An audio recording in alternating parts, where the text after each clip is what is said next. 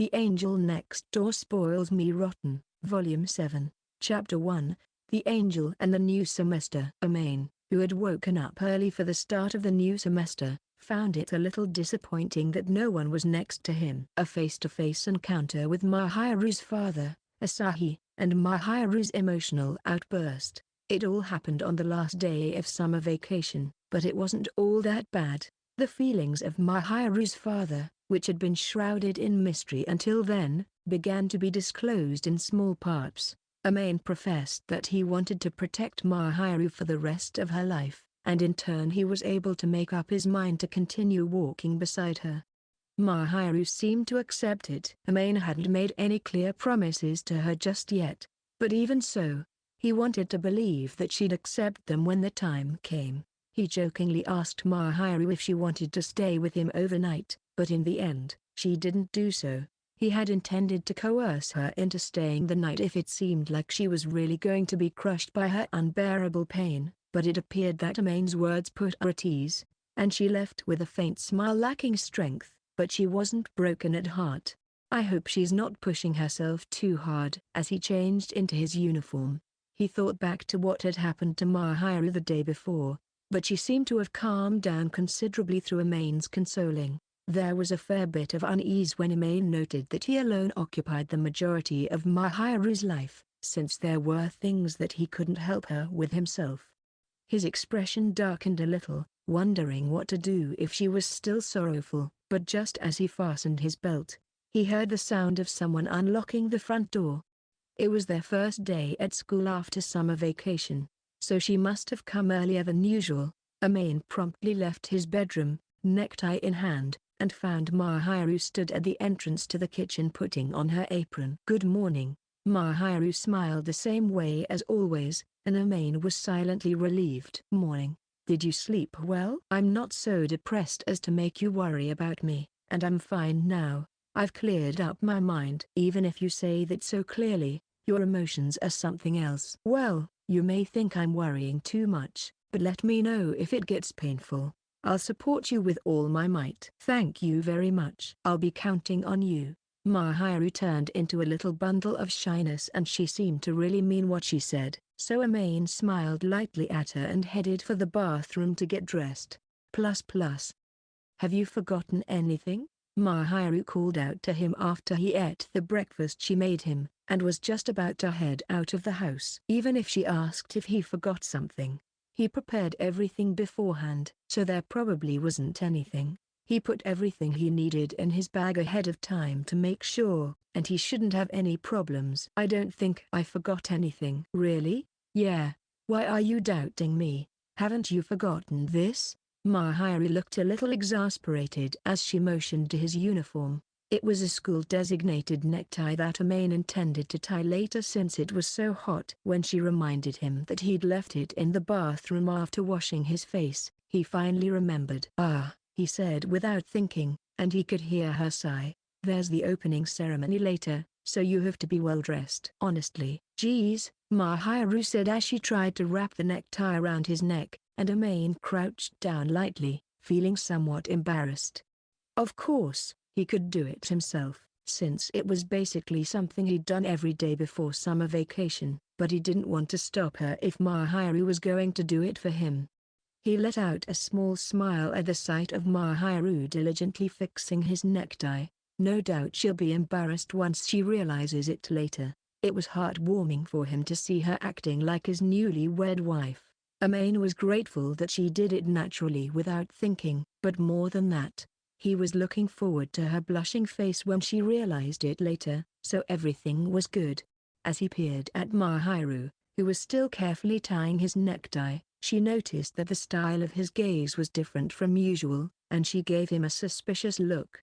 "Is something wrong?" "No, it's nothing. I was just thinking about how happy I am." "That's fine, but you're so careless sometimes, Amain-kun."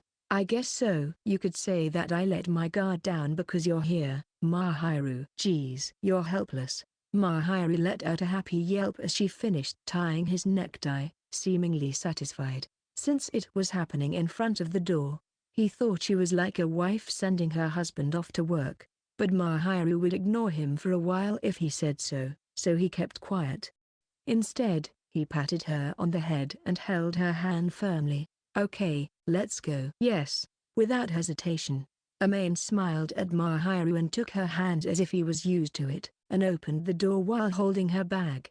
Mahiru intended to carry it herself, but since she was doing so much for him, Amain at least wanted to do this much for her. Mahiru's cheeks relaxed and she was slightly happy at Amain's unyielding refusal to back down and lightly headbutted his upper arm. "What's wrong?" "It's nothing.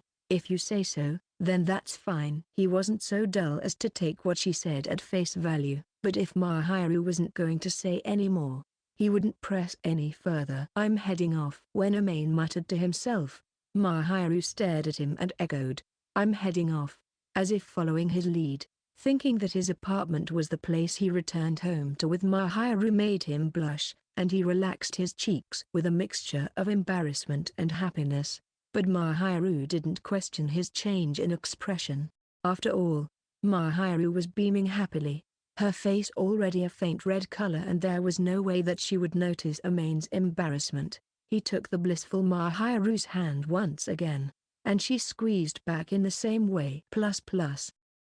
It was September, but the heat still showed no signs of receding. Even in the morning, it was sweltering and the sun was shining brightly. Regardless, once they reached the school grounds, they could bask in the air conditioning. "Are you trying to escort us into the scorching heat first thing in the morning?" "What do you mean?" Amain, seated in the classroom, was chatting with Mahiru when for some reason, Itsuki called out to him with a strained expression, "Come on." "When you're flirting like this it's just showing off." "Showing off? You know we were just having a normal conversation." "Man, yeah, the conversation showed that you two are serious students. But just look at the atmosphere, your attitudes, and the gazes you were giving each other."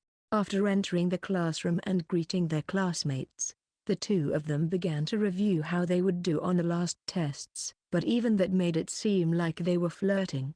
In Amain's eyes, he was just being diligent in preparing for the next test, so it didn't feel right to have it be labeled as flirting. "It's about time you stopped being so naive when Shiina-san is involved." "Definitely not in public, at least." "I didn't even do anything this time. We were just checking the scope of the questions and memorizing the quiz." "This is why you're so—" "I'm not following." When Amain looked at him, wondering what on earth he was talking about, Itsuki gave him the same look once again. "Look around you." He did as he was told and looked around him, only to be met with murderous glares aimed at him from the boys. The girls looked at him with smiles and a hint of envy. Yuta, Kazuya, and Makoto, who had been enjoying their chat, smiled dryly and also gave him lukewarm smiles, to which Amain's cheeks twitched slightly. "Lately, you two have been having a hard time seeing things around you. Do you get it? You and Chitters were like that as well, you know." "How rude. We were flirting like that on purpose. It's not like we're married like you two are, Amain." "I'm not so sure about that, either." Apparently, all their flirting up until now was done intentionally, so that seemed like a bigger problem. But the overall opinion of the class was more problematic. Mahiru's cheeks were slightly flushed from Itsuki's words, looking restless and uncomfortable, so she may have been aware of it herself. If that was the case, Amain wished she had told him beforehand. "Was I really grinning at her that much?" "I wouldn't really call it a grin, but there's a huge difference in attitude between how you treat others and how you treat her. You can tell just from your gaze and the flow of the conversation that you're doting on her." "I can't deny what Akazawa-san said. It was that bad." "Of course." Amain was careful not to act like they usually did when they spent time together, but from the way Mahiru was averting her gaze, it seemed like he wasn't doing a very good job of it. He touched his cheeks, wondering if his expressions really looked so soft, but he didn't really understand it himself. It was the first day back in school after summer vacation, so once the school-wide assembly was over and the homeroom teacher had notified the class, they were free to head straight home. Usually, it wouldn't be strange for classes to be held afterward, but thanks to the upcoming tests, classes were disbanded early. I don't wanna do the test. After homeroom ended, Chitters made her way over to Itsuki's seat and slumped over his desk, murmuring in disgust that seemed to come from the bottom of her heart. Really? If you study every day, you'll be able to revise well, so you'd get to go home earlier than when we have normal classes. So it's pretty easy. That's something honest students like Amain and Mahiran say. Generally speaking, tests are unpleasant. Right, Yu-chan? Ahaha. Well, I guess I can understand how you both feel. Personally, I feel lonely without club activities, but I also feel comfortable taking a break. I don't think there's much to think about on the test itself. Yu-chan's an honest student too. Yuta was the ace of the track team, but he wasn't just good at sports. In fact, he was good at studying too. Between the high and low end, he'd be classified as one of the higher scorers. Chitters may have been in the Go Home Club, but she was a former track and field club member and preferred to exercise rather than using her head, so she didn't seem to be very good at tests, especially when her daily efforts left her with a lot to mumble about, though the main reason was probably that she just didn't like studying in the first place. Ikuan, everyone's bullying me, you say that, but well, we'll just have to do our best. Chi-kun, you traitor. You were studying even during summer vacation. If my grades start to drop, I won't be able to do whatever I want. Itsuki cackled and said that his father was pestering him to get better grades. Itsuki was a good-natured student to begin with, but he tended to prioritize Chitters, so he only got average grades instead. That was probably what Itsuki's father didn't like. His family must have had it rough in a lot of ways, Amain thought sympathetically as he prepared to go home, just as Mahiru, who seemed to have already finished preparing, came over to him with her bag in hand. Sorry to keep you waiting. I was talking to the teacher. It's fine. I was just chatting with Itsuki. Chitters was just lamenting that she won't be able to do tomorrow's test. There's nothing I can do about that. I've been abandoned. It would be reckless for you to memorize all the details the day before the test. So, I'd like to know what our long vacation was for. Chitters, who had looked up at Mahiru hearing her logic, then slumped over her desk once more. You reap what you sow, he said while flashing her a pitying glance. Even Amain couldn't do anything about Chitters' memory and her lack of daily effort. It was just that despite her concern, Mahiru's statement was quite harsh, but with a troubled smile, she pulled a clear file out of her bag and gently handed it over to Chitters. I thought this would happen, so I put together a summary of the important parts that will be on the test. I think you'll be able to avoid failing. Mahiran, you're an angel. I told you to stop calling me that. Mahiru smiled dryly at Chitters, who had jumped to her feet and hugged her suddenly. As it were, Amain lent a hand in creating the notes and sussed out the topics that were likely to be covered on the test. Amain and Mahiru, who understood the teacher's habits when making tests, discussed it and picked out the main points. He'd feel bad if he missed the point of being a teacher, but even so, he has definitely chosen a place that'll be on the test, so he should be able to get a good score. He also helped me out, so please don't thank only me but Amain-kun as well. Oh, Amain-sama, I am grateful. Would you like a picture of Mahiran eating a crepe with whipped cream on her cheeks, or Mahiran watching a horror movie with tears in her eyes? Chitters-san? Both, I guess. Not you too, Amain-kun.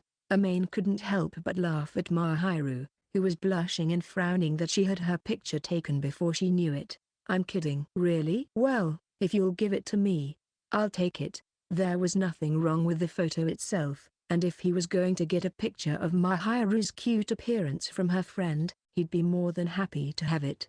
Mahiru looked dissatisfied with Amain's replies, but as Chitters was cackling, she didn't turn her anger toward Amain but instead let out a sulky Chitters-san, you dummy. Getting along is a good thing, Mahiran. It means that Amain's so crazy for you that he can't help but want your pictures. That's that, and this is this. Amain and Chitters both laughed at Mahiru's flat declaration and turned away in a huff, which made Mahiru sulk even more. So you got it after all? Mahiru called out to him in a subtly sulky tone just as they were about to get home. Mahiru didn't seem to mind the fact that she'd been photographed in and of itself, but she seemed reluctant to show it to Amain. So she gave him a slightly prickly look. I dunno. I'll add a lot of wasabi to the broth first, just for your soba. It'll be so delicious that you'll want to cry. I'm sorry I didn't get it. With his lunch on the line, dodging the question was bound to be a bad move, so he quietly confessed. Mahiru didn't like the sound of it, so Amain decided not to ask her without permission. Of course, he was planning to have Chitters show him as soon as he got permission. Mahiru, visibly relieved by Amain's words, replied in a voice that had somewhat returned to her mood. That's fine, then, and began tying up her hair to begin cooking. You disliked it that much? It's not that I don't like it. I look pathetic, and it's embarrassing. I definitely don't look cute. I don't think so. I think Kenny Mahiru would be attractive. You're saying that again? Mahiru shyly averted her face as she tied her hair back into a dumpling, put on her apron, and began washing her hands. Amain was also planning on helping with the condiments and preparing the plates, so he started washing his hands next to her, but out of the corner of her eye, he saw that Mahiru's cheeks were slightly red. What would you do if Akazawa-san let me take a picture of you looking pathetic?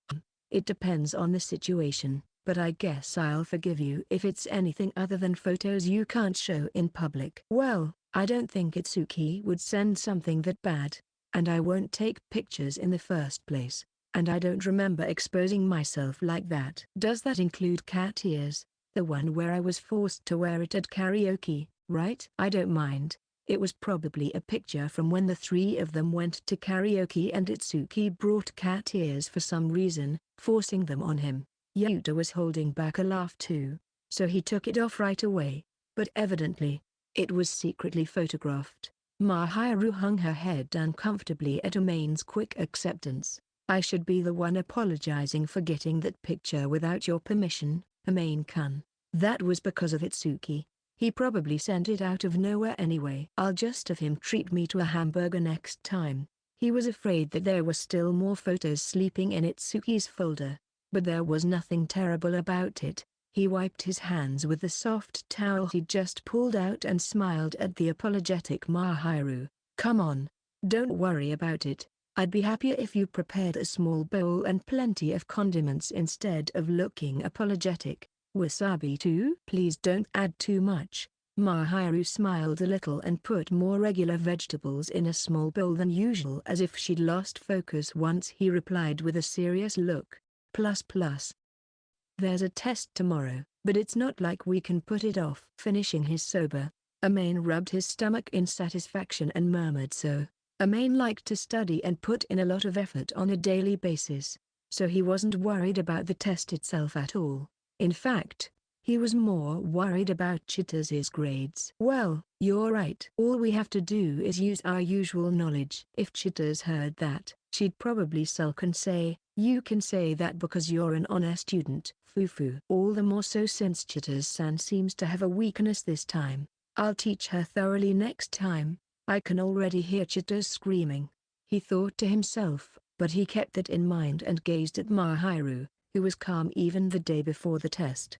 By the way, what should we do about the reward this time? A reward? Even if it's natural for you to take first place, you still need a reward. I'll do anything I can. You used to lie your head on my lap as a reward, didn't you? In that case, wouldn't you need a reward as well? Making you happy is my reward. That's not fair, even though I'm the same way. Mahiru tapped his thighs while looking a little sulky, so Amain gently took her hand with a wry smile. I want to do something for Mahiru, so let me do it this time. Then. There's something. What do you want? Mahiru, who usually didn't have much desire in that regard, wanted something, and it was rare for her to beg for it, so when he looked into her caramel-colored eyes, her gaze averted embarrassingly. There's a cushion in your room, right? Yeah, that's what I want. His eyes blinked repeatedly at her unexpected request, and Mahiru stirred her body, making no attempt to hide the blush rising on her cheeks. Huh? I usually use it when I sleep, so it's pretty worn out. Is that okay? If anything, It's better if it's used. Because your smell calms me down. Do you have a smell fetish, Mahiru? Pfui. It's not a fetish or anything. I love you, so I love your smell, and I'd be happy if you were by my side. Why yeah. He felt like she was saying something embarrassing. It was much more embarrassing than being told he liked her directly. So he scratched his cheek and recalled the cushion in his room. Mahiru usually hugged that cushion when she entered Amain's room. He thought it was because it would calm her down if she held something. But maybe it was because it was Amain's that she always hugged it. You don't have to make an excuse or anything. Well, it isn't as stimulating as the real you, Amain-kun. Is that so? That's how it is. I mean, you smell good, you're warm, and your body is toned and masculine. It makes my heart race so much. That's not good for relaxing. Mahiru hugged the cushion she'd left behind, perhaps aware of her habit of hugging the cushion if anything happened. As Mahiru enveloped the cushion with a somewhat bashful look on her face, as if hugging a stuffed animal, Amain smiled quietly and lightly patted her head. Chapter 2, Faltering Before the Angel. The test was over in the blink of an eye. Amain and Mahiru, who had never missed out on studying for the test in the first place, were able to tackle it with composure, and they finished it without stumbling at all. Chitters, who had overcome the hellish test period and as a corpse started shouting, "We're free Tilda!" and raised both her hands in the air the moment the test was over, full of joy. "Man, I'm so tired. Thanks to you two.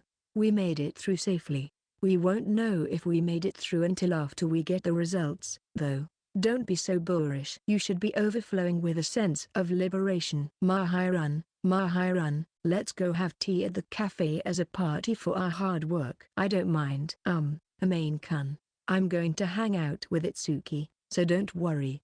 Have fun together. If you're going to be late, contact me and I'll come pick you up. Chitters, who had been drained for several days in a row, had regained her cheerful demeanor, and he wasn't so boorish as to keep Mahiru with him. Even if they were lovers, they knew how to treasure each other's time, and they weren't narrow-minded enough to interfere with every little thing they did when they were with friends, so he let Mahiru go enjoy herself.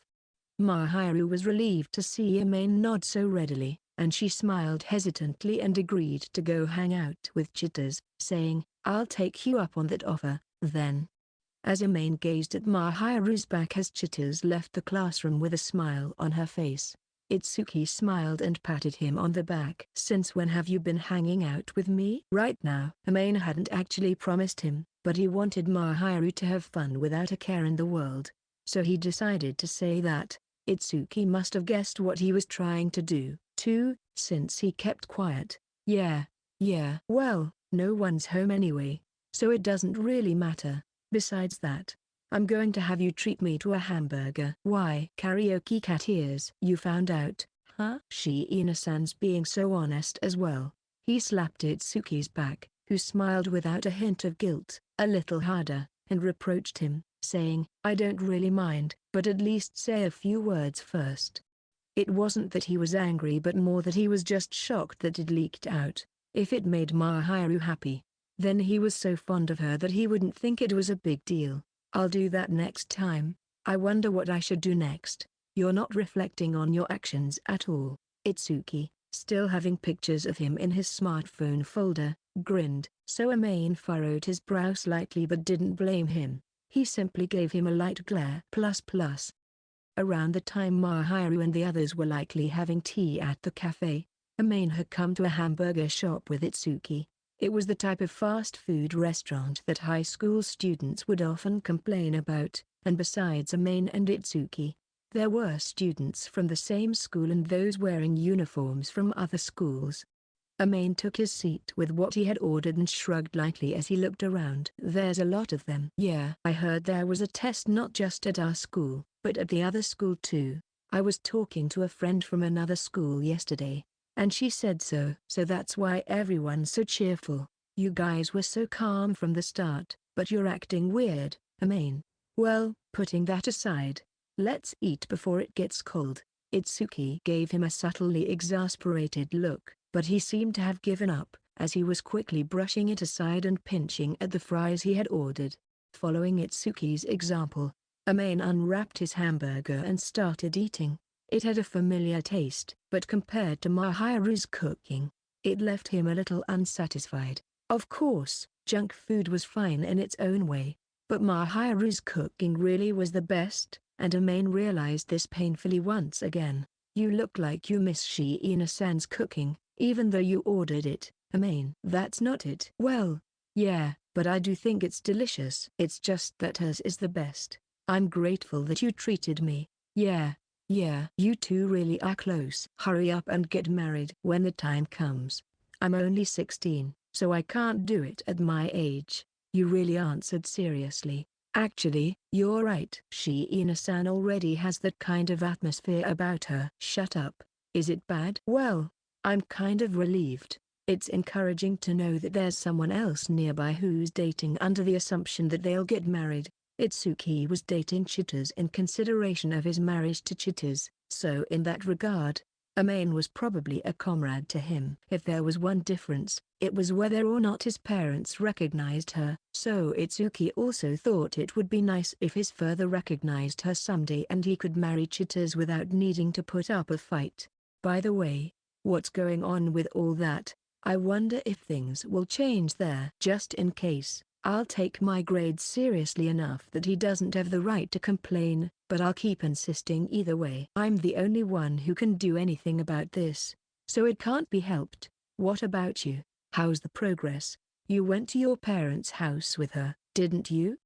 Itsuki grinned and lightly kicked him with the tip of his shoe, so Amain did the same before having another sip of his orange juice. It's not like anything happened. What were you doing over the summer then? You'd be way too cowardly to do nothing when your lover's with you 24/7. We have our own pace. So you were able to kiss, but not any more than that. How should I put it? You're so pure and innocent.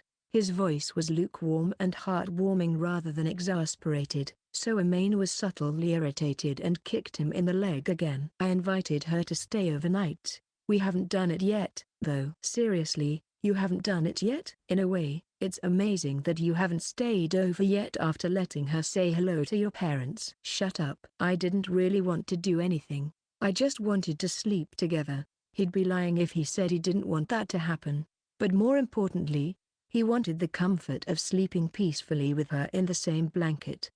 Mahiru seemed to like sleeping together, so there was also the fact that she would be happy if they simply slept together. As a couple, I don't think that's a good idea. Don't you think Shiina-san might unexpectedly want to spend the night with you? I'm not that assertive, though. I'm sure there would be some psychological resistance there. There's no way you'd lay a finger on her. You're the kind of guy who'd lose his heart just from being a little afraid. I'm not surprised you'd back down the moment you see a hint of rejection. Shut up. It wouldn't be funny if he called him a coward, but Amain was aware that from someone else's point of view, it was true, so he couldn't deny it. Well, even if you don't push for it, it's fine. Shiina-san's going to do her best with Kai's advice anyway. Hey, do something about your girlfriend. I feel like she's definitely planting some unnecessary knowledge inside Mahiru. I don't think Kai said anything she doesn't need to know. You guys are too shy for your own good. Maybe she's being given some weird ideas right about now, Itsuki said with a laugh, to which Amain raised an eyebrow before praying to Chitars. Don't give her any weird ideas, as she wasn't with them right now. Mahiru had returned in the evening without contacting him, so he hadn't gone to pick her up. He wasn't so much worried about that. Rather, he couldn't help but notice that something was wrong with Mahiru when she came back. What did she tell you? Chitars had definitely told her something, so Amain stared at her as he asked the question, and Mahiru, sitting next to him on the sofa, awkwardly averted her face away from him, almost robotically. He was right on the mark. Amain had no intention of letting her get away, so he slid over to Mahiru and brought his face close to hers, and she tried to run away, body and all. It's nothing. I don't think it's nothing. If it's nothing, look at my face and tell me. You should be able to do that much, he said gently to Mahiru, but she still didn't look at him. Seeing this, Amain wrapped his arms around Mahiru's stomach as she turned her back to him and brought his lips close to her ear. Mahiru. Amain knew that if he whispered her name gently with his breath, Mahiru would tremble in an easy-to-understand way. He knew Mahiru was weak to whispers in her ear, so he did it on purpose. It seemed to have an effect, so he hugged her tightly as he called out to her again, and her body relaxed as if she was melting down to her core. Looking at Mahiru's face from above as she leaned back against his chest, her flushed cheeks and moistened caramel eyes looked at him with dissatisfaction. "That's not fair." "What do you mean?" "It's not fair to do that when you know my ears are weak." "It's not just your ears." He also knew that she was weak to tickling, but of course, if he went that far, her mood wouldn't get any better. This time, he simply coerced her with his voice to get information out of her, since she wouldn't talk. If he were to tease her with a smile, Mahiru would tightly close her lips shut. She didn't seem to want to say anything, so she leaned against Amain but did her best to look away. If she really didn't want to, she'd run away from this place, so it wasn't so much that she didn't want to say it as much as it was that she had a lot of resistance. "Come on, if you don't hurry up and say it, I'll physically make you talk." Physically? Unknowingly, Mahiru's face instantly turned bright red, and when she met Amain's gaze, she lowered her eyes even more shyly. It was a joke about tickling her lightly to urge her to talk, but Amain wondered whether she thought he was going to sexually harass her. As Mahiru trembled, he propped her up with his palm to wake her up, wondering if he shouldn't tease her too much, and she turned her body around to face him.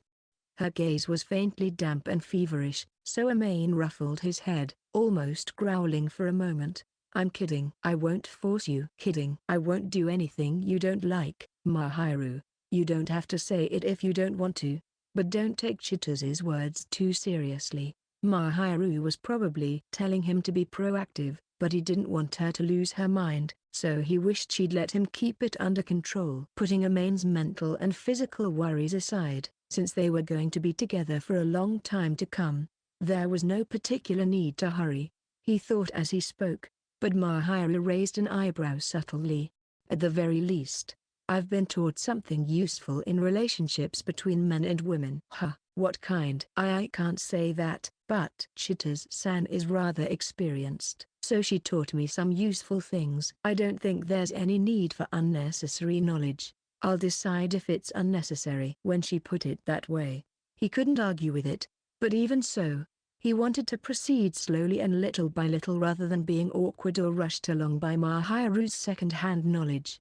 "That troubles me." Amain shrugged and Mahiru appeared slightly downcast. "I want the person I love to like me more. Is it bad for me to want to deepen our relationship in various ways?" Her dejected voice made him realize he'd said it the wrong way. From her point of view, she'd gotten Chitaz's advice precisely because she wanted to get closer to Amain, but it would be sad to cut that off as unnecessary knowledge and throw it away.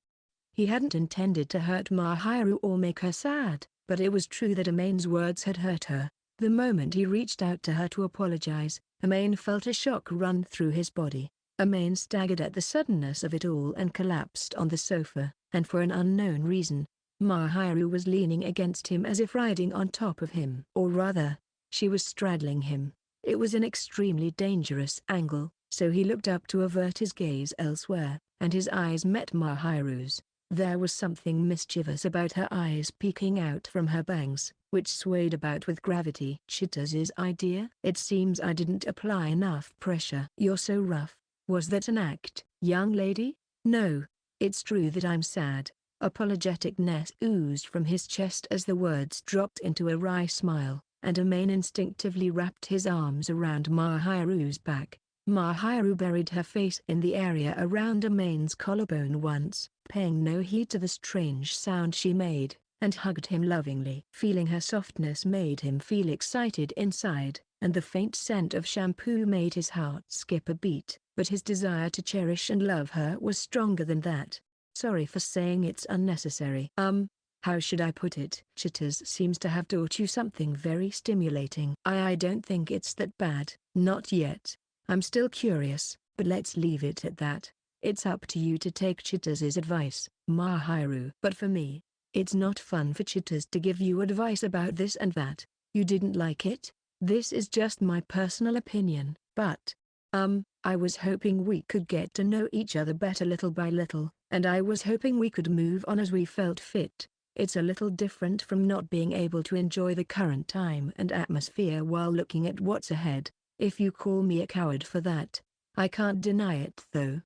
He added with a bitter smile and let out a soft sigh. He could tell she was using Chitter's advice to spice things up, and he understood that it was because Mahiru loved him from the bottom of her heart. He was very happy to hear her say so. Putting that aside, he doesn't think it's right to hurry up and rush things. Sorry, I said something pathetic. I'm just a coward. No, I understand very well that you love me and care about me. How should I put it? It's not that I want to hurry, it's just that you don't hate me, do you? What do I hate about you? That I'm making you hold back.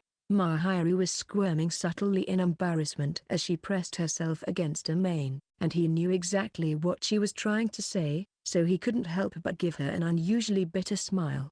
It wasn't directed at Mahiru, but at his unbearable self. Instead, reacting to even the slightest thing as he did was a sign of his youth, but it was also a bad sign of what was to come. Amain was deep in thought as if it was someone else's problem, and slowly let the heat dissipate from his body, clearing up his mind. It would be cruel for Mahiru to make him even more conscious of her presence. It's not that I don't like it. Well, I'm a guy, so I have a lot on my mind, but it's not like I want to force myself to move forward. Besides, you're scared too, right? Yes. Then it's fine. We can do it at our own pace. He ruffled her head, and Mahiru smiled reassuringly, rubbing her cheek against Amain's chest. In such a position with Mahiru leaning against him from above left Amain with a lot to think about. But his feelings of love took priority and he shunned any intent to pull anything strange. Instead, he silently patted her on the back. That aside, I'd like you to get off me as soon as possible. Am I heavy? You're not heavy, but please understand. Amain gently patted her on the back as if saying, please realize what I mean. But Mahiru showed no sign of backing down. On the contrary, she edged closer to him and looked right at him. Amain instinctively made a bitter face and pursed his lips, and Mahiru lowered her eyes in embarrassment, but it seemed she had no intention of letting him go after all. Can I stay like this a little longer? Do whatever you want. He could force her to retreat, but Mahiru was sticking close to him because she wanted to, so Amain intended to respect her wishes. It can't be helped. He swallowed his happiness and embarrassment and let out a small sigh, then placed his hand on Mahiru's head, which seemed to be rubbing against him, and combed her soft hair with a polite gesture. Chapter 3, The Angel's Begging. The following week, the results of the post-summer vacation tests were revealed. Just as he'd expected, Mahiru's name was still at the top of the list. As per usual, Mahiru, who had been quietly staring at him without a hint of boastfulness, noticed Amain gazing at her and smiled faintly.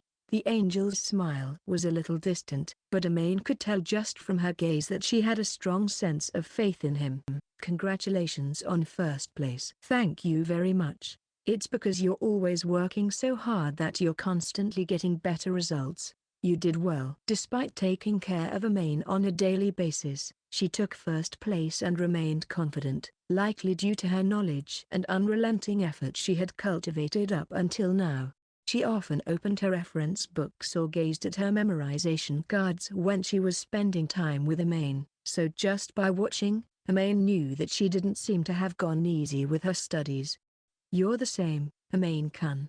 You came in 5th this time. I'm grateful. It's all thanks to your good teaching style, Mahiru. Hee. It's an honor to receive your praise. You're such a quick learner, so it's fun teaching you. Hey, thanks for that. What about the normal students? They can have amazing concentration when they're motivated, but at times, well, they seem like they're having a bit of trouble. Very Chitters-like. Incidentally, Chitter's score was around the middle of the pack, so the handmade notes that Mahiru gave her seemed to come in handy. Itsuki was also in a better ranking than usual, and it was about 20 places higher than usual, so Amain could see his efforts. He was the type of man who would usually be aloof but could do things if he tried, so he must have been motivated to score high this time. Anyway, That's a relief for now. When we get home, we'll bring the test results and have review session. It looks like I made a mistake somewhere, so I want to review it before it becomes a habit. You're right. I'm glad you're so diligent. Well, I want to be able to stand next to you and not be embarrassed. Fundamentally, Amain was no match for his excellent friends around him. Naturally, he was inferior to Mahiru in terms of academic ability, and he wasn't athletic like Yuta, nor was he a natural mood maker like Itsuki. Some say he has a well-defined face, but if he had to say whether he was a good match for Mahiru's beauty, polished by her unrelenting efforts paired with her innate genetics, he would say no. Amain and Mahiru loved each other, which is precisely why they were dating, but from someone else's point of view, it was unconvincing. That's why he was doing his best to silence any noisy bystanders, and to allow himself to stand next to her and be proud of himself. Studying was one of those areas. Besides, having good grades gives you better opportunities. What for? You'll have a better chance at getting the job you want in the future. Grades weren't everything, but if your grades were good, you'd have more opportunities to be in an environment where you could get the knowledge and experience you needed than those who didn't. His parents' agreement for Amain to study and get good grades was their way of encouraging him to have more options for the future. If he could reach for what he wanted to do when he could in the future, or if he increased his skill set ahead of time, he wouldn't have to go through as many hardships or regrets later. Amain's parents understood that he studied rather voluntarily and that his grades would give him good opportunities, so they didn't remind him much on that point. Even so, they once told him, in order to seize an opportunity, it's better to study hard so you don't regret it. When he was in middle school, he had felt that it was annoying, but when he became a high school student and left his parents, and then found himself someone important to him, he became painfully aware of the need to put in the effort again. I see. That's realistic and well-organized a view. Well, that goes for you too, Mahiru. Besides, I want to be a man you can rely on. Why yes? I don't want to be emotionally or financially supported by someone I want to support. We can't just lean on each other all the time. Amain had no intention of being supported in terms of living, but if Mahiru were to support him financially then his pride would be shredded, as unsightly as that seemed.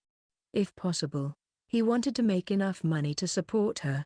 Mahiru, who seemed to understand what Amain was trying to say, blushed slightly and awkwardly replied, I see. Amain couldn't help but chuckle. The hurdle I've set is quite high, so it's worth the effort. I am sorry? No. It's fine as long as you stay like this, Mahiru. This is something I'll do on my own. Then, I'll also support you on my own. With a small smile, he nodded at Mahiru, who was lightly pinching at the hem of Amain's sleeve and said, let's have review session first, and return to the classroom together.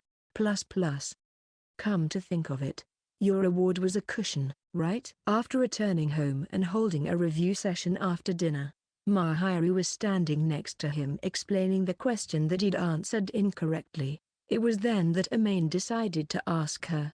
Mahiru looked up from her notebook and her gaze darted around faintly at the word cushion. I do want that cushion. Yes. Yeah, if that's what you want, then go ahead. That's not what I meant. Is there anything else you want? It's not that I want it. Mahiru seemed extremely hesitant to say anything, so he gently patted her head, implying to her to calm down for the time being. Mahiru, who didn't demand or beg for anything, wanted something from him. It's only natural that he'd want to do what he could to grant her wish. Mahiru began to smile shyly at Amain caressing her hair, but she immediately hung her head in embarrassment, her face completely flushed. I want you to kiss me. A kiss? It wasn't something they did often, but it wasn't like they didn't do it at all. Sometimes they were lightened by the mood and got carried away. Truthfully, it was a kind of reward, but Amain felt strange as it wasn't something she had to go out of her way to beg for, and it wasn't anything new for them. He wondered if that was all she needed, but if Mahiru wanted it, he would want to fulfill any wish she had. Then, as you wish, whispering as gently as he could, Amain put on a faint smile and watched his breath, slowly pressing his face against her shut lips. careful not to startle her. In every way, Mahiru was supple and refreshing. The same was true for her lips, and Amain felt that the edges of her mouth were soft and squishy, more so than his own. Tasting a sweet flavor, Amain savored the honey-like sweetness oozing out of Mahiru's body. He tenderly pecked at her light crimson lips as he slowly and steadily enjoyed her softness. Her body twitched every time Amain's lips brushed and nibbled against hers, but she didn't dislike it or run away, accepting everything that Amain was doing. "She's just so cute." When he looked at Mahiru's face as they kissed, he noticed her sweet reactions, looking like she was ticklish but also at ease. Despite her embarrassment, she seemed to enjoy kissing, so Amain was able to continue without a worry. Unsurprisingly, her body trembled each time their lips touched, but as they kissed more and more the strength in her body soon drained. Mahiru, her body and expression moist, was so cute that Amain pecked at her lips again. It was a clumsy exchange of kisses, but during it, Amain was overflowing with so much love and passion for her that it was almost painful. His desires slipped out from the grasp of his reasoning, which had begun to loosen little by little, and his lips tasted Mahiru's in an attempt to fulfill those urges. As he savored the entirety of Mahiru's lips, she tapped his chest delicately as if pleading for something. She showed no signs of disliking it, and Amain didn't see any signs of her hitting her limit already, but he slowly parted his lips, wondering if it was just a sign that she wanted to finish it up. And Mahiru looked up at him with her flushed cheeks intact. I didn't want you to stop halfway through. Wasn't that supposed to be a signal to stop?" No, that's not what I meant. As I said, the other kind of kiss." The words continued in a feeble voice that was hesitant and filled with embarrassment, and Amain groaned softly, a little late to understand what she wanted. Mahiru's desire for a kiss was more advanced than just a brief touch. It was a kiss that lovers with a deep connection sought. That's why she didn't mind having her lips nibbled along the way, and it actually loosened them slightly. Mahiru couldn't possibly be, he thought, but she blushed and lowered her eyes as if Mahiru noticed his realization as well. I know it's vulgar, but I also want to reciprocate with you, and I want to know more about you, Amain-kun." "Why yeah, up until now, I thought you weren't good at that sort of thing. It's embarrassing to hear you say that, but..." Then, Amain-kun. The back of his head felt like it was set ablaze from being told such wonderful and courageous words. Mahiru's cheeks were much the same way, flushing furiously at what she had said, perhaps because she voiced her true intentions honestly. She was trembling with tension and shame, but the look in her eyes as she quietly faced Amain was faint but unmistakably showed her expectation. Seeing her captivating lustrous lips once more, which he had been savoring until now, Amain naturally brought his lips, temporarily separated from hers, closer once more.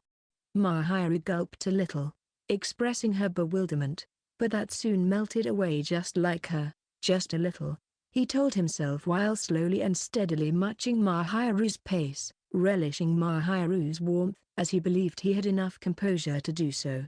If he let go of his reason now, he would endlessly seek to go further and further, so Amain wisely stopped after each interaction. His heart was beating so loudly that even he could hear it thumping. He didn't think a kiss that merely lasted for a few minutes would disturb his body and soul this much. Mahiru looked at him with slightly disappointed eyes that their lips had parted. And Amain, unable to look directly at her, hugged Mahiru and buried his face in her neck. "Don't look so needy. I'll die." That can't be. You really did. Did your wish come true?" Her body shook easily when Amain whispered in her ear, but Mahiru immediately hugged him back and softly replied, "Yes." Amain wondered what he would do if Mahiru told him even more. It was likely that he would have stepped over the line. That was close, and it was still dangerous since they hadn't finished up just yet. As he hugged her and brought his lips closer to her neck, he couldn't help but feel like he'd gone and stepped on the pedal on his own again. Before him was a pale, slender, and lovely-smelling neck in front of him, and there was no way he wouldn't react. He slowly peered up, imagining the foolishness of dangling his own bait in front of himself, and noticed that Mahiru's face was even redder than before. Not there. It tickles. After all, your neck and ears are really weak, Mahiru. Her reaction was so cute that he thought things were getting a little bad and buried his face in her neck again, before faintly tracing it with his lips. Mahiru's body trembled in an easy-to-understand manner, letting out a sweet high ah. Perhaps because Mahiru had moved, the sugariness of her sweet voice seemed to leak out, and a soft, milky aroma that was supple but not too sweet tickled the tip of his nose. The aroma, which seemed to melt even his reasoning, left Amain unable to leave her, and he simply enjoyed her aroma, warmth, and smoothness. You smell really good. I applied body milk on my body as a moisturizer after I took a bath.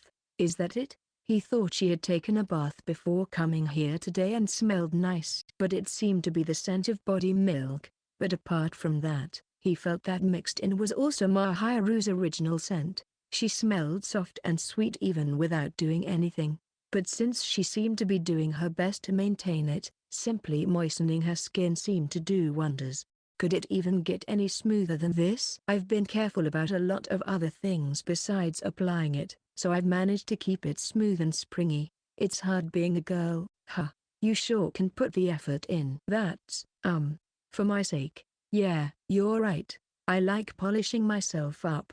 Most girls like to dress up. Mahiru seemed to have always liked dressing up, so even without going out with Amain, her fixation on beauty wouldn't have vanished. In the first place, Amain wasn't under the illusion that a girl would dress up for a man. He understood that she was doing it for herself, so he could understand what Mahiru was saying.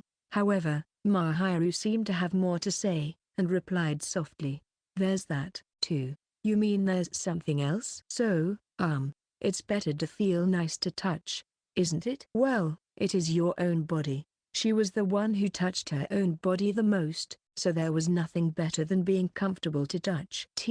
That's not what I meant. It's for when you touch me." In response to that notion, he let out a silly hey. At Mahiru's words, "I don't want you to be disillusioned if it feels rough when you touch it. It'd be better if it was smooth and springy, wouldn't it?" "Why yeah, you're right." Amain didn't expect Mahiru to do that on the premise of being touched by him, so he was easily flustered. Mahiru's face was bright red, but she trembled as she tightened her grip on Amain, showing that she had no intention of taking back her words. Please don't get the wrong idea. It's for Amain-kun's sake, rather than my own. It's my wish that you'll touch me lots." "You want me to touch you?" "It feels good to be touched. And I'm happy. It's only natural that I do my best to get you to touch me and ask you for more." Her words, spoken in a high-pitched voice, tossing shame into hesitation, were more than enough to loosen the ropes of reason Amain had been trying to suppress. "I can't," he thought as he heard a static voice in the distance, but he himself understood better than anyone how powerless it was. If not, there was no way he would be touching Mahiru like this. Mahiru smiled bashfully as he covered her lips, and gulp-like sounds could be heard between the two of them. Once Amain parted his lips and kissed her another time, this time slipping his tongue inside. Her voice became hoarse, frail, and sweet. This was the very first time they had kissed in such a way, but as if seeking each other, both of them deeply indulged in and naturally savored the experience. Faint and dizzy, Amain's thoughts began to waver, perhaps so immersed in Mahiru that he didn't have time to breathe, or due to his instincts that were trying to strengthen his desires to dissolve everything that restrained him. Either way, his thoughts have now melted without a hint of reason and urged him to push Mahiru from within his arms to under his body in an attempt to enjoy her further. Mahiru, lying down on the sofa as if she had no idea what was going on, desperately held her gaze onto Amain, her eyes moist. Instead of answering her stare, Amain sucked on her soft lips once more. Maybe she didn't have the willpower to resist him, or maybe she had no intention of resisting in the first place, or maybe she just didn't know what to do. Mahiru adjusted her hands to find something she could cling to. Amain put their palms together and gripped them as she squirmed and her body stiffened in relief. Mahiru didn't know what was happening anymore as she continued to be toyed with by Amain, and her mind turned foggy. With full trust in Amain, Mahiru seemed to forgive him. From deep within his body, he poured plenty of love and warmth into Mahiru before swallowing everything that overflowed from her, savoring her sweetness. Amain then slowly removed his lips from her. Huff, huff. Stunned, he panted briefly and raggedly before looking down at Mahiru, who was looking up at him with a sweet and enchanting look. "Do you think it's okay to go further?" asking gently. Amain traced around the back of her neck, and Mahiru's body trembled in an obvious manner. Then her gaze drifted off. Likely, Amain found the need to ask her as she was unconsciously trying to look away, returning to his senses at the last moment. Amain looked down at Mahiru from the front, still suppressing the urges and heat welling up inside him. He gently released one of Mahiru's still entwined hands and sat up. If Amain continued to pin her down, even Amain wouldn't be able to hold out much longer.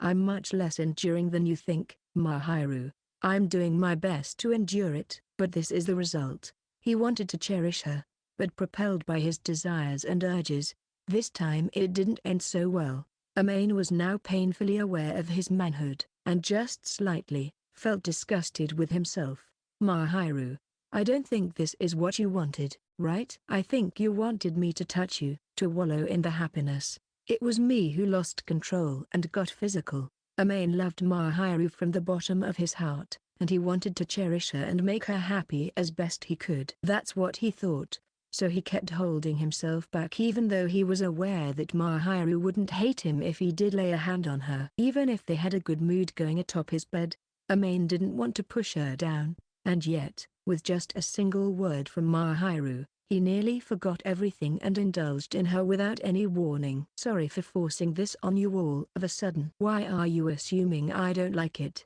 A trembling voice reached Amain, who was apologetically averting his eyes for a moment. I don't hate it in the slightest." My heart skipped a beat and I was surprised. "But I'm not angry with you, refusing you, nor do I hate you. You weren't scared." "It's not that I'm scared, I was just surprised because it was so sudden. After all, this is the first time you've been this assertive." As he looked back at Mahiru's face, she was blushing all the way to her ears, but she didn't seem to hate or reject him. She faced him with a hint of shame and anticipation. Anyone would be flustered if someone suddenly kissed them like that. "Yes. So please, don't look so regretful. I'm happy that you insist on cherishing me so much. And next time, please, let me mentally prepare myself a little more. Also, please do it in a less intense direction." Amain's face contorted as Mahiru didn't say she didn't want to, but rather seemed to intend to accept the next one. "Mahiru, sorry. I'll get mad if you apologize." "Thank you." "Very well." When he honestly thanked her, Mahiru flashed him a smile that seemed to imply, "Guess there's no helping it," and Amain pursed his lips tightly in response.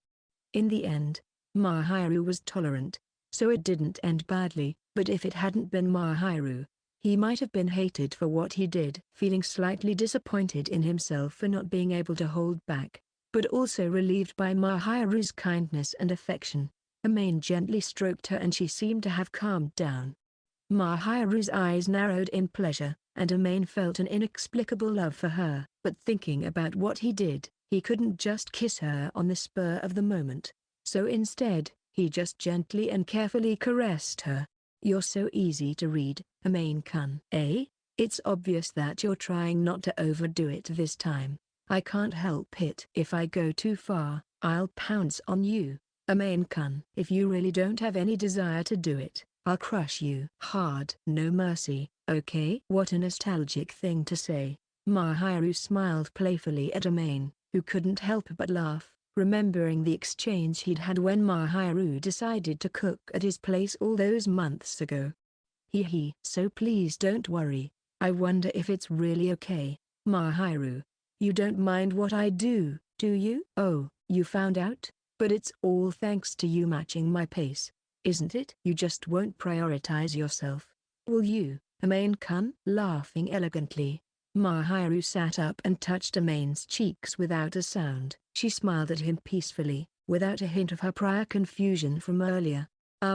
As for me, I want to do it again." Likely feeling embarrassed about begging for it herself, Mahiru's voice was getting increasingly strained and bashful. Amain quickly blushed at the word again, but Mahiru gave him a somewhat expectant look, so he naturally stole her lips, surprising even himself. This time, Mahiru completely accepted his advance, wrapping her arms around Amain's back. Earlier, he had deeply kissed her purely on impulse, but this time he gently touched Mahiru, who was curled up in embarrassment in the back, to soothe her. The way Amain kissed her with so much of his love made Mahiru melt even more than before. Her sweet, captivating voice that faintly leaked out belonged only to Amain. Thinking so made him love her even more, and he tried his best not to become a wolf as they slowly shared their warmth. "It feels like we're melting together," Mahiru responded modestly, and full of bliss. Amain continued kissing her, but after a while, she lightly slapped him on the back telling him that she was at her limit. Looking down, Amain reluctantly parted his lips from Mahiru, thinking it would be a problem if he carried on for too long, and Mahiru lowered her gaze to escape Amain, tears welling up in her eyes from the raggedness of her breathing. I can't go any further than this, because I'm at my limit. So not today. I was so happy and delighted. I got too much of a reward, right?" As Mahiru bashfully murmured shyly, Amain moved to embrace her slender body once more, so that she wouldn't pull away. With all his love and respect for her, he didn't steal her lips one last time. Chapter 4, Cultural Festivals Omen. After the midterms, the next event that awaited them was the Cultural Festival, a big event that happened only once a year. The school Amain and the others attended put a lot of effort into events held as a group by the students, so each class had quite a high budget and they tended to host elaborate events each year. And that's why we're going to decide what to do as a class. Naturally, the class as a whole would decide what to do, so now that it was time, the students naturally got excited. Standing at the podium in high spirits was Itsuki. Amain knew that the festival-loving Itsuki would run for the Cultural Festival Committee, but he could only laugh at the fact that Itsuki actually won the position. As lively as a fish out of water, Itsuki pointed to what he wrote on the blackboard using a pointing stick he grabbed out of nowhere. Regarding the festival's choices, it's important to think about the number of cafes there will be per year. Most of the classes will be candidates, so be prepared for some fierce cross-class warfare if we decide on a cafe. It was only natural, but the number of restaurants the student body could open was already set in stone. Restaurants that offer rewarding and hands-on management experience are popular, and if they weren't careful, most classes would try to host one as well. If that were the case, there would be too many cafes and not much variety, hence the restrictions. In addition to that, due to the schedule of the home economics room and the hygiene requirement to upkeep, they just couldn't fulfill everyone's wishes. Also, our budget and other school equipment given are written on the printouts handed out, so please check through it. And even if it's not written, I'll check every time you want to buy something. For now, just mention anything you think we can do within the budget. Now then, if you have something you want to do, please raise your hand. His classmates raised their hands in response to Itsuki's question. The cultural festival was a very important event, and this was shown by the fire in everyone's eyes. It was a massive event and all the students were looking forward to it. Well, I did spend last year doing things randomly. Amain, who didn't have a shred of student-like freshness or innocence, spent the last cultural festival doing whatever. They sold homemade items last year, so he just did as he was told and took care of the store. Because of that, he couldn't help but watch them get excited from afar. Okay, I think we should go for a standard cafe. Oh ho, that's within expectations. By the way, just a normal cafe? How about a maid cafe? See, Shiina-san's in this class, and I'm sure she'd look good in it. The last words were whispered between the classmates, who kept glancing at Mahiru, and Amain found it rather inappropriate, but it wasn't something he would say out loud. Amain decided to sit back and monitor them for the time being, not wanting to complain right there and then. He knew it would only spoil the mood. Ha ha ha. I don't think you're thinking about the budget at all, but you've got the spirit. For now, let's include it as a candidate. Amain's eyes met Itsuki's as he sent exasperated looks at the boys, who were getting excited by the mention of Mahiru's maid outfit. When silently asked if it was okay to stare, Amain made a sour face at him. If he had to say whether it was good or bad, then it was bad. Mahiru was already standing out as if she was some type of showpiece. Amain also heard that her cuteness had been honed recently, and if he let Mahiru wear a maid outfit now, it was certain that students would flock to her, making it difficult for Mahiru to deal with them properly.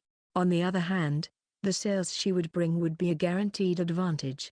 Mahiru was an absolute advertising behemoth, and the boys would no doubt barge in just to get a glimpse of her. The Mahiru in question had an indescribably troubled smile on her face when she was brought up. It was natural. It didn't feel good for her to be treated as an attraction. However, this was only a proposal and she couldn't flat out refuse after hearing it. If Mahiru really didn't want to do it, Amain would refuse in her place. Well, a maid cafe may be a man's dream, but please consider the budget before making a proposal. Well then, anyone have any other ideas? At Itsuki's urging, they listed the standard shops like haunted houses, curry, and udon stores, and the blackboard was full of suggestions. Amain's main gripe was that the class, or rather, the boys' main interest was in the maid cafe, and he could hear them whispering among themselves.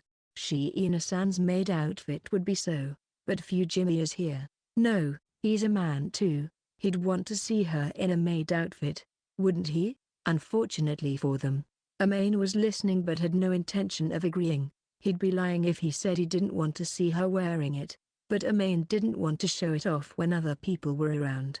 He knew Mahiru would be tired of their conversation, so he didn't want them to talk about it any further. He sent them a sharp look as he glanced at Mahiru, and she hastily averted her eyes once she noticed his gaze. Noticing the boys, Mahiru steeled her smile and Amain continued to glare at them, but not too harshly. By the way, Amain-san, what's your proposal? Suddenly being called out by Itsuki, Amain looked at him with a sour face. Why are you asking me? Because you looked like you wanted to say something? Itsuki called his name to get the attention of the boys around him, but not saying anything would make the mood worse. Thinking about what to say, he voiced the easiest sounding proposal. If I had to choose, then I'd say it's better to research the local history here and hold an exhibit. The entire class fell silent at the suggestion. It was a miscalculation. It felt like he doused water on everyone's excitement.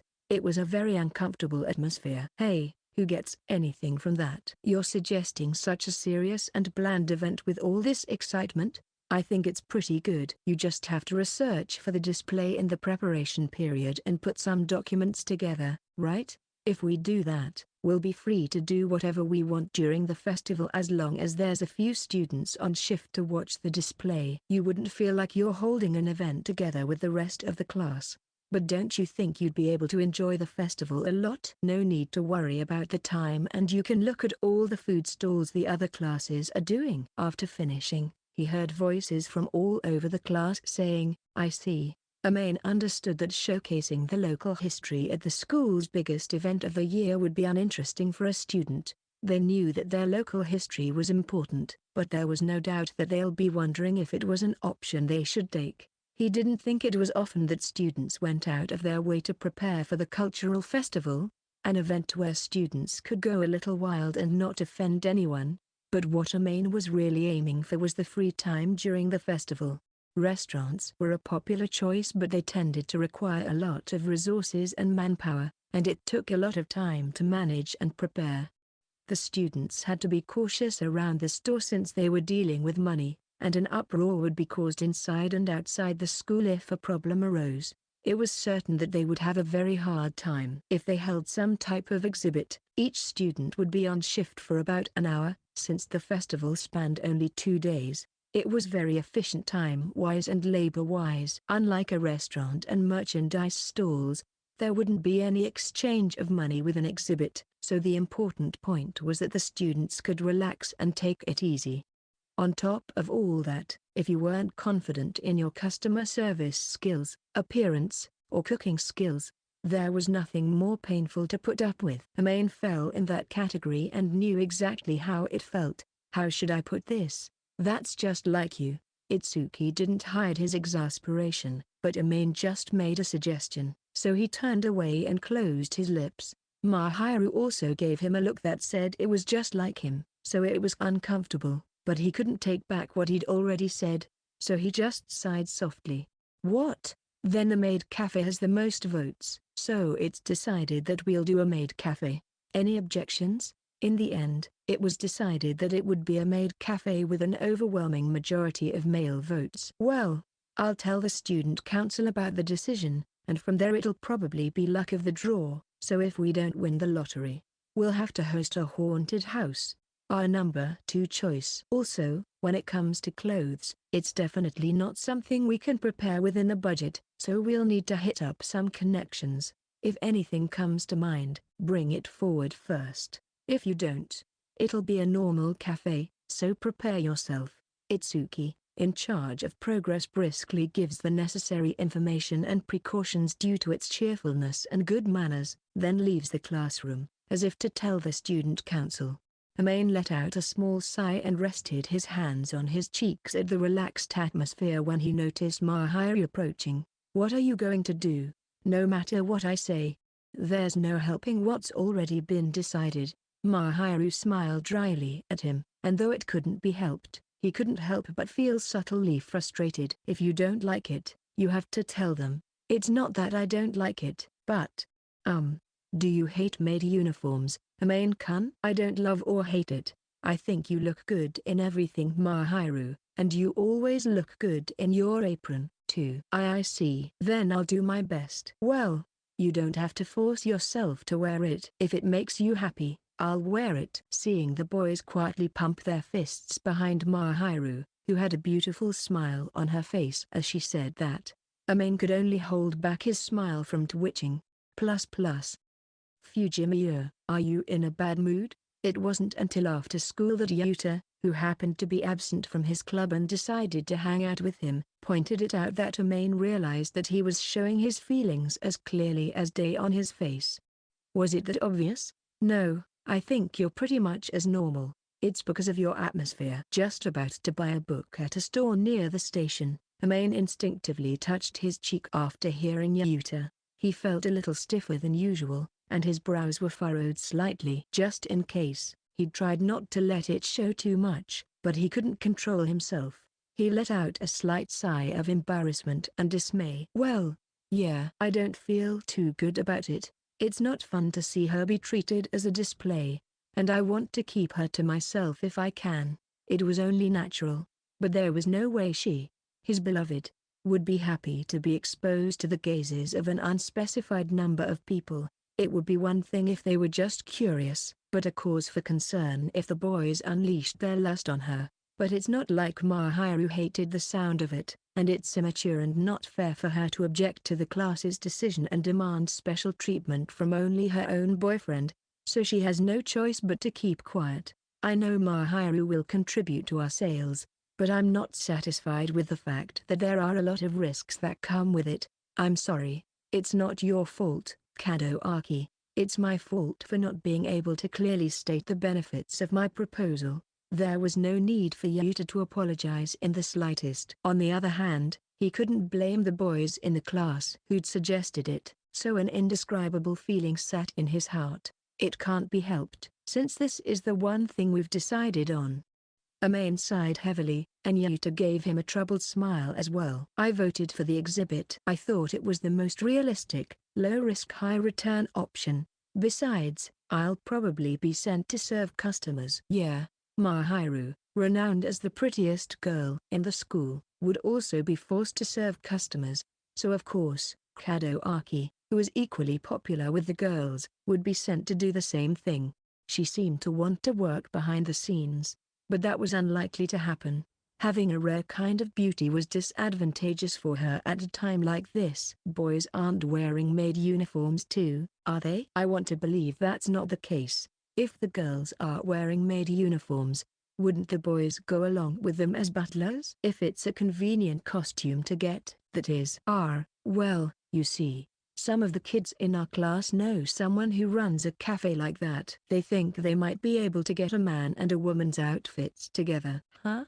This information was a fatal blow for Amain, as he wanted to prevent Mahiru from wearing a maid outfit. If it was a convenient costume to procure, Mahiru would definitely be wearing a maid outfit to serve the class customers. Amain, he could say he was fortunate, as it seemed like the boys would be prepared male costumes.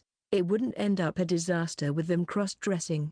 It's really like the class was united on this point. Still, it must be tough for you if you're gonna wear a costume while serving kadoaki. Amain was sure that the girls would focus on Yuta. He had a lot of work cut out for him. "Why are you acting like it's someone else's problem?" "I think you'll be sent out too, Fujimiya." "Eh?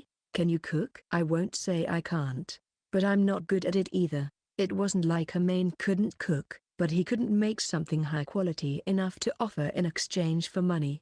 He didn't have to worry about eating normally, and it wasn't as bad as having his food rejected by Mahiru. Amain made a lot more progress compared to before, but he was still resistant to selling it. "In that case, I'm sure you'll be sent to serve customers or help with something else in the back. But if that's the case, you'll be worried if you can't keep an eye on Shiina-san from a close distance. It'd be a problem if she caught some strange stares from customers." "Well, that's true, but who benefits from me wearing that outfit?" Considering that they would be monitoring any insolent people trying to reach out and potentially disturb Mahiru, being in the front serving customers was probably for the better.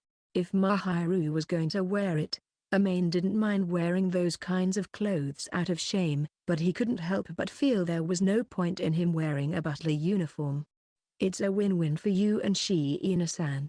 I'm sure she'll be happy." "Well, yeah." "Also, Fujimiya, you've been getting a lot of looks since you changed your image." "Nah, I don't know about that." "Well, you only keep your eyes on Shiina-san." It was embarrassing for Amain to hear him say that. It was true that he was worried about Mahiru, so he didn't pay attention to the gazes of the other female students, and he hadn't expected them to look at him like that at all in the first place, so he wasn't fundamentally conscious of it. He looked at Yuta, wondering if it was true, but he shrugged his shoulders and said, "You don't realize it, do you?" So it didn't seem like he was lying. "You should notice people looking at you once in a while, Fujimiya." "Well, I don't think there's any harm in it, since everyone in the class is already looking at you like you're something heartwarming." "I don't like that in its own way, though." "Give up. It's your fault for flirting with Shiina-san, Fujimiya. I'm not doing it so openly." "Ahaha." Yuta smiled, but he didn't seem to believe it, so Amain's cheeks twitched slightly. "Well, what's the big deal? It's much healthier than being harassed. Personally, I don't want you to be like Shirakawa-san used to be. A rival in love, they say." "Huh?" Amain lowered his eyebrows at the words he'd been told in a slightly solemn voice. He had heard that Itsuki, which he wouldn't tell the person in question but could be said to be his best friend, and her, Chiters, had overcome many twists and turns before they started dating. It was hard to imagine now, but when she first met Itsuki, Chiters had apparently given Itsuki the cold shoulder and was known as a girl with an icy personality and a tone of voice known by all. She was an excellent track and field athlete, but she had no choice but to stop because of the conflict with her seniors in the club over Itsuki. He didn't want to understand why an upperclassman in a club who was jealous of her talent would harass her, but he also understood that it was possible. The man that she liked was making advances on the girl she was jealous of, yet the girl treated him unkindly. It was plausible that her harassment escalated. It was something that shouldn't be put into practice. "I see. In the end, she quit track and field because of that quarrel." "I really hate that kind of harassment, so I'm relieved that Fujimiya and the others approve of her." Yuta had been watching over those rough times, which was probably why he was even more worried about Amain and Mahiru's relationship. "Yeah, that's why you should show off your friendly side during the cultural festival like you always do. So much so that no one wants to take it anymore." "I'm not trying to show off." "Haha, just kidding." "That ain't funny." He raised an eyebrow and frowned at Yuta, but he seemed a little relieved, and then he smiled teasingly. so Amain kept his nose to himself. Plus. Welcome home, Amain-kun. Amain got changed and headed for the living room once he returned home, where he found Mahiru waiting for him with a smile and tapping her hands on her thighs. Not understanding the situation, he blankly stared at Mahiru's face. She patted her thighs again with a gentle smile. As he stared at her in bewilderment, her smile turned a little wry. I felt like you were in a bad mood. Apparently, Mahiru had seen right through him. Since Yuta had seen right through him, it was only natural that Mahiru could do the same. Just in case, Amain wanted to hide it in front of her, so he scratched his cheeks at the awkwardness of being so easy to read, and Mahiru smirked amusingly as if to say, I knew it. Knowing you, Amain-kun, you wouldn't force yourself to refuse, but I'm sure you don't like it on the inside. Am I wrong? You're right, but, therefore, I thought I'd try to cheer you up. You say that right in front of me? Fufu, you don't want me to? You know my answer, but just who do you take after? Amain-kun, right? Amain couldn't argue with her once she said that, and his mouth twitched. Mahiru giggled and tapped her thighs again. Faced with the temptation of Mahiru's soft-looking thighs, which were covered by a modest skirt, Amain hesitated and sat a short distance away from her, lying down and gently resting his head on her thighs.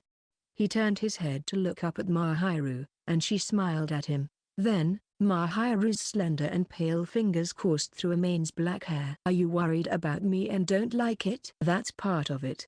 I just didn't want anyone else to see it. Are you jealous? I don't know if I should call it jealousy or possessiveness. Honestly, I didn't want you to. He knew it was selfish and unsightly and was a little embarrassed by his emotional outburst, so he turned toward Mahiru's stomach. Mahiru let out a small laugh at Amain, soothing him, and gently combed his hair with her fingers. Well, it's not like I'm going to wear a maid outfit in public because I want to. But it's already decided. But I made a promise with them first. About what? I said that I want to show it to you first. He instinctively turned his face back around and looked up at Mahiru to see a mischievous bashful look on her face. You'll be the first one to see me wearing it. So, there may be a lot of customers coming to greet me, but, I guess you could say that I only have one master. In the end, Mahiru's voice grew hesitant from her embarrassment, but once she finished, Amain's cheeks naturally felt just as hot. Despite that, Amain looked into her eyes without turning away, and she pressed her cushion against his face as if she couldn't take it anymore. She was gentle enough to not suffocate him, but he could tell that he ought to close his eyes. Together with Mahiru, Amain felt a new sensation that could be compared to something different. This haze swirling in his chest would never disappear. What welled up from it must be none other than deep love. Then I'll bear with it. Yes, Mahiru refused to show her face to him and covered herself with her cushion, but Amain could still imagine the expression on her face. He smiled and turned on his side, burying his face in Mahiru's belly. Chapter 5. Backing down is important. By the end of the day, it was decided that Amain's class would hold a cafe for the cultural festival. While the boys were overjoyed at the vote, Amain could only put on a bitter expression and endure situation. The boys were likely expecting Mahiru, Chitaz, and the other beautiful girls to dress up as waitresses. Amain obediently obeyed the decision because he couldn't overturn what had already been decided, but was still resisting slightly as he took his measurements. Nah, it won't suit me. You won't know until you put it on. Come on, give it up. It's already been decided. Fujimiya, give up. You're already giving up, Kadoaki. I had a feeling this would happen. According to the person doing the negotiations, their costumes had been planned to be rented out without incident. So now the students in charge of serving the customers began to take their measurements to secure costumes as soon as possible. Amain was dissatisfied with the notion of him serving customers without being asked first. Trying to be considerate, Itsuki said, "You have to be prepared for anything, even if it means spending time with Shiina-san." But Amain wanted him to let him know first. By the way, have you gotten thicker than before? How rude. I haven't put on any weight. I'm forced to live a regular life. Ha ha. Your wife's taking good care of you. Shut up. Amain was embarrassed that he'd called Mahiru his wife and gave him some harsh words, but Itsuki gave him the same teasing smile as always. Well, I still think you've gained weight. Have you put on more muscle than before? That might be it. It's all thanks to the Kado Aki-style muscle training I've been doing. What? I want to know as well. Surprisingly, the now curious Itsuki went over to interrogate Yuta, and Amain glanced around at the boys around him. They were taking their measurements just like he was. They were talking about something among themselves, but very sneakily, so Amain inevitably grew curious. Hearing their excited voices, Amain strained his ears to listen in on their conversation and noticed that they were talking about Mahiru. Shiina-san in a maid outfit. Must be so nice. They're taking their measurements in a different classroom right now, aren't they? They probably look amazing. She's huge, after all. She's always with Shirakawa, but the difference between them is pretty big. If Akazawa hears you, he'll kill you for that. Well, even Itsuki admitted they were modest, so. His palm was too big, he said. Anyway, I'm jealous that he can keep Shiina-san all to himself. Amain looked at them without even hiding his exasperation as he looked toward Itsuki. If Amain was asked, he would say that talking like this about other people's girlfriends was disgusting. At least try not to talk so loudly. Fujimiya, you were listening, huh? He wished they wouldn't fantasize about his girlfriend's physique, but he didn't want to get angry in such a place, so he held himself back. Besides, no matter how much they fantasized about it, Amain was the only one who would actually get the chance to see it, so he could say he gave them some leeway. Itsuki seemed to have heard them too and smiled wryly. It would have been bad if Chitose had known about it, but it seemed that Itsuki had no intention of telling her, so it would stay a secret. Well, I have no choice. That angel, she's always hiding it in her blazer and vest, but she's pretty. Hey, Fujimiya, how is it really? It was precisely because they were in a boys-only place that they started having silly conversations. Amain shrugged, trying not to furrow his brow as they looked at him expectantly. I'm not sure what to say. It's just as you saw. Don't dodge the question. What do you want me to say? There's apples and there's melons, right? Fruits vary from person to person, don't they? You're such a pain. You're the one who's a pain. And just why should I tell you her size? In the first place, it wasn't like he had an accurate grasp of his girlfriend's size. Well, in reality, Amain knew. He saw Mahiru's laundry when they visited his parents' house, but he knew better than to tell them that. They closed in on Amain, their enthusiasm clearly not cooling down as they pushed toward him with pressure. Seeking help, he looked at Itsuki, but he simply gave him a shrug and a grin. It wasn't the look of him intending to play savior. Anyway, I don't know. Don't lie to me. Now, I'm not lucky like that. Ah, you guys. What Amain's saying isn't a lie. Itsuki, who seemed to have no other choice but to delicately offer help, smiled under the gazes of the approaching boys and Amain. I mean, Amain's the kind of guy who wouldn't lay a finger on Shiina-san even if it was just the two of them at home. There's no way he'd know. At Itsuki's words, the classroom fell silent. Fujimiya, the latest theory says you're not a man. So that's why you didn't show any interest in that review magazine. No, Itsuki, don't say it like that. I just want to respect Mahiru's wishes. People call that being a coward. Hey, now, no, that's normal. Isn't it normal for the other person to accept being alone in a situation like that? Girls aren't stupid. They're considering the possibility. Well, you know, the two of them seem to think it's too early for that because they're a serious, pure, and innocent couple. It's a natural monument that needs to be watched over. Don't say anything unnecessary. Hey, Itsuki, whose side are you on? I'll always be on your side. I just can't trust you. Hearing Itsuki's words, the boys around them started looking at him pitifully, and conversely, they also gave him lukewarm smiles. Amain's cheeks twitched greatly. It's not like I'm pure or anything, and I'd like to if I could, but I'm just thinking about Mahiru's future. I see. Don't grin at me like that. Hey, what's with you guys? Don't look. Feeling extremely unbearable, he bit down on his lip as he received even more pity from the boys, now flashing Amain an even big smile. He couldn't bear it anymore and threw a cloth measuring tape at the face of the culprit, Itsuki. Amain-kun? I don't know why, but the boys seem to be looking at me with mellow eyes. Why is that? No idea. The girls had finished taking their measurements and met up with them, but they were worried about getting strange looks from the boys, so they whispered to each other.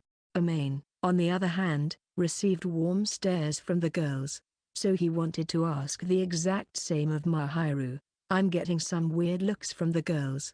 Mahiru, did you say anything? No, I didn't do anything to tarnish your honor. So you said something other than that, didn't you? I was just talking about how you normally are, Amain-kun, and about how I spend my time, so don't worry. What was it exactly? That you're a wonderful gentleman, Amain-kun? You too? Me too? No, it's nothing. He couldn't mention that he was being ridiculed for his lack of manliness, so he replied in a calm voice while panicking internally and ruffled Mahiru's head. She stared at him blankly. Let's stop leaking information. It's embarrassing. Why, you're right. Personally, I'm glad everyone's teaching me a lot of things. Hey, I can't help but worry about what you're being imbued with. Even though Chitters had implanted her with knowledge, he'd rather not have her know. He was afraid that the other girls would be giving her even more strange ideas. He was confident that Chitters wouldn't go overboard, but if he could, he would prefer to know what they were trying to tell her. It's not like anything bad will happen to you, Amain-kun. I don't know how to deal with the way girls are looking at me right now. Well, it can't be helped. I feel like there's nothing we can do about it. Hey, you two, I don't mind you flirting, but I'd like to move on to the topic at hand, so stop showing off. Itsuki, serving as an executive committee member, looked at Amain and shrugged as he stood in front of the podium. They weren't trying to flirt, but at this rate, Amain didn't think there was any point in saying anything back. Well, let's put those two aside and decide on our menu for the cafe. We should have decided on it first, but I had to make an early reservation for our costumes. Oh, and Kaido-san, make sure you calculate the size of your clothes and order what we need. I'm the boy here, don't misuse the information. Itsuki, who was good at delegating tasks, briskly gave instructions and gave a report of the class measurements to the girl in charge of the costumes. Anyway, we can't use raw food. There's a limit to how long we can use the kitchen, and from a sanitary standpoint, we usually offer baked sweets and drinks. Any objections? Okay. Don't mix in any strange stuff in there. How rude. Chitters had a track record since Valentine's Day. She would only do that to her close friends and wasn't thinking of serving it to customers. Anyway, as for drinks, well, it's a cafe, so coffee, black tea, and juice should be fine. If you have any other ideas for food or drinks, hand them over. I can only suggest something obvious. Okay. What about ice cream? I want cream soda. That's a good idea, but how would we preserve it, if we're going to put store-bought food in the kitchen and carry it? That's fine, but it'll take up space in the freezer, so we'll need to talk to the student council about that. I'll list it as a candidate for now, so I'll ask the student council later while I'm at it. What about a light meal? I took that into account, but considering the time it takes to make it and the time it takes to restrain the maker, I don't recommend it. There's a pretty big difference between providing something that's pre-made and making it fresh. Also, even if it's a light meal, hot dogs and warmed sandwiches are the only ones that we can cook properly. Especially the hot dogs. It looks like other classes are going to do that, too, so stealing their share would be going a bit too far. Nothing we can do about that. Amain thought that Itsuki was very adept at leading the class as he moved the conversation forward and touched on all the topics needed, and Mahiru seemed to be thinking the same thing and smiled a little, saying, he's reliable. Well then, that should be enough suggestions for now. Now I just have to submit this to the student council and wait for their confirmation. So, about securing the drink. I know someone from a shop that sells coffee beans, so I'll try negotiating with them. I'll try to get a discount on the price in exchange for advertising their store. It'd be nice if we could adjust the taste for our audience too. Phew, you're so reliable. Don't fall for me now. Boys only get a no thanks. Itsuki conducted the meeting very casually, but amazingly, he still did what was supposed to be done, and to a high standard. Impressed by his cheerfulness and leadership skills that he couldn't imitate, Amain thought little by little about what he should do and sighed softly. After all, last year I was only decorating the haunted house. For some reason, he felt like he was being forced into serving customers this year, but at the same time, he was deeply moved that he could participate in such a youthful and student-like event. Just the year before, Amain thought of the cultural festival as a waste of time and effort. But now he had Mahiru by his side. He didn't think it was a bad idea for the two of them to use this chance to make memories together. Is something the matter? I just felt like I should do my best at the cultural festival. You're right. I'm looking forward to serving you. You look a little awkward to me, though. Mahiru smiled cheerfully in response to his playful teasing. Chapter 6, Who is that smile for? Under Itsuki's leadership, preparations for the cultural festival were proceeding smoothly. This was their second time preparing for a cultural festival, so they were used to the procedures. But more importantly, the boys and girls in the class were all clearly focused and worked together in unison to fulfill their selfish desires.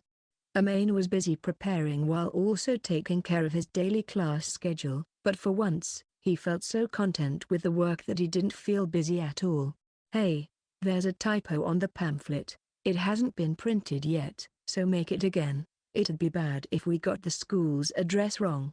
Do you know where the tablecloths are? I heard we bought some, but they're nowhere to be found. Even if the cost is said to be low, the amount will be about this much. Amain and the others were also feeling the clamor of their classmates, who were each doing the work they'd been entrusted with, and were also receiving instruction from the waiter in charge of teaching them.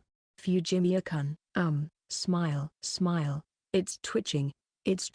Amain, who could only muster up a fake smile, looked at Kaido Ayaka, a girl from the class who was working part-time at a cafe, in charge of preparing the costumes and training those on customer service, but she gave Amain an awkward expression, seeing the way he smiled. They had a few conversations before summer vacation, but they hadn't had any particular contact since then, and now that they were interacting like this again, he was having a hard time dealing with her. She was doing her best to teach him the basics of customer service, despite how antisocial Amain seemed to be, but he still couldn't get used to things he wasn't comfortable with. From Amain's perspective, it wasn't like he couldn't smile, but from Ayaka's point of view, it looked somewhat awkward. Your usual smile is much better, though. You're giving an awkward smile because you're being overly conscious of it. Relax. You say that, but when I think about serving customers, I just can't help it. Just think of them as potatoes. Potatoes, huh? It looks like you'd prefer eggs, Amain-kun. Mahiru, who was similarly receiving instructions for how to serve customers, chuckled and teased him.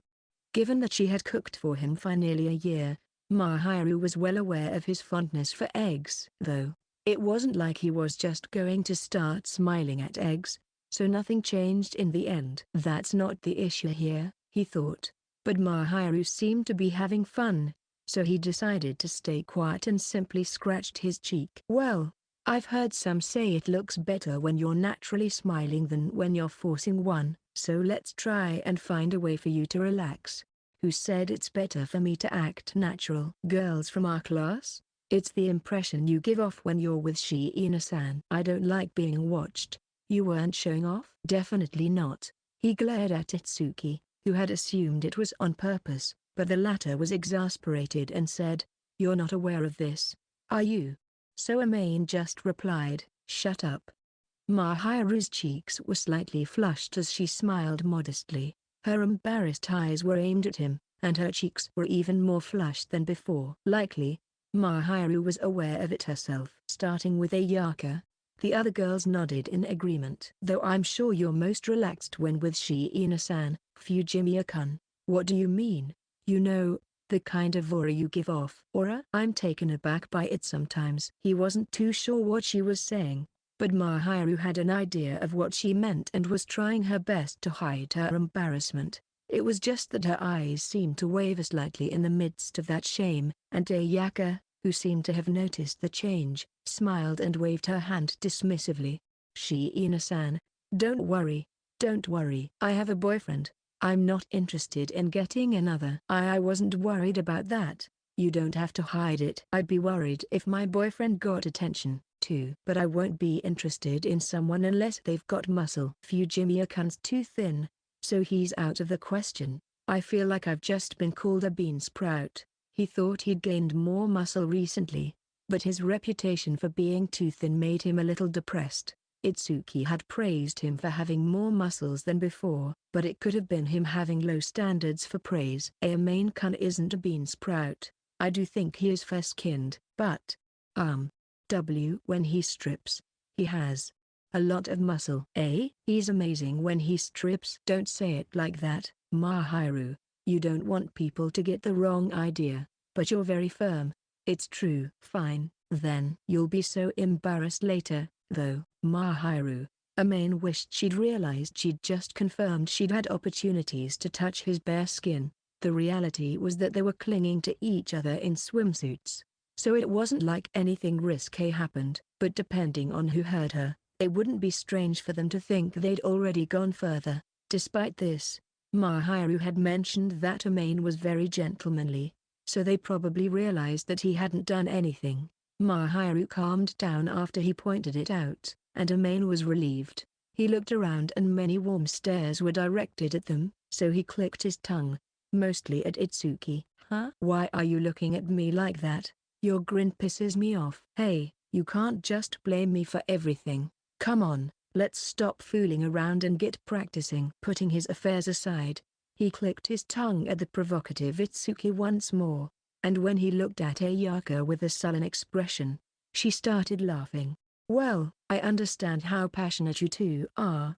No problems there. It'll be fine as long as you greet the customers with a smile. Your mannerisms are elegant to begin with, so I think there'll be no problem if I show you around like I taught you. Never thought my mannerisms were elegant, though. He doesn't think he acted rough, but he wouldn't go so far as to call them elegant, so he could only tilt his head in confusion when she said it in such a way. But Mahiru understood and smiled at him.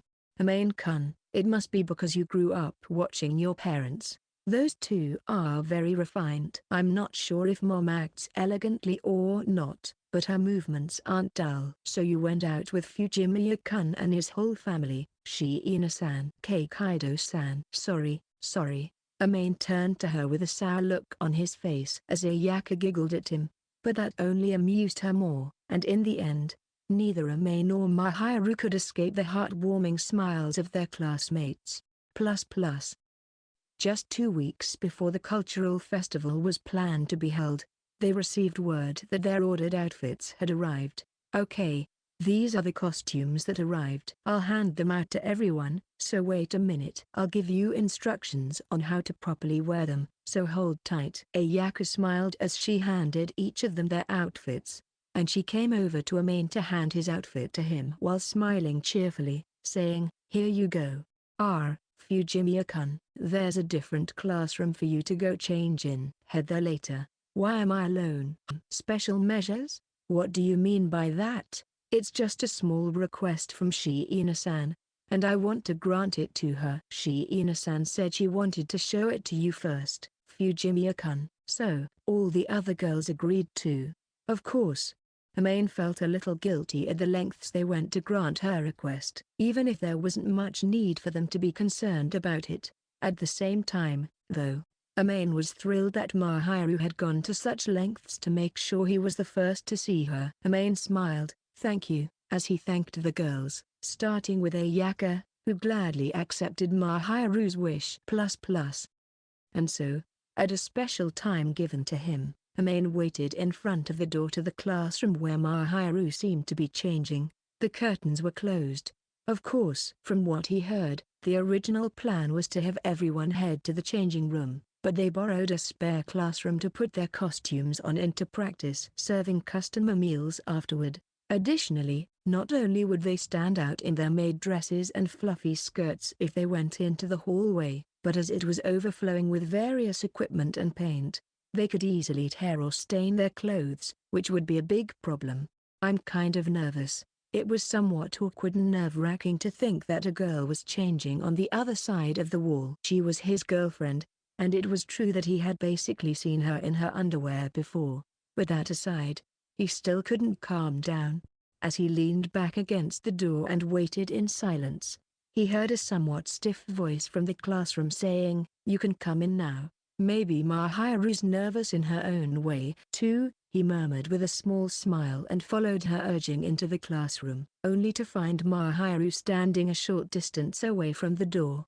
Closing the door behind him, he looked at Mahiru, who was standing directly in front of him. The maid dress that Mahiru was wearing was the type with a long skirt that reached down to her ankles, and also had long sleeves. It was a classical type of maid dress that also incorporated a moderately modernized style in some parts, and it was a combination of long sleeves, a long navy blue one-piece dress, and an apron that puffed up around her upper arms, looking as though there was air inside. Kaido once mentioned that when it came to wearing miniskirts, they would often wear another skirt underneath to prevent it from swaying upward, but as Mahiru was wearing a long skirt, she didn't do so, and the dress formed a lovely and neat silhouette of her figure. Though she wore frills on her apron as a decoration, there was almost no skin exposed, giving her a prim and pure air. He could see that her ankles were covered in black tights through the hem of her long skirt. The black tights themselves must have been from Mahiru's personal belongings. At school, she wore them all year around so she could hide her skin, and that was exactly what she was doing here. "What do you think?" Mahiru tilted her head freely, and her flowing hair swayed about smoothly as she did so.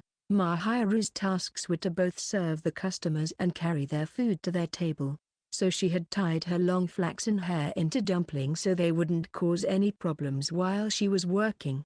Since she was both serving customers and carrying food, her long flaxen hair was tied up in dumplings behind her so as not to get in the way. Her styled hair was supported by a maid-themed chignon cap for good measure. "You look a lot better in it than I imagined." "Is that so? I'm glad. This is my first time wearing a costume like this." If he praised her without flattery, she would reply bashfully. Mahiru's innate beauty was a major reason that it suited her. But more than that, Mahiru's atmosphere matched the maid dress much more than he was expecting.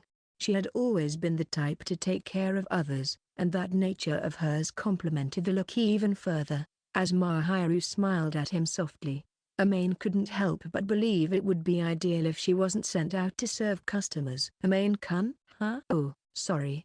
It looks so great on you that I didn't want to show it off to anyone else. It's way too effective."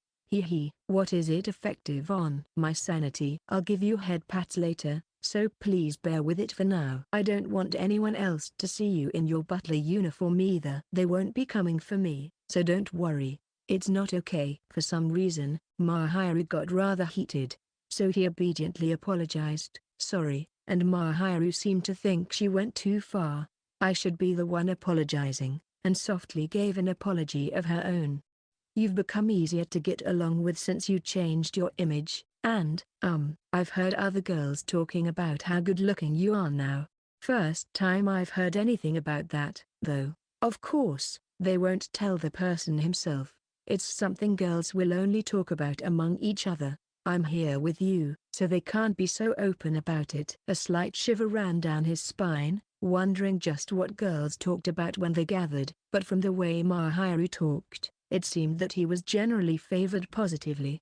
Despite that, he didn't dare think they fancied him. At best, they were simply giving them warm stares. In the first place, it was hard to accept a woman who would try to seduce a man who was already dating someone, or rather, it warranted a definite refusal. There were no female students like that from what he saw, though, so Mahiru's words didn't strike him as reality. Mahiru pursed her lips cutely, apparently sensing from her expression that Amain wasn't taking all her words at face value. "Did you know that when a group of girls get together, they can talk very bluntly? They chat about which boy has a relationship with which girl, their personalities, and experience." Honestly, They're all things they don't want men to hear about. Just what is my girlfriend involved with? That's how girls talk. They tend to be very frank, without much sugar coating. I've heard them say you're a wonderful person, so I can't help but feel uneasy.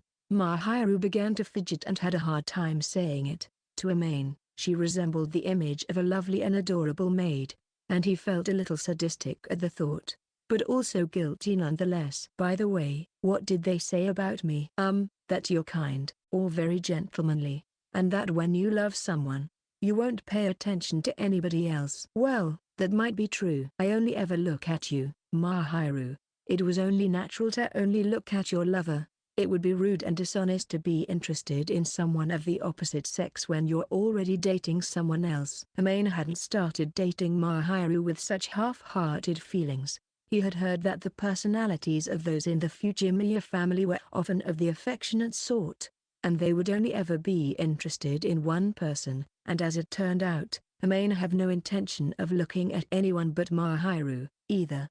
It's the same for you, isn't it, Mahiru? Would you ever steal glances at any other boys? That's impossible. Then, there's nothing for either of us to worry about. You're the only one for me, Mahiru, and the only girl I've ever fancied. But putting that aside, I still don't want others to look at you the same way, and that's why I was against letting other boys see you wearing this outfit. Mahiru frowned a little as Amain returned to the original topic. She then pressed her forehead against his upper arm several times, as if head-butting him. Let's both put up with that. Yeah, that aside, I want to monopolize you. Me too. Amain gently patted Mahiru on the back as she pressed her forehead against him, and she looked up and stared at him. I want to see you in your butler uniform as soon as possible, Amain-kun. The boys will be renting a room for the unveiling next, so please wait just a bit. This time, thanks to the kindness of Itsuki, Chitaz, and Ayaka, Amain was allowed to be the first to see Mahiru in her dress, but the original plan was a simultaneous unveiling. It was time for the boys to put on the clothes they had borrowed as well. It's nothing special, okay? That's not true. I'm looking forward to it. Mahiru wasn't flattering him. She really felt that way, and it was clear in the way she smiled at him. Amain felt an indescribably ticklish feeling and scratched his cheek. Don't get your hopes up, just wait, and replied so. Shiina-san, how was she? What do you mean? It looked great on her. It was decided that the boys on customer service were to get changed as well, but the boys themselves seemed more interested in Amain, who was the first to see Mahiru in her maid outfit. When asked how she looked, all he could say was that it looked good on her. His classmates were clearly disappointed by Amain's indifferent impressions, and he gave them exasperated looks. There's more to it, isn't there? What did you think, other than that? There's no way it wouldn't look good on her. Yeah, you're right, it's Shiina-san, after all. I want to be served by her. I want to see her smile and call me master. I'll never let Mahiru serve you guys, though. You're so cruel, so harsh. You could at least let us dream. That dream will never come true. I'll shatter it for good.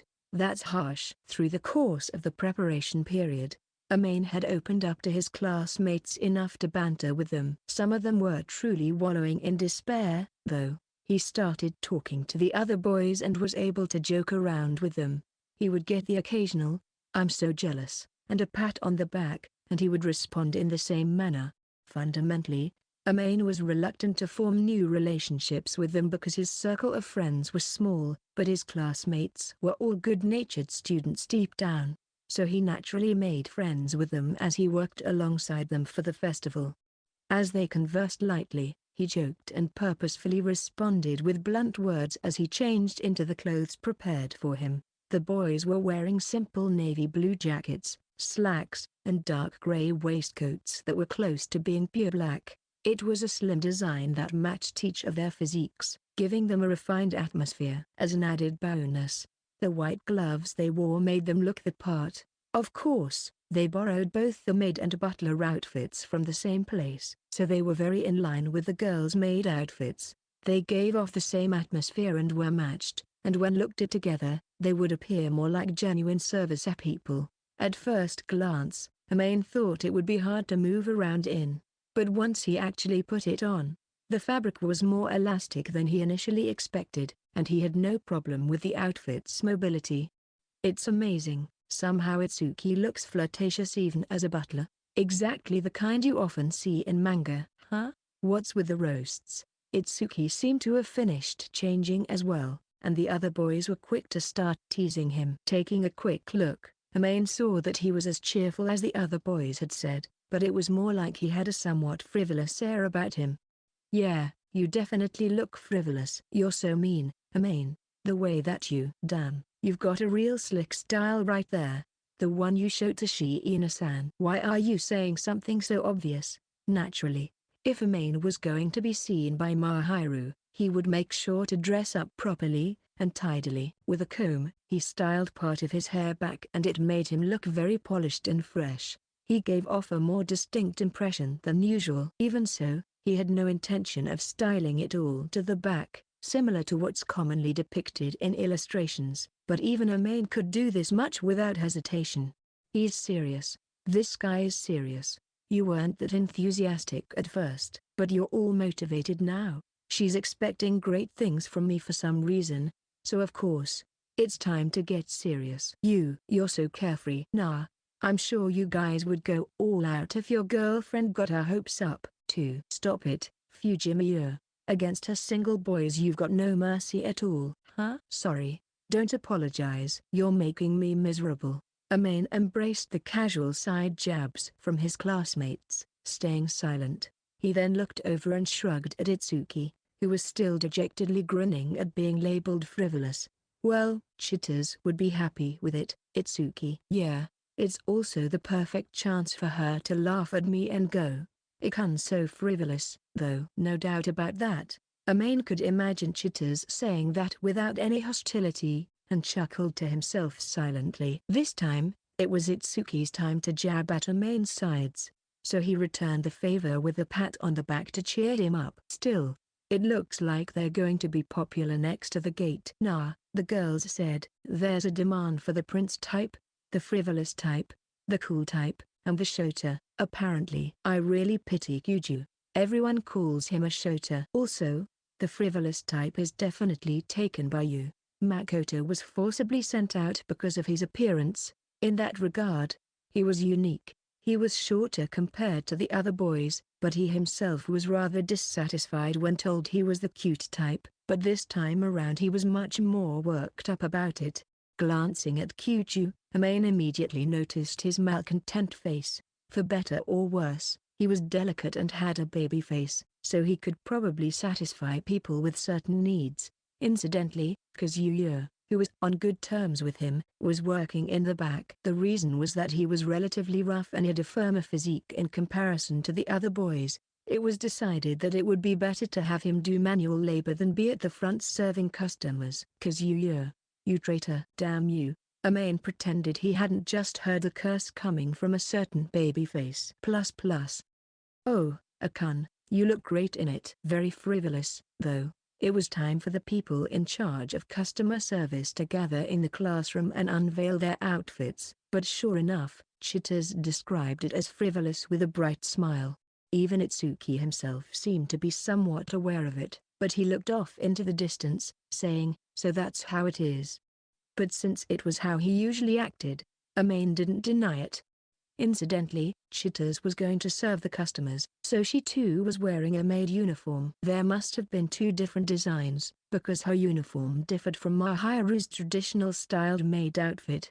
Her skirt was knee-length and was designed to be fashionable and emphasize cuteness.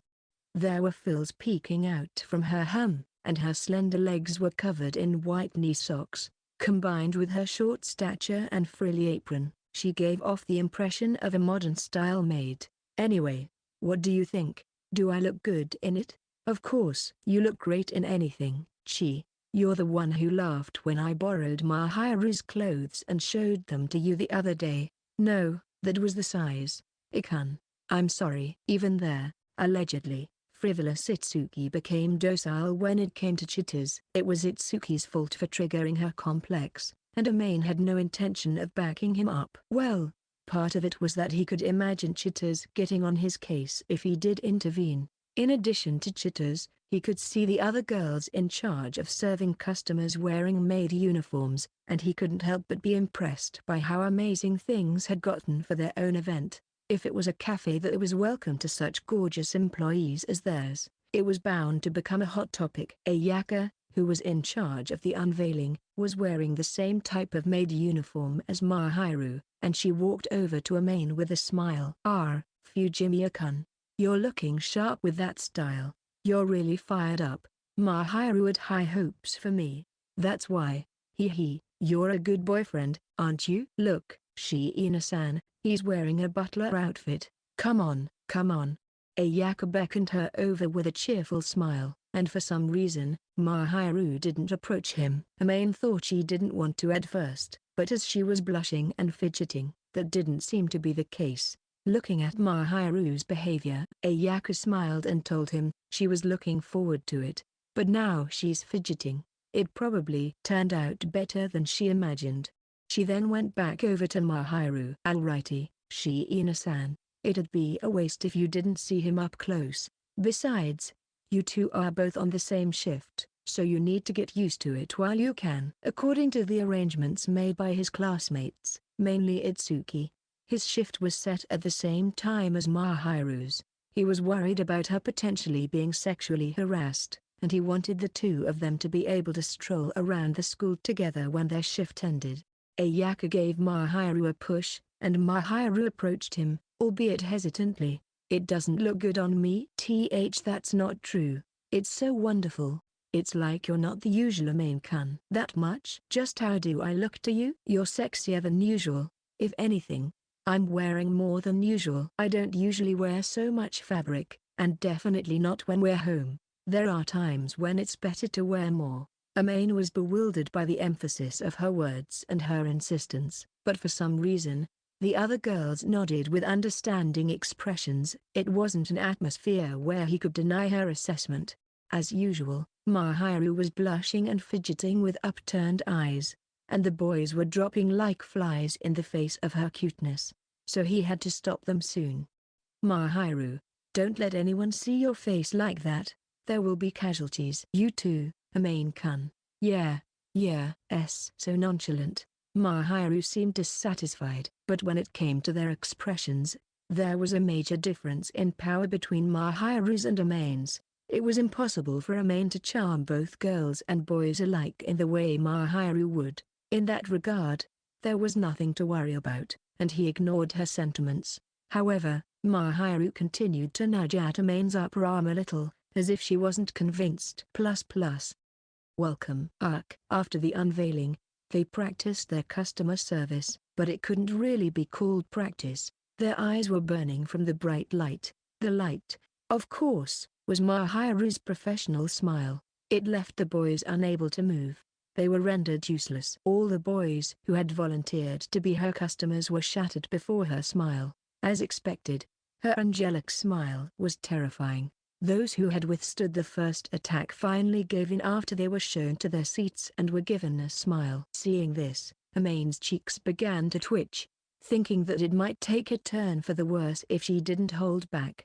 The angel is terrifying. Amain, you need to stop Shiina-san fast. That smile isn't at full strength just yet. No way. You're telling me this isn't her full power? This isn't the time to be amused. This isn't a joke. From Amain's perspective, who was watching from the sidelines, Mahiru's smile was still artificial.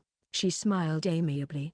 Of course, it was a professional smile, an elegant smile specifically for customer service. He felt like the boys wouldn't be able to continue functioning seriously if Mahiru smiled even more sincerely. Even the girls were captivated by the current situation, so the effect of the angel's smile was clear to all onlookers. This isn't customer service practice. Even Ayaka, who had been watching the situation, smiled bitterly, perhaps because he was used to being by her side all the time. He underestimated her destructive power, but the Mahiru always had a beauty and atmosphere that captivated onlookers. He should have expected this to happen. I don't think there'll be any problems with the customer service itself, but It'd be a problem if the customers started overheating. Sorry. Well, it's not like you or Shiina-san did anything wrong, Fujimiya-kun. As Ayaka said that and looked off into the distance, he felt extremely sorry for her. But there was nothing he could do about it, either. Maybe I should prepare a bunch of cold drinks. Yeah.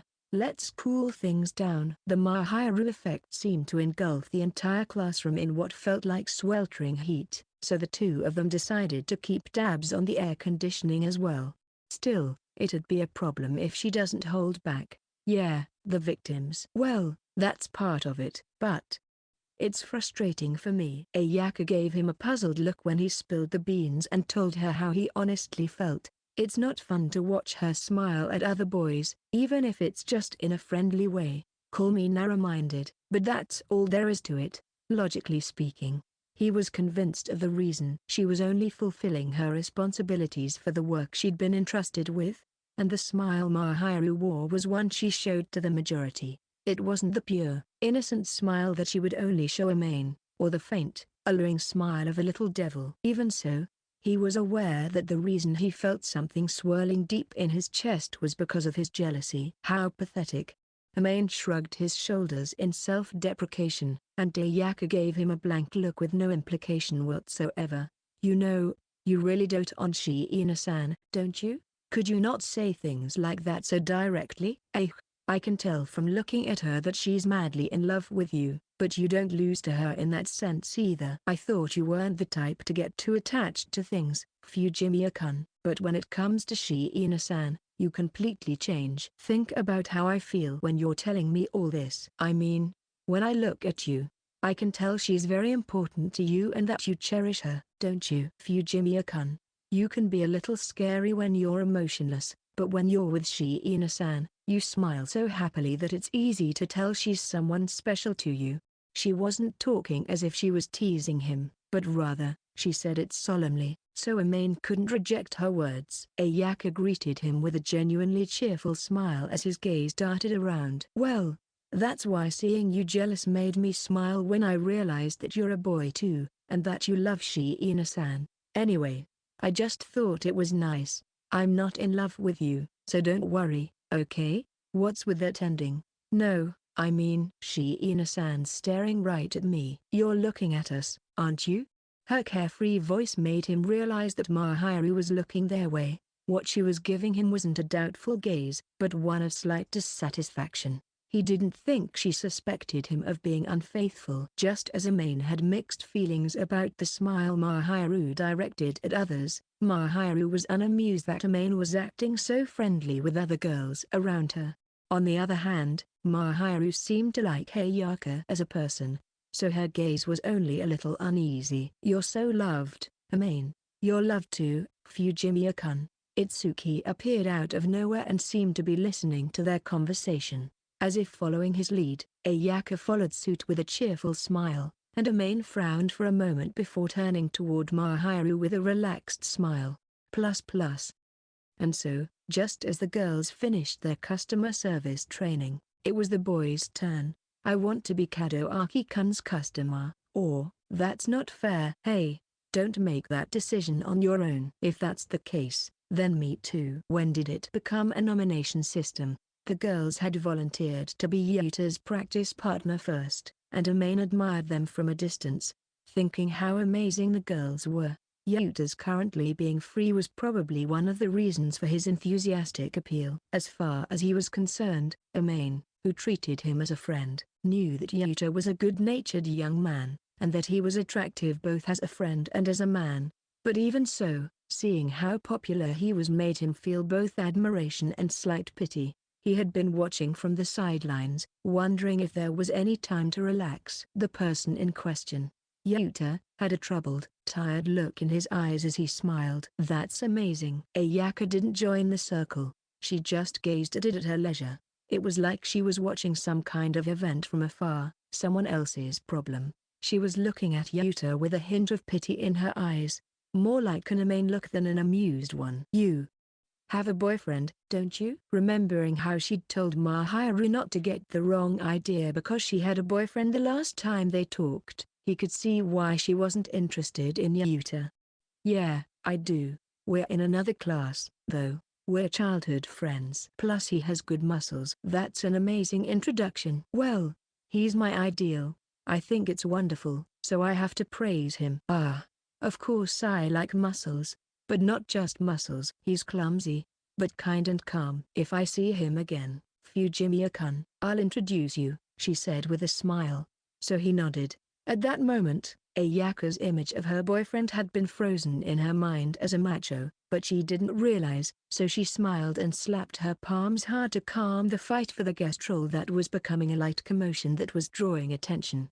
Yeah, Kadoaki-kun's practice partners are in order. I'll make a list for you, so talk it over and decide on the order. You'll have to practice a few times anyway, so I'll pass it around with the current number of people. This is fair, isn't it? Actually, Akazawa-kun, you're in charge, so it's time for you to show off your skills as a man. Well, this isn't something a guy should be doing. I thought you might be able to do it. Don't leave it to Kadoaki-kun. And Chi-chan, don't just stand by and watch. What do you mean? That's not what I meant. For now, let's decide on the order of the applicants and report it to them later. Come on. The other boys are free, so let's practice. As he smiled dryly at Ayaka, who was much more reliable than Itsuki, who was supposed to be in charge at times like this, Mahiru quietly approached him and stood next to him. I guess I am your first customer. I know. And why are you all trying to nominate him? Isn't it because everyone thinks he's doing a wonderful job? Well, Kadoaki is a refreshing butler. That's one of his good traits. Yuta, who had a troubled smile, was being swarmed by girls with sparkling eyes, was also wearing a butler uniform. He was a calm, gentle, and cheerful, orthodox boy with a refreshing aura around him. He was the very picture of a prince, which he hated being called. His clothes suited him very well. It didn't seem like they wouldn't suit him unless there's something out of the ordinary. He hadn't intended to do this at all, but he was emitting something so handsome that it seemed like it would have a sparkling effect. So as far as Amain was concerned, it was a bit of a problem if he was compared to him when they lined up. It does look good on you, Kadoaki-san. But that's not what I meant. If you're talking about preferences, it'd be a problem if you didn't choose me, Mahiru. I'm actually the one you want, right? Of course. Hearing her say it so bluntly made him feel embarrassed. But Mahiru naturally said, "You're the best, Amain-kun," so he couldn't say anything. It's proof that she likes me. It was embarrassing, but at the same time, it made him happy, so it was probably inevitable that his face would loosen up a little. Mahiru covered her mouth with her white-gloved hand to cover up her embarrassment, but then smiled very ladylike, as if she could see through everything. And so, around the time the uproar over Yuta's practice partner had subsided, Amain and the others had started practicing customer service as well. It went without saying that Amain's practice partner was Mahiru. "Welcome. Allow me to guide you to your seat." He tried to smile naturally at Mahiru as she entered the classroom, as a customer, but for some reason, she froze in her tracks. She didn't smile as she did at home and showed one meant for strangers, but Mahiru's gaze fluttered around for some reason. "Dear customer, is something the matter?" "No, it's nothing." Her long, braided hair swayed like a whip as she shook her head vigorously. She kept her distance from the waiter, so she wouldn't bump into him, but at her usual distance, she may very well have done so. Relieved that he had enough time to think about that, he guided Mahiru to her seat. Incidentally, since he checked the number of people at the reception desk at the entrance, he didn't end up in a situation where she entered the store and didn't have a seat. "Please sit here and wait." Mahiru twitched as she pulled her seat back and smiled at him. It was probably out of embarrassment and nervousness, but the embarrassment was that he was sending her a customer service smile prepared by Ayaka. He didn't know why Mahiru was embarrassed, and if anything, Amain was the one who was embarrassed. Since it was practice, for the time being, he decided to ignore Mahiru's reaction, and told her what he recommended on the menu. Then he wrote down her order on the note, and headed for the simplistic kitchen, which was hidden by curtains in the room. This is like an ambush. Not sure what you mean. After they took their orders, Customer service practice continued on, and after watching them until they left the store, it was finally over. When he finished practicing with Mahiru and headed over to his instructor, Ayaka, she nodded solemnly. Incidentally, Mahiru seemed restless the whole time, so he was worried that he might have made a mistake somewhere. There were no problems with the response or movement. What about Mahiru? Why is she like that? Isn't that because you were cool? You looked really good, Fujimiya-kun. Want to work part-time at our cafe? The manager would be happy. I'll think about it when I need money personally. Ayaka smiled regretfully as Amain implied he had no intention of doing so at the moment, and then glanced at Mahiru, who was fanning herself with Chita's file. Looks like Shiina-san's going to have a rough time at the cultural festival, too. Well, no doubt there would be a lot of customers coming for her. That's not what I meant. What do you mean? Her boyfriend might attract a lot of attention, you know. I think you'd be popular if you always smiled that way. She poked his cheek with the end of her ballpoint pen, and her brushed it away with his fingers. Personally, I don't think I'm popular or anything. Fujimiya-kun, did you know? It's true that people judge people by their appearance, but their appearance isn't just about their facial structure. There's cleanliness, and then their atmosphere, their movements, and their expressions. It might be rude of me to say, but I think there are people better than you when it comes to their face, but I don't think that's enough to decide who is favorable. Well, I get what you're trying to say, and I think so too. When Amain first became involved with Mahiru, he didn't have much affection for her. He recognized that she was a beautiful girl, but he didn't harbor any feelings for her. Part of it was that he wasn't particularly interested in the opposite sex at that time, though. At least agree that you could be popular. Your smile is wonderful. No, if I agree to that, it'll make me arrogant. Ahaha. But it's true that you should smile more. You're no match for my boyfriend, though. You just casually dropped that on me after all that? If you say that much, I vote for you to meet my boyfriend. Well, it might be possible. Even Amain, who had only known her for a short period of time because of her honest, cheerful, and caring nature, was interested in her boyfriend. He wanted to see who she was so in love with. All he knew at the moment was that he was a good person and had a good body. Well, that's fine. Anyway, you passed the customer service test. Here's a flower for your good work. Ayaka pulled a sticker with a flower circle drawn on it out of her apron as proof that he had passed, and handed it to Amain. Itsuki was watching from the sidelines and had a failed sticker on his forehead. It wasn't so much that it was pasted on more than that it had been given to him by Ayaka, though. As it were, Itsuki smiled way too much, and it earned him a failing mark. He was warned not to smile too flirtatiously. Anyway, I'll attend to the other girls now, so why don't you go see Shiina-san? I'll do that, and if you start flirting, I won't do that. He appealed to her with his gaze, wondering who would do such a thing in front of so many people, but she brushed it off with her usual cheerful smile. He was drained of any discontent he had, and he felt an indescribable itchy feeling and scratched his cheek as he made his way over to Mahiru. Mahiru. You are, Amain-kun. Oh, here comes the cause of Mahiru's drowsiness. By drowsy, Chita's must have meant that Mahiru's cheeks appeared feverish. Her white cheeks were colored even as she was serving customers. A maid with slightly moist eyes on her red cheeks leaned back in her chair as she looked up at him, which was extremely bad for his heart. You know, Amain has the trait of being a Mahiran killer, so don't bully her too much, okay? What's with that trait? A special attack ability that only activates on Mahiru? I don't think I'm Amain-kun's only target right now, Mahiru muttered to herself, and Mahiru smiled dryly as he sat down next to her, her body quivering. Was I really that cool? Yes, it's a good thing I'm your boyfriend. Well, at least understand that I don't intend to look at anyone other than you, Mahiru. I know that, but I still feel complicated. Mahiru was fidgeting uncontrollably and shrinking down, so he patted her head to soothe her, and she blushed even more.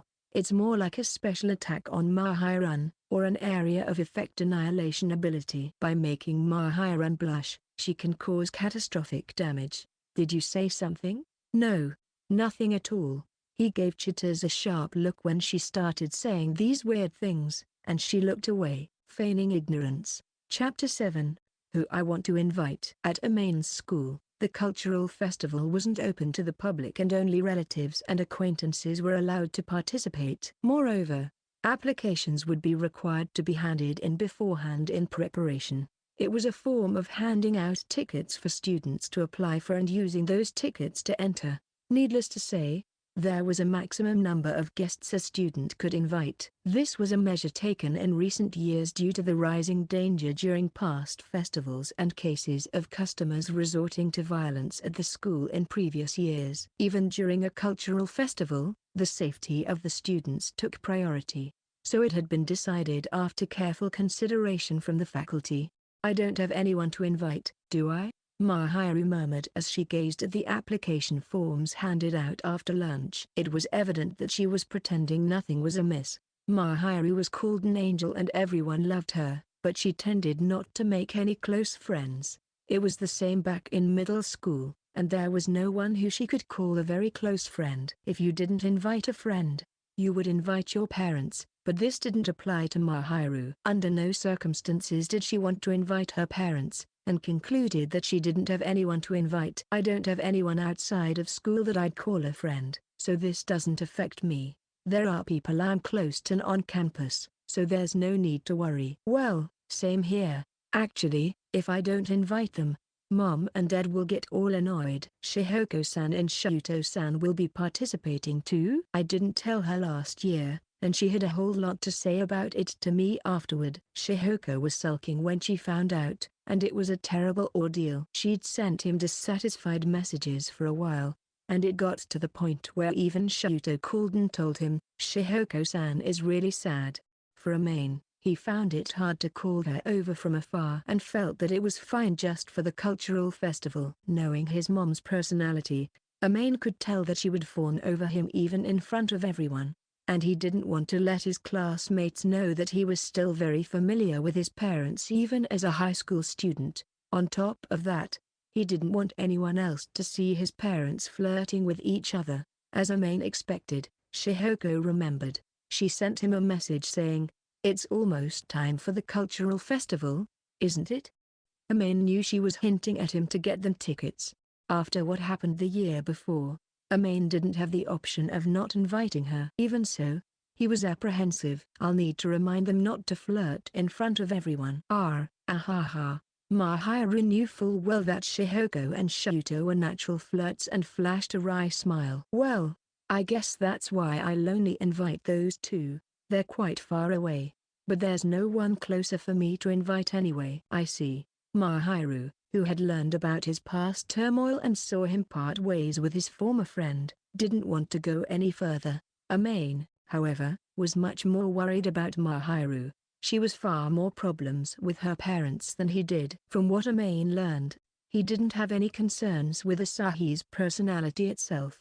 However, he had no intention of meeting Mahiru. Much was the same from her mother, either side not wanting to have contact with her. Even Amain, who had only heard them converse once, could feel it. Mahiru could never invite either of them to the festival. Despite that, he didn't know about Mahiru's life before high school, so he didn't think he could say anything. "By the way, you said you wouldn't invite anyone, Mahiru." "What about the housemaid?" Mahiru had been neglected by her parents, but he remembered that there was a woman who gave her love and educated her as a parent would. Mahiru's housework and cooking skills were taught to her by that housemaid, and Mahiru had a gentle look on her face when she talked about her. It wouldn't be an exaggeration to say that she was a surrogate parent to Mahiru in a way. Mahiru's eyes widened at Amain's words. "You remembered Koki-san, didn't you?" "I think I only mentioned her briefly." "That's because it's you, Mahiru." "Aren't you going to invite her?" "I can't." He thought it was a good suggestion, but Mahiru's face twisted a little solemnly. Amain realized he had made a slip of the tongue. "Sorry." Amain looked down, thinking that he said something he shouldn't have. He inferred that something must have happened to Koki. Mahiru, who seemed to have realized what he was imagining, waved her hand frantically to clear away his assumptions. "No, That's not it. Koki-san quit being a housekeeper a little after I started middle school, but, all the work affected her back. It may have been her job, but I made her manage the big house by herself, and I felt bad for forcing her to do it. As soon as he heard she'd done her back in, he thought it would be impossible. Once your hips are damaged, it's easy to revert back even once you recover. It would be similar to living with a bomb attached to your hips. You can't do any heavy labor, and you can't be reckless with your work. Amain understood why Mahiru was hesitating. Having her attend after such a long trip wouldn't be easy on her with her condition. Right now, she's living with her daughter and husband. Even if they would come, I'm still worried about her health. There aren't many casual rest areas for the guests. I would feel bad for inviting her. This is far away from her house, after all. I see. That's too bad. Yes, Mahiru adored her old housemaid. Amain could tell that much from her expression. He wanted to meet and thank the woman who helped Mahiru survive and grow as a person. Since she was poorly, however, there was nothing they could do about it. It's a little shameful of me, too. I can't give my greetings to Koki-san, even though she helped you out so much. When we get the chance, I should go say hello. Eh? A greeting? Yeah. She's like your parent, isn't she, Mahiru? It was likely that Koki had a huge impact on Mahiru's current personality. She was the one who taught Mahiru, and with a more parental attitude than her real parents. Even Amain was indebted to Koki. Without her presence, it's possible Mahiru wouldn't have grown up in the way she did, and wouldn't have gotten involved with Amain at all. You're right. Then I'll need to say hello. Amain had declared to Mahiru's biological father that he was going to make his daughter his own, and was accepted. Even so, he felt it wasn't enough. He wanted to tell the person who he considered Mahiru's foster parent, too. Just from what Mahiru told him, he knew that Koki went above and beyond in taking care of her, exceeding the realm of her duty. It seemed rude to Amain for him to take Mahiru without asking her, especially since he was indebted to her. Just as before, he wanted to see the person responsible for raising her, and wanted to declare his intentions to her clearly and honestly. Well, let's think about that a little later when we've settled down. It'd be rude to visit so suddenly, so I'd like to make an appointment when the right time comes. You seem to have her contact information, so maybe a letter or a phone call. Wait, Mahiru? Mahiru was practically synonymous with Koki's own daughter, and Amain was basically kidnapping her. He was trying to think of the best way to introduce himself formally, but the Mahiru in question looked around awkwardly. No, it's nothing. It doesn't look like nothing to me. It's nothing. Mahiru pressed her face into her favorite cushion, blocking her vision. With Mahiru not wanting to elaborate, Amain let her do as she pleased and gave her a smile, thinking he had no choice. Chapter 8, Act Before the Cultural Festival. Choosing a coffee shop for the cultural festival turned out to be a rather time-consuming project, but things were going much better than Amain had expected. The biggest reason was that they procured the outfits for them to wear during the event. In the end, they were only able to open the coffee shop after overcoming that problem. All that was left was the decor and the items they would serve to the customers. But with some rearranging of the desks and chairs, the interior already looked rather clean and there were no problems there. The other hard-to-prepare things were the food and drinks they were offering. The cultural festival spanned 2 days, so they had to be cautious about hygiene in anticipation of that. That said, it wasn't that hard for them this time around. In light of the hygiene and labor issues, they ended up buying a large number of store-bought goods. Amain and his classmates' project was to hold a cafe with maids and butlers. The main attraction was mostly to enjoy the appearance of the servers and the atmosphere they provided, so they had no choice but to compromise on that point. Considering the number of classes waiting to apply for the home economics room, it was safe to say that their provision of store-bought goods turned out to be a wise decision. We'll take it up a notch with the drinks, though, Itsuki declared so with his mischievous smile and a wink. He was also serving as the executive committee chairman. The coffee that Itsuki brought in came from a specialty store and was purchased at a low price, and he smiled happily while lightly slapping the bag of grounded beans. It was a good choice for those who were looking for the best coffee. Normally, it would be better to grind it freshly, but that would be impossible for a high schooler's pretend store, both in terms of the equipment and labor required. So they prepared it in advance. The leaves for the black tea were also carefully prepared beforehand, and as for the offerings, they were all ready. "This is coming out better than I thought," Chitters murmured softly as she surveyed the classroom, where the decorations were almost all set up. The interior was a little restricted since it was originally a classroom, but the tablecloths, cushions, and trinkets adorning the lockers gave it a completely different atmosphere than usual. While it still couldn't be called a full-blown event, it was still above the standard expected of high schoolers. To begin with, the main attraction was the students dressing up, not so much the authenticity itself.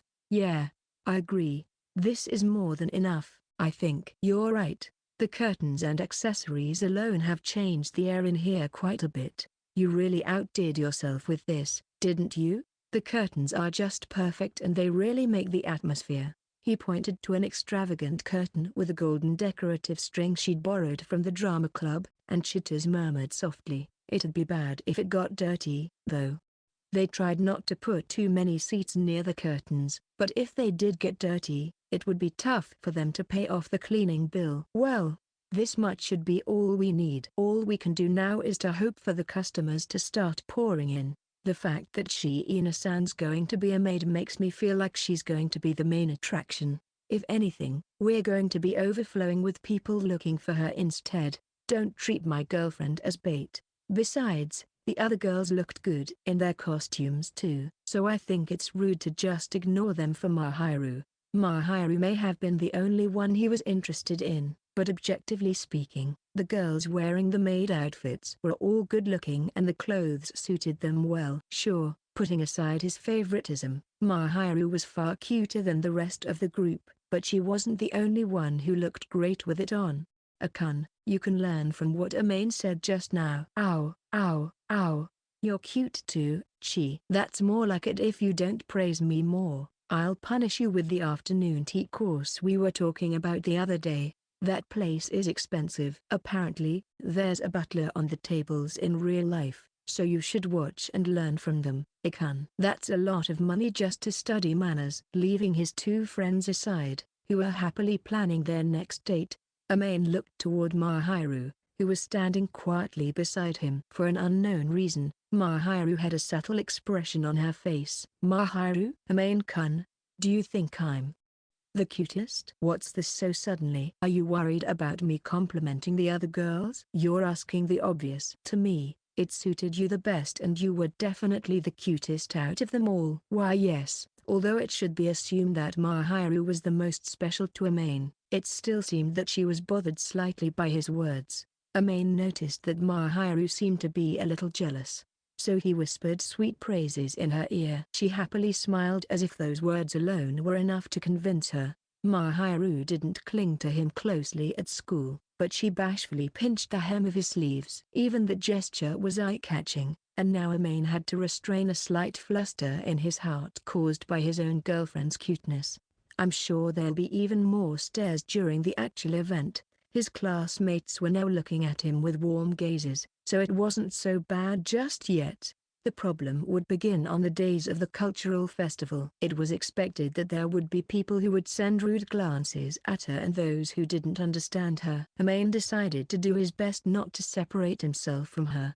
Let's try to stay as close as possible. Seeing them getting along well despite arguing, he looked back and forth between Itsuki and Chitters. Itsuki gave him the same shifts as Mahiru, for which Amain was silently grateful for. Noticing that Mahiru's lips were forming a bashful smile, Amain let out a wry smile of his own. Chapter 9, Cultural Festival begins. On the day of the cultural festival, the weather was nice and clear. Fortunately, the aftermath of summer was calming down, so even the clothes he was wearing didn't seem to give him any problems with regulating his body temperature. He appreciated the fact that he wouldn't start sweating even with his tightened necktie. "We have the first shift, so I'm a little nervous. We'll be clocking out at noon, so we'll have to do our best until then." We have you and Mahiru here at the front, so I'm sure it'll be pretty crowded. I'm sorry about that. But, how should I put it? I feel like it can't be helped. I've already resigned to my fate. Amain finished listening to the opening ceremony for the students ahead of time in the gym and changed while talking to Yuta, who was on the same shift as him, in the waiting room they were using to change their clothes. But, Yuta was already smiling in resignation. It seemed that being put on display was an everyday occurrence for him, and since it was only his clothes that would be different, he was going to give up and accept the inevitable. Handsome guys really do have a lot of hardships, Amain thought and turned to look at him with pity. But when he noticed, Yuta gave him a modest grin. You best be careful too, Fujimiya. Shiina-san's going to get jealous. No need to worry, I'll be like thin air when you're around. You really went there. Well, Fujimiya, you may end up more jealous than her. Rather than jealous, I'm worried sick. Mahiru was cute, and her maid outfit suited her well. It looked so good on her in fact that Amain was worried that she might be stalked by weird individuals or sexually harassed. He was sure a lot of the students would visit looking for Mahiru, and as her boyfriend, it wasn't a laughing matter, so Amain was worried they might send her some rude gazes. Yuta, who seemed to have sensed what was going through Amain's mind, lowered his eyebrows and smiled dryly as he patted him on the back, saying, "Good luck. Plus plus."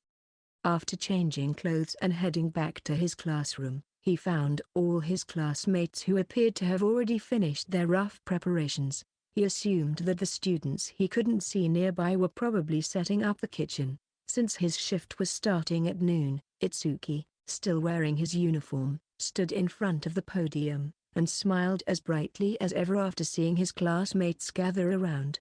Today's the first day of the cultural festival. Honestly, I'm not too sure how many customers will come. It's not like there's no precedent for a cafe like ours, but we have a lot of people in our class. After all, Itsuki glanced at Yuta and Mahiru. The two of them gave an awkward smile in response. It was better for them to be prepared. Either way, let's just do this in our own way. It's our special cultural festival, a chance to go enjoy ourselves. Don't worry if we don't get a lot of customers or not. To be honest, I don't think we will have this much leeway next year. Second years like us are in the best position to enjoy the cultural festival to the fullest. No doubt there'll be the exams to worry about this time next year. Hearing you say that makes me lose spirit. It suddenly got all depressing. Sorry. Then let's not get too worked up. Let's have fun at the cultural festival again this year. A melancholic aura loomed over the class for a moment, but Itsuki's smile brightened everyone's mood in one go. It was the right decision for Itsuki to take charge of the class. That's right. I've got something to share. Call it a business practice, or a reminder, but I'm sure you all know this. Make sure nobody takes any photos in the store. We'll give them a verbal warning when they're at the reception desk, but photos are a no-go. And even if they ask and give some kind of reason, we won't allow that kind of service, so just refuse them. Otherwise, something troublesome could happen. Of course, certain stores in the heart of the city often allowed that kind of service, but this was just a school festival, and they weren't set out on selling the appearances of the servers. For that reason, there was a notice in the store that clearly stated no photography allowed, and there was a similar message displayed on the menus located at the sides of each table. In a similar manner, filming videos while on school premises was prohibited during the length of the cultural festival. As a result of students broadcasting events on video streaming sites and apps at other schools, incidents of female students being stalked were reported, and it was a recently decided ban in their school for the past few years due to it. Musing about how the world has changed to the extent that such restrictions were necessary for student safety, Amain was impressed, but also puzzled just thinking about it. Either way, there were people who didn't follow the rules, so he ensured to stay on his toes. Well, that's about it. It's about to start. Just as Itsuki's finished speaking, a subtle noise could be heard from the speakers within the classroom. And in the next instant, the principal declared the beginning of the cultural festival to all classes. Okay, let's do our best for today and tomorrow. Aim for the best sales in the year.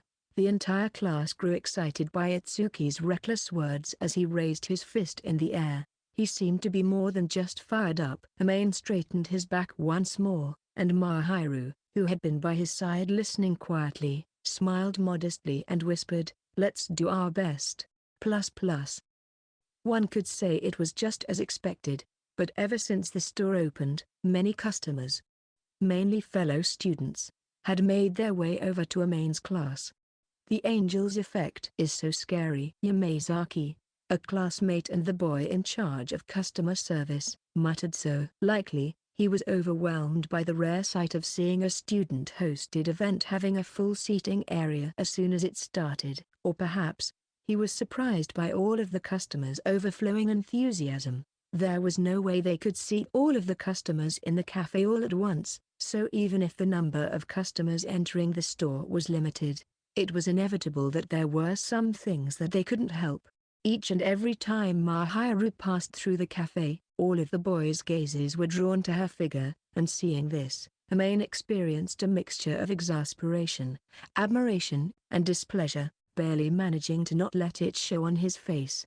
Amain already predicted this outcome and had long since given up, but he didn't think it was a laughing matter. From Mahiru's perspective, however, it appeared that the same thing could be said to Amain, so the feeling was mutual. "Well, that's to be expected. More importantly, we've got customers." After reprimanding Yamazaki, Amain guided the new customers to their seats. The usual routine was to have any available staff at hand attend to the incoming customers, but every so often, a customer would request to be served by a particular student, which posed a bit of a problem. Their cafe didn't offer specific services such as employee requests, and if he could, Amain wanted to tell them to instead visit a store that did.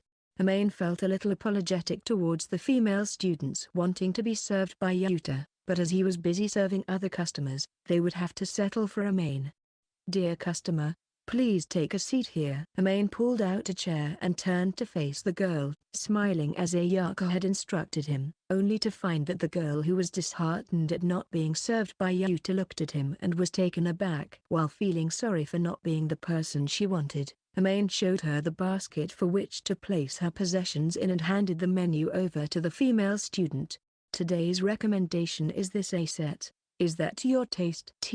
Then I'll take that one." Although they were recommendations, there were only 3 sets of items available on the menu. A, B, and C each contained a combination of baked sweets and drinks. They sold meals as a set to prevent students from only ordering a drink and taking up seating space. The receptionist was to inform customers to report any allergies beforehand, so they shouldn't run into any problems. Amain bowed politely to the girl hesitantly placing her order and recited, "Certainly, please wait patiently until your order is ready." 1A.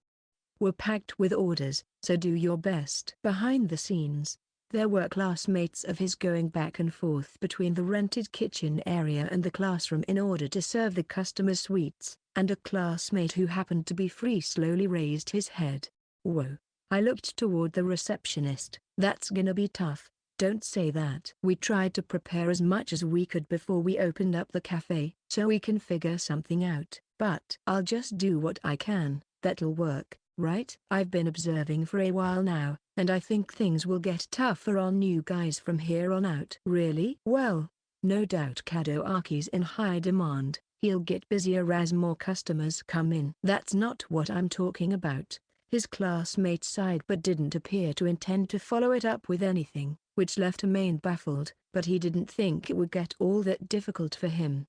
Amain looked at him with an expression implying he didn't understand and was instead returned with pity. Also, every time Shiina-san comes around, she looks slightly displeased about something. What's with that? I think it's probably your fault. Nothing I can do. Serving customers is my role. That's part of it, but I don't think that's the only reason. I don't know what you're getting at here. Amain felt like he was being blamed for it, but he didn't catch on and his expression clouded over. Amain assumed he was trying to imply that Mahiru was jealous, but judging from the way he was saying it, she may actually be sulking about something else.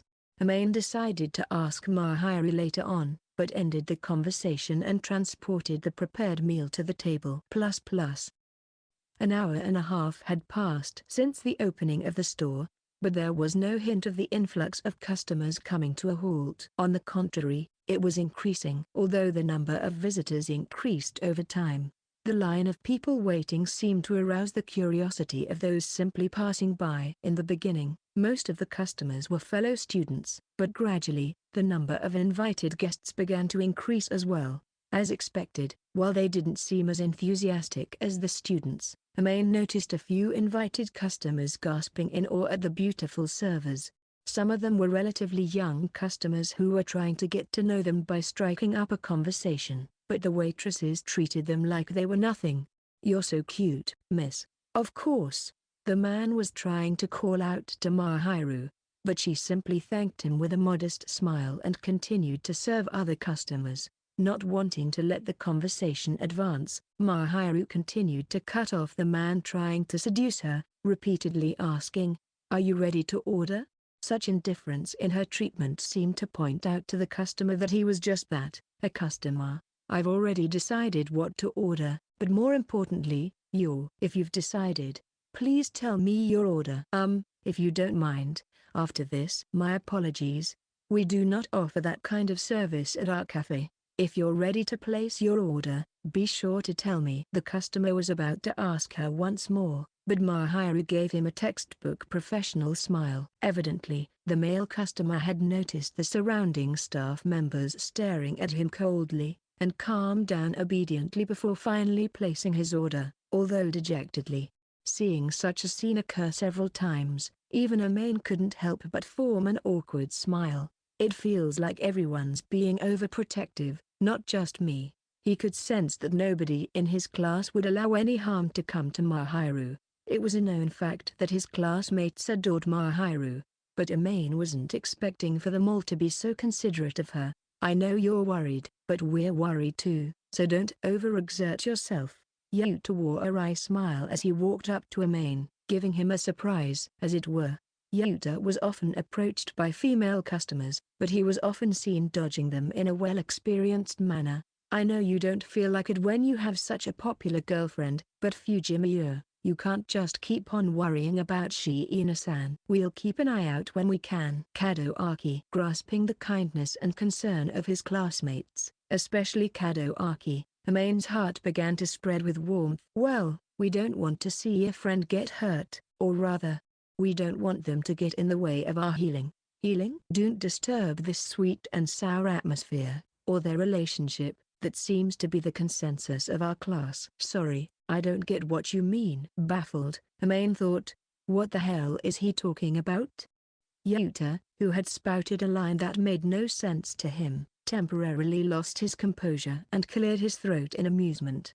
"Anyway, I think it's fine to just say that Shiina-san is dearly loved. Consider it proof that the class is looking at you two favorably as a couple." "You mean we're constantly being observed?" "No, well actually, when you two flirt so naturally like that all the time, you can't blame us. We're not flirting. No, no, no, no, no." Conversely, Amain pursed his lips as if asking what he was talking about. He couldn't recently recall a time he was actively flirting.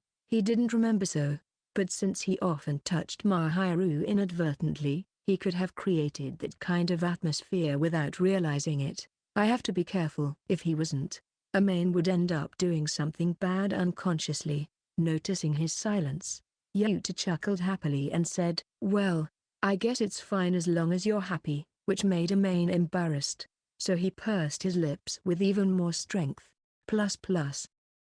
Amain-kun. As Amain entered the back room, Mahiru's eyes sparkled as she trudged up to him. Different from her business smile, she was now smiling from the bottom of her heart and greeted him with an expression she only allowed him to see. "Are you not tired?" "I'm fine." "Everyone's so worried about me." I was surprised to see everyone give intimidating smiles to the customer who brought a camera.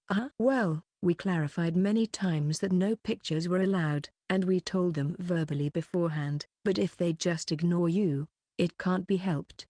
Everyone was so full of motivation. "Well, that's true."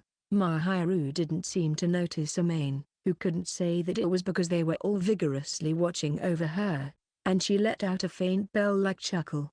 He wasn't sure if she already noticed or if she was long used to it already, but for now, Mahiru seemed to be focused on the cafe and continued glancing in its direction from the back room.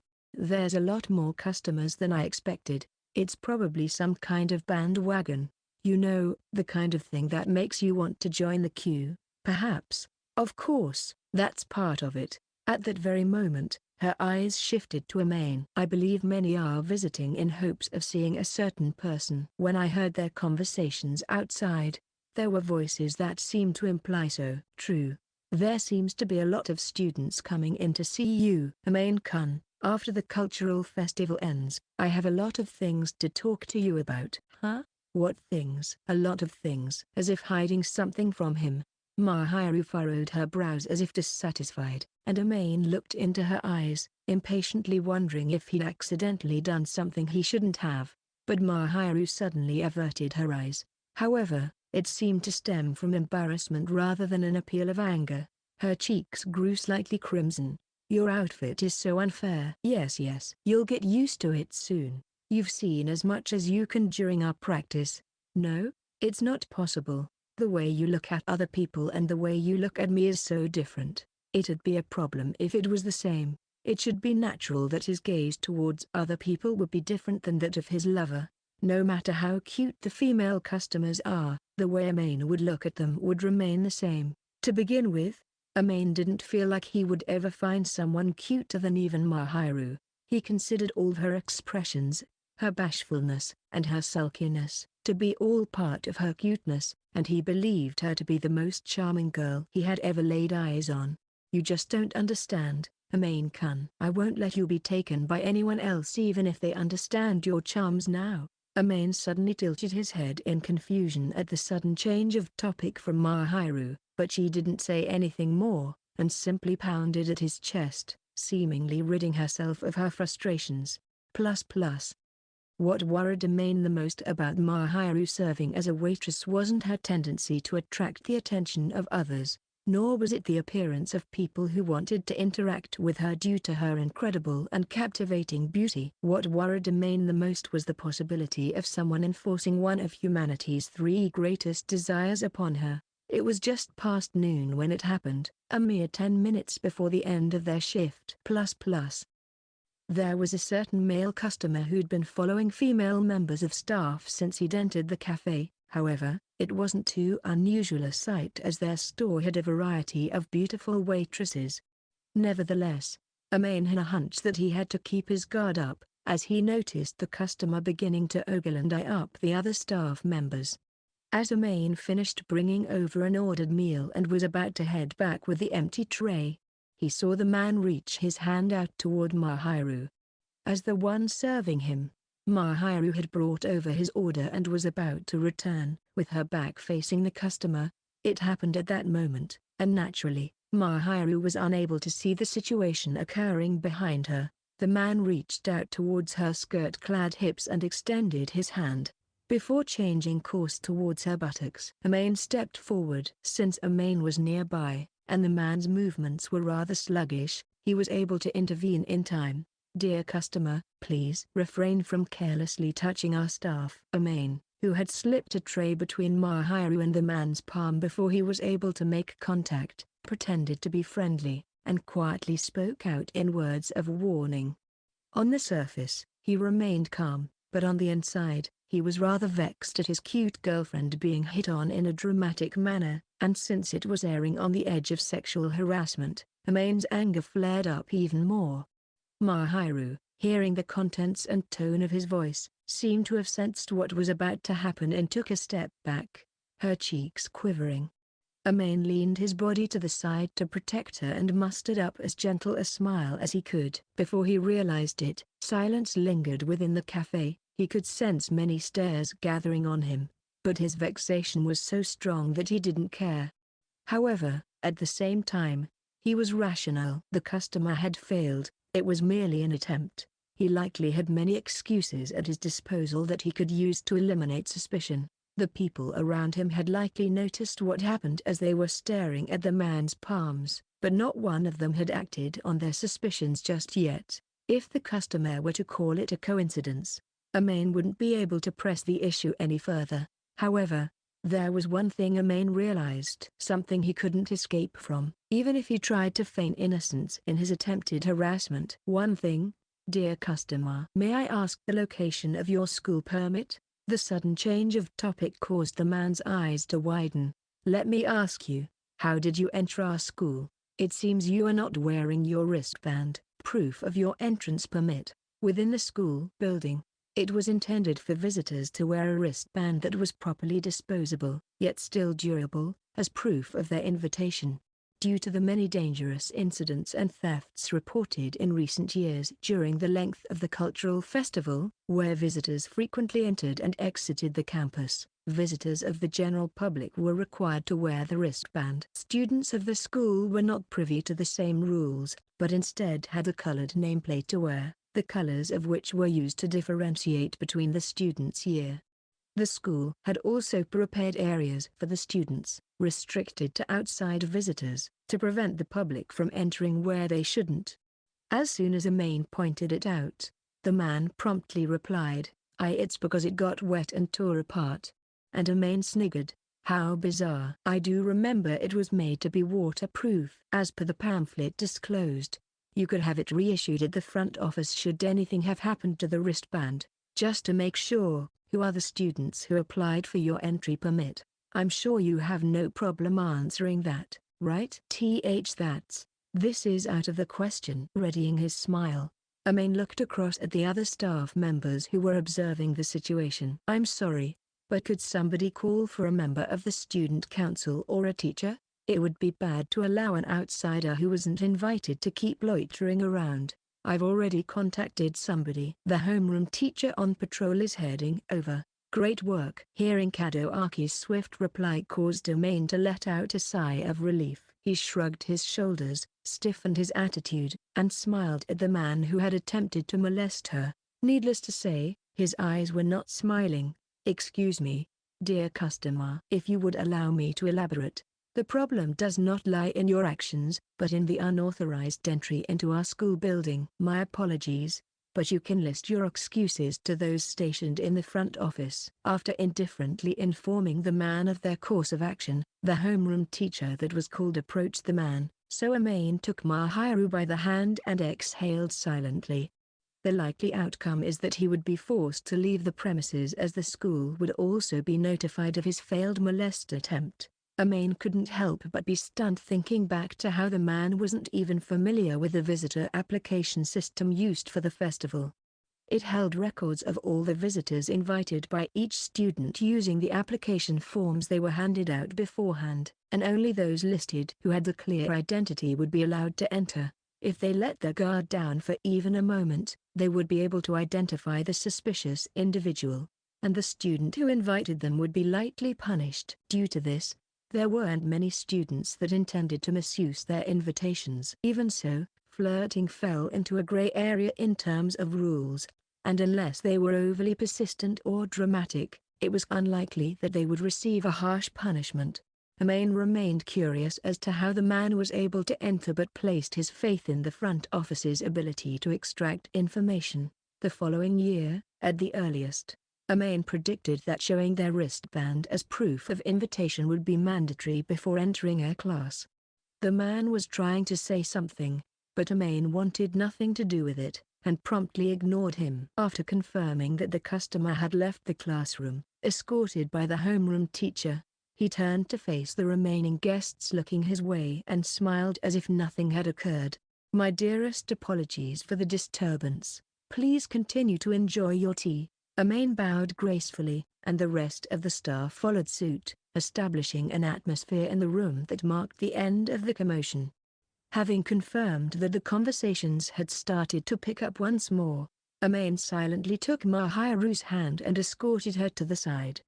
Amain-kun will be changing shifts soon, so go take a break first. If you wait a little bit, I'll go get changed with you shortly. He glanced at his classmates, seeking confirmation, and decided it wouldn't be a problem as they gestured for him to go with their hands. He lowered his head gently and brought Mahiru into the back, where he prepared a chair for her to sit on.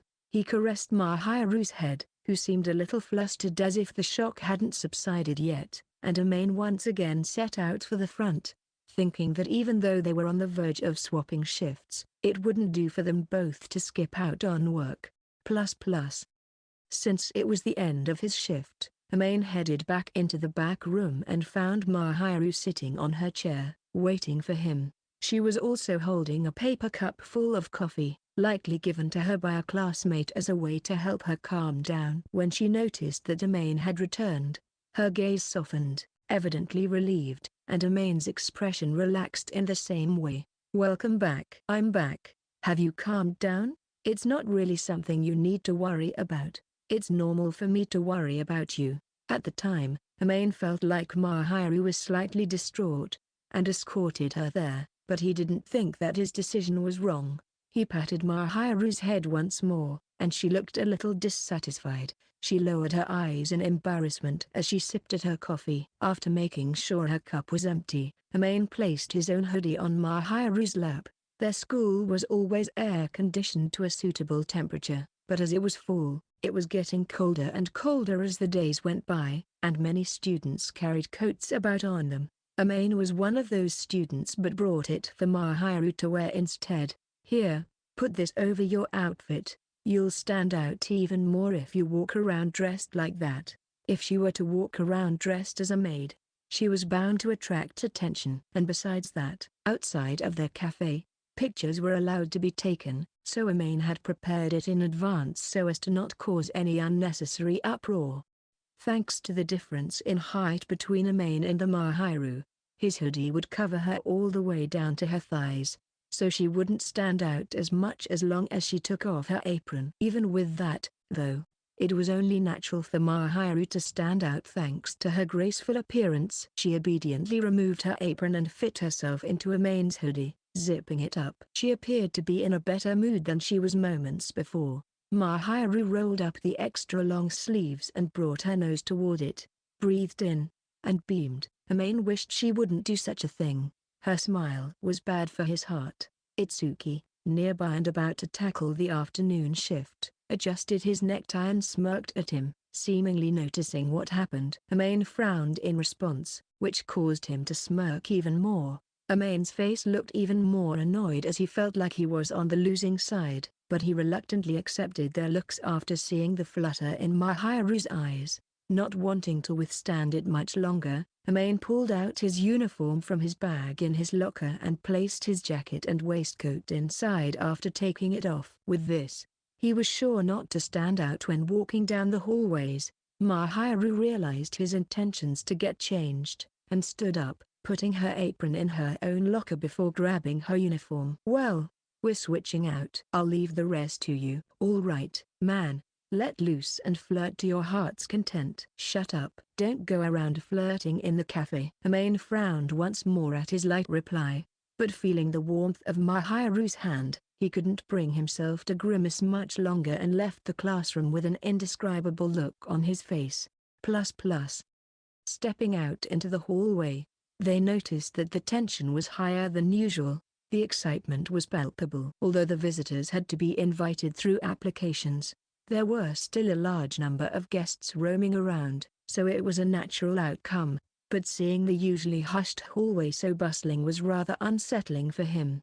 "Look at all the people. Seems like there are more guests than usual." "Well, that's all there is to it, then." Someone suspicious could easily slip in under the receptionist's radar and enter. Their school's cultural festival was on a much larger scale than the norm. That was bound to be the reason for the large number of outsiders looking to experience what the students had to offer. Mahiru lowered her head in response to someone suspicious, and Amain moderately strengthened his hand's grip. "Are you okay?"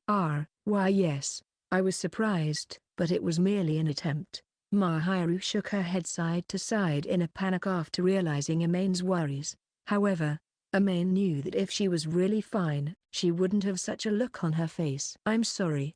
I should have watched out more." "You're busy too, Amain-kun. It's all because I let my guard down in the first place." "Whether you let your guard down or not, there will always be guys like that. That's why we should have been careful and deterred it from even happening. There were some things that couldn't be prevented.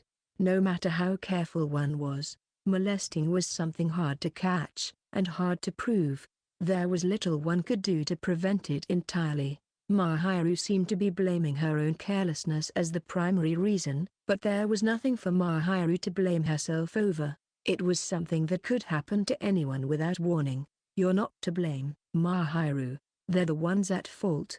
Thinking that it's acceptable for them to impose their lust and desires on a girl simply because they're attractive. Everyone deserves and should be treated with respect, regardless of gender or physical appearance. Yes. So please don't act like you're at fault, Amain softly whispered to her, and Mahiru lowered her eyes before leaning her body against his arms. You don't touch me often, Amain-kun, but I only wish to be touched by you. You alone. Mahiru's voice trembled as she whispered softly. Amain gripped her hand tighter to lift her spirits. The surrounding stares were burning through him as they strolled round, but since everyone in the school knew about his relationship with the angel, it was already too late. It wasn't pleasant for him to be seen in such a state, but he was slowly getting accustomed to it nonetheless. Not often. I don't remember ever touching you in a weird way. Sometimes when I come to wake you up, you sprawl over me half asleep. Could you please call out to me right there and then? You're making me sound like a pervert. The sudden and shocking revelation made him instinctively look at Mahiru, discerning that she was beginning to regain her vitality, her face looking full of life. Mahiru wore a mischievous smile as he turned toward her. I'm your girlfriend. I don't think touching my body makes you a pervert. Even so, I don't mind. Don't be too soft on me. Now, I'll definitely end up touching you. Don't you want to touch me? I mean, I'm a guy too, so I want to touch you in various ways, but it's still too early just yet. Of course, he had a desire to touch her, but Amain knew that a man's reason was fragile, so he vowed not to touch her more than necessary. He was well aware that Mahiru herself didn't mind. She preferred to be touched by Amain. She often mentioned how it was comfortable to share their body heat, and how she would be thrilled when he touched her. However, because he knew how quickly the situation could escalate if he went too far, Amain had to restrain himself. This was especially true if he touched her as much as he pleased. Turning away, either understanding or brushing aside Amain's thoughts, she giggled away and snuggled up to him tightly. It's not that I dislike it, please understand. I know that well. He knew he was allowed since Mahiru loved him, but hearing her say it so clearly was bad for his heart. I'll touch her all I want when I can take responsibility, Amain quietly thought as he caressed Mahiru's palm, as she was smiling cheerfully at his side. Chapter 10. The Angel and the Cultural Festival Tour. Amain and Mahiru had changed into their school uniforms and put their costumes in their lockers, and were going around the school for the time being to explore the festival. It was a little past lunchtime, but there were still a large number of food and refreshment stalls open for business. The students' shifts were usually swapped around this time, so the number of customers may be increasing. The pair were tired from their unfamiliar roles in customer service and were now hungry, so they wandered around the school to try and find a suitable spot to eat. But Mahiru was standing out. He heard a few voices here and there saying, "It's that maid," so he assumed that his class sales were a thriving success. There were a lot of customers that arrived. From Amain's point of view, it wasn't very comfortable, but since Mahiru had given up or was already used to it, Amain didn't worry about it too much. "What do you fancy eating, Mahiru?" "Yes, I would like something I don't usually have." "Even if you say that. Maybe yakisoba or takoyaki?"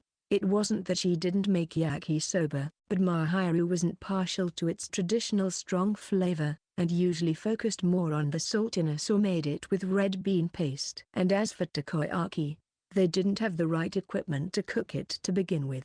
He didn't eat out much, so he didn't know much about the foods regularly sold at fairs. Since he rarely ate it, he took the chance to walk toward a class selling yakisoba with sauce, but heard a familiar voice coming from the stairs along the way. It was in the direction of the stairs that led to the school roof, which Amain thought was kept closed, but once he climbed the stairs and looked at the landing, sat there was a classmate he'd recently started talking to. Huh? Fujimiya-kun and Shiina-san? Amain blinked at the sight of Ayaka calling his name in a puzzled voice. There weren't many places to sit at school, so he wasn't surprised at her location. But he was more curious about the position she sat in. Next to her was a male student with his mouth full of yakisoba, and Ayaka was sidling up to him and putting her hand under his chin. He could see him spilling his yakisoba. "What are you doing here?" Exactly how it looks. We're having lunch. Lunch? Look, Sochin.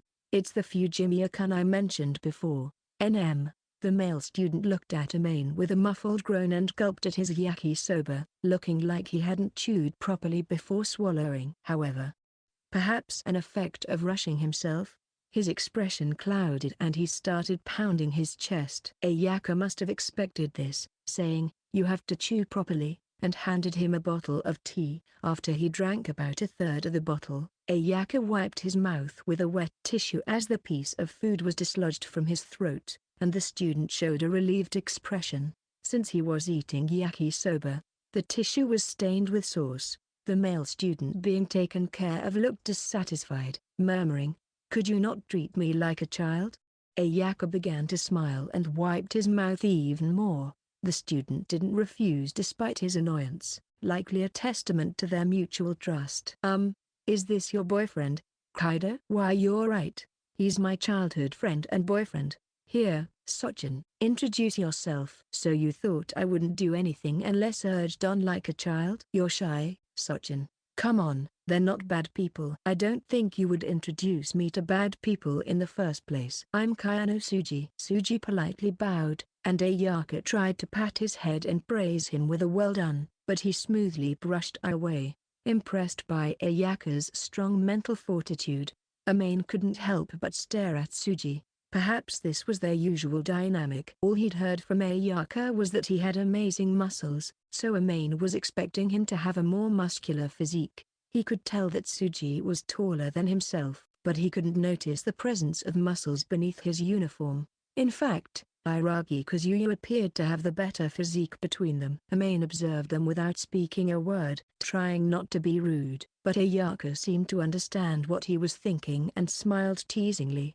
"Sochin's the type to look amazing when he strips." "It'd be amazing if he stripped." "That's right, Shiina-san. My boyfriend's amazing." Ayaka grinned. Amain thought it was best not to let Mahiru hear anymore, but it was Suji himself who cut her off. "Stop bragging about that. It's embarrassing." "Hey, what did you say when I wasn't around? Did you brag about my muscles again?" "My boyfriend has amazing muscles," I said. "I wish you wouldn't brag about them. It's not something you should boast about." "That's not true." "You're the best in the world for me." "You were drooling at the bodybuilder special on TV the other day, so what are you talking about?" That's just a snack to eat from time to time." "Sochin's my staple and a luxury dish, so you're essential." "Sochin is special." Ayaka spoke very seriously and clearly, but as far as Amain was concerned, she was too curious about the bodybuilder's nonsense to think straight. She liked muscles to that extent. It's a world I don't really understand. Strictly speaking, even Mahiru had a smell fetish, so Amain thought that she could get along with Ayaka, in a way. He felt complicated hearing them talk about which parts of their boyfriend they fetishized, so he wished they would do that while he wasn't around. That's amazing in a lot of ways, he thought, and took a step back to observe Ayaka with some much-needed distance. Suji apparently guessed what he was thinking and slapped her on the head ahead of time without trying to hide his exasperation. "That's enough. You should stop there. It's because you said something weird, Sochin." "I'm sorry about my Ayaka. It's my fault." She looked at him with eyes that said he was being unfair, but it was likely an extension of their playful flirting. Amain could only laugh at Ayaka, who was pouting her lips reproachfully and casually stroking his muscles with a "you little." Suji didn't feel bad, either, or rather, he let her do as she pleased, as he usually did, and bowed his head in Amain's direction, the latter unable to do anything but scratch his head. As for Mahiru, she was silent, as if she'd been thinking about something, but for some reason, she suddenly stuck close and started touching Amain's stomach. You'd be amazing if you took it off too, Amain-kun. You don't have to compete with her, and I don't have that much muscle. It's getting hard for me to put more on. This is plenty for me. Her cheeks flushed as she touched Amain, and a bitter smile naturally came over his face, wondering how it had come to this. By the way, have you two eaten yet? As he soothed Mahiru, Ayaka suddenly murmured as if remembering something. Since they had the same shift, their shift ended at the same time as Ayaka's. However, it seemed she had quickly gotten ready and left as her boyfriend was waiting for her. Even her classmates on the same shift were unlikely to have eaten as early as her. No, we're just about to go buy some yakisoba. Yakisoba? This is good. Sochin's class is making it. Sochin ate most of it, though, said Ayaka, who was smiling, and Suji countered with, "You were the one who forced me to eat so much." I see. Anyway, so you two want yakisoba? In that case, I'll give you this. Laughing, she handed Mahiru a ticket with the words 100 yen yakisoba discount written on it for some reason. It's a special ticket for relatives. Sochin said I could give it to someone else I'm close to. Is that okay? If you want to give it, Ayaka, you can give it to them. It won't change the fact that it'll sell. Yay! Ayaka smiled and handed them 2 sheets worth of discounts. Amain was both grateful and apologetic. When he looked at her face, he saw that her cheeks were relaxed. Don't worry about it. We'll get tired of yakisoba after this, so we won't be using it anymore. Besides, I feel like having some sausages right now. I need more protein than carbohydrates right now, Ayaka said while smiling. Amain was sure that sausages would have a lot more fat between the two, but didn't dare say it out loud and gave her honest words of appreciation instead. Thank you very much, Kaido-san. I'll thank you someday. It's nothing. I didn't do it for something in return. Yeah, Shiina-san. Why yes? How much muscle does he have? Your Fujimiya-kun. What is this girl saying with such a serious look? Amain thought as much and couldn't help but feel exasperated. But as for Mahiru, the one being asked, she blinked repeatedly before starting to panic for some reason. No. Amain-kun is mine. Oh, how adorable you are. Don't worry, Sochin is the best for me. I was just curious. Are you setting your eyes on others now? That's not true. Trust me, Sochin. Caught up in the moment, Ayaka waved her hand, but Suji puffed out his cheeks in an easy-to-understand manner, and she apparently realized he was half joking.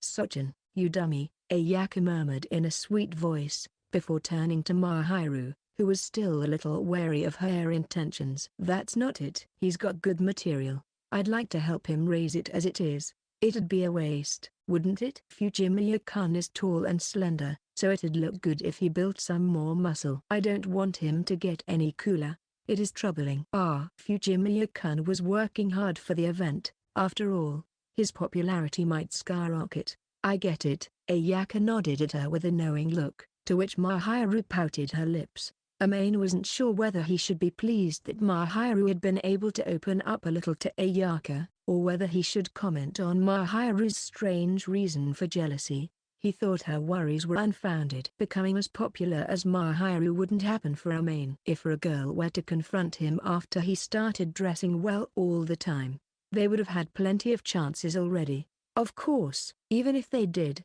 there was no way for them to open up his heart. There were plenty of people around with a better face than him, and he didn't believe that he was as handsome as Mahiru thought he was. Despite this, Mahiru looked worried, so Amain smiled awkwardly and stroked her head. I'm only interested in you, Mahiru. Even if there's a girl who does fancy me, she'll be unfavorable the moment she tries to tear us apart, so don't worry. Even so, it is worrisome. Well, I do feel the same way. Either way, you don't have to worry so much, Mahiru. I feel like you don't understand. He tried to reassure her, but for some reason, Mahiru frowned in dissatisfaction once more. And when he was bewildered, Ayaka smiled teasingly and said, you must have it rough, Shiina-san. Amain and Mahiru, who had gratefully received discount coupons from Ayaka and Suji and split them between them, immediately bought the yakisoba and decided to eat it in the backyard. There was no vacancy in the rest area that was set up, and they couldn't stay in the waiting room with all the equipment, so they instead came to the backyard, which seemed like it would be free by process of elimination. Since outsiders couldn't enter the back of the backyard, there were a few students there, but there were still places to sit. Amain laid out a towel where Mahiru was sitting and sat down on a bench in a tree's shadow, then leaned against the backrest wholeheartedly. Everything's so lively, I can't calm down. Fufu, you do prefer quiet environments after all, Amain-kun. Also, I don't like it when everyone stares at you, Mahiru. It's like they're rubbing salt on my wound. I don't believe that is the case, but my mind's all worn down. There was nothing he could do about it, so he put up with it, but he couldn't just brush it aside. Mahiru was in her uniform, so their gazes were less intense than when she was a maid, but beautiful girls would inevitably attract attention despite that. The girl in question had given up, and she seemed to be used to it, so Amain couldn't say much, and only mumbled slightly. Mahiru seemed to understand that, too, as she patted his head with a troubled smile, and Amain accepted it and sighed softly. I'm sure even more people will come tomorrow. No doubt we'll have some kind of reputation among the customers, and we'll be working in the afternoon. Well, once we endure tomorrow, it will be over. Speaking of which, where are Shihoko-san and Shuto-san? Amain scratched his cheek and shrugged at Mahiru, who seemed to find it strange that his parents, who had been so enthusiastic about coming to see her and Amain in their serving outfits, were nowhere to be seen. They'll be here tomorrow, and since they're taking a break, they've booked to stay at a hotel. About a 2-day stay. Really? Why do you look so happy? I had promised Shuto-san that he would teach me the taste of motherly cooking, so I thought the opportunity had come rather quickly. So he's a man with a motherly taste. Well, if anything, I'm more familiar with my dad's cooking. Both Shihoko and Shuto had decided on their turn for cooking based on date and time, so Amain was familiar with the flavors of both his mom's and dad's cooking.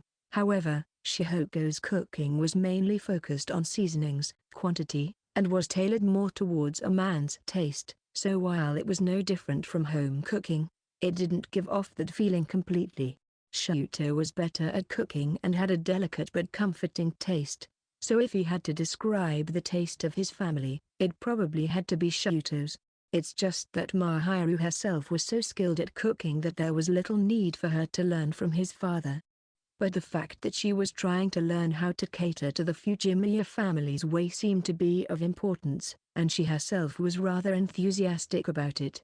It's not like I'm dissatisfied with your taste, Mahiru. That's that, and this is this. I would like to make it for you should you ever want it. That's the thing. As far as I'm concerned, the taste of your food is the taste of our families. So, you don't have to force yourself to learn it. When you let your guard down, you always say something like that. Eventually, or rather, Mahiru already had custody over Amain's stomach and subjected it to such delicious food day after day, so there was no doubt in his mind that Mahiru's cooking was the taste of his family's. It was a taste unique to the both of them, different from the Fujimiyas. Mahiru's cheeks blushed furiously at Amain's words, and now with a cherry blossom-like appearance, Mahiru prodded her wet towel against his cheeks, wanting him to become the same color. He caressed her hair to soothe her as he secured the nearly falling yakisoba on his lap. As she had styled her hair into braids in the morning, her somewhat wavy, flowing hair caught against the wind, and even her cheeks were puffed out. Are you still thinking you can fool me with head pats, Amain-kun? Not really, but I know you'll be pleased. That part of you is unfair. He smiled quietly at Mahiru, who was pretending to act cold but was ruined by the redness of her cheeks, and this time he stroked her hair softly. Plus. After lunch, Amain and Mahiru resumed their school tour, but after being showered with voices and gazes no matter where they went, Mahiru seemed a little fatigued.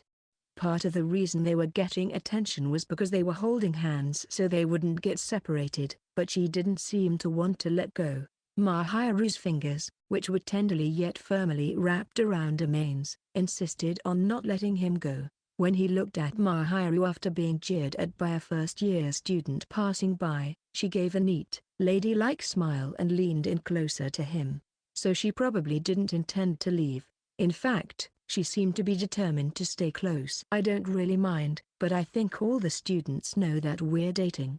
Most likely, the students of this school knew that Mahiru had started dating Amain. She'd openly spoken about him being her important person at the sports festival and declared that they'd started dating once the following week began.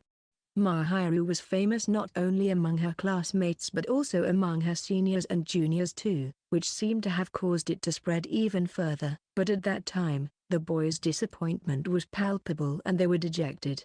Amain had even been approached by an unfamiliar upperclassman without Mahiru around. Afterward, Mahiru, who had come running after being told by a classmate, finished the student off with a smile. Since they had still been dating after overcoming that, he didn't think there were still any boys so naive to believe that they had a chance to interrupt their relationship. Even if he didn't confront them directly and insist so, just walking alongside Mahiru was enough to convey the message. However, it seemed Mahiru had a plan up her sleeve, and she wouldn't leave Main's side. Even after parting ways with a classmate, she remained modestly huddled together. Did something happen? You look so stunning, Amain-kun. What do you mean? Your hairstyle, and your atmosphere. Well, the hairstyle is the one I used for the cafe. That's what I mean. I don't really get it. If a change in his hairstyle was all it took for him to be popular, it would have happened when he started dating Mahiru,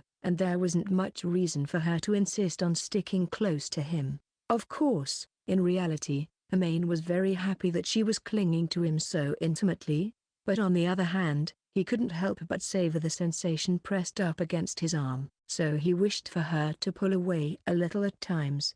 Amain let her do as she pleased, however, as Mahiru herself seemed intent on doing it. It couldn't be said that he wasn't at least somewhat restless, though, in part because of Mahiru, he was getting used to the attention. Amain averted his eyes from the reality before him as he slowly walked through the school. He was checking the distributed pamphlet for the events each class was hosting, but Mahiru was plainly leading the way, or rather, guiding him, and beyond him stood a haunted house. I didn't think Mahiru was good with horror, though. They happened to watch a horror show one time, yet Mahiru had taken his hand with a pale face, and she was putting on a brave face at the time. Her words and her expression told completely different stories, so horror was likely to be out of her comfort zone. However, the haunted house here was hosted by students, and lacked the budget compared to the horror depicted on TV, so perhaps she decided it wouldn't be a problem. Do you really want to go to the haunted house that badly? Mahiru suddenly stopped and timidly looked up at Amain, as if she hadn't thought about it at all. She was probably planning to walk around randomly, so she hadn't thought that far ahead.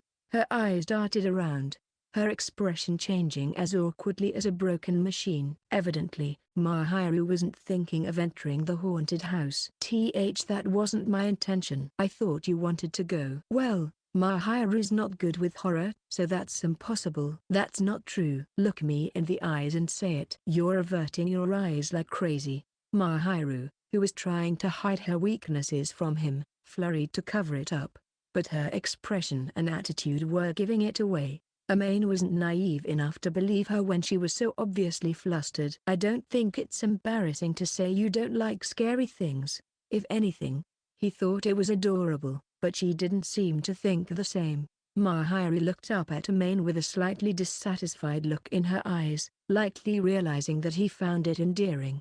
Her eyes remained slightly moist, yet her stare wasn't intense. The prior shock had yet to fade away from her mind. I won't be scared. Let's go to the haunted house. So you say? Then let's watch a horror movie together sometime. That's exactly what I want. Your voice is trembling like crazy. He'd said it as a joke, but Mahiru doubled down and put on airs in a stubborn stunt of vanity, which troubled Amain. Are you sure you want to act tough? I don't care if you can't sleep alone. I am not doing so, and if anything happens, I'll have you take responsibility. Flesh and blood can be scarier than ghosts. You're not so scary, Amain-kun. We've slept together so many times before, after all. Mahiru leaned in close to his arm and looked up at him. so he gently covered her mouth with his finger and sighed softly. It was true that Mahiru had dozed off and stayed the night before they started dating, and they did sleep together back at home during summer vacation. In that way, they had slept together a number of times. However, that was a misleading choice of words.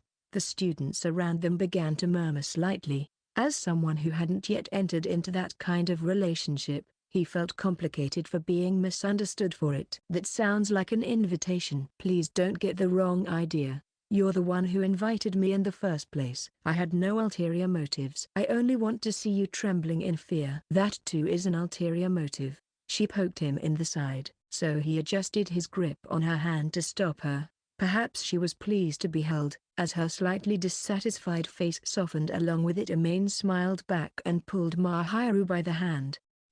In the direction of the haunted house.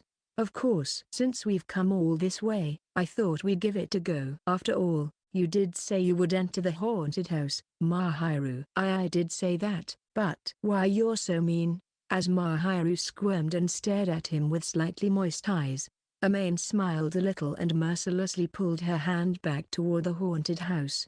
Amain decided not to tell Chitas to protect Mahiru's honor, that being, the fact that she had clung on to his arm the whole time inside the haunted house. Of course.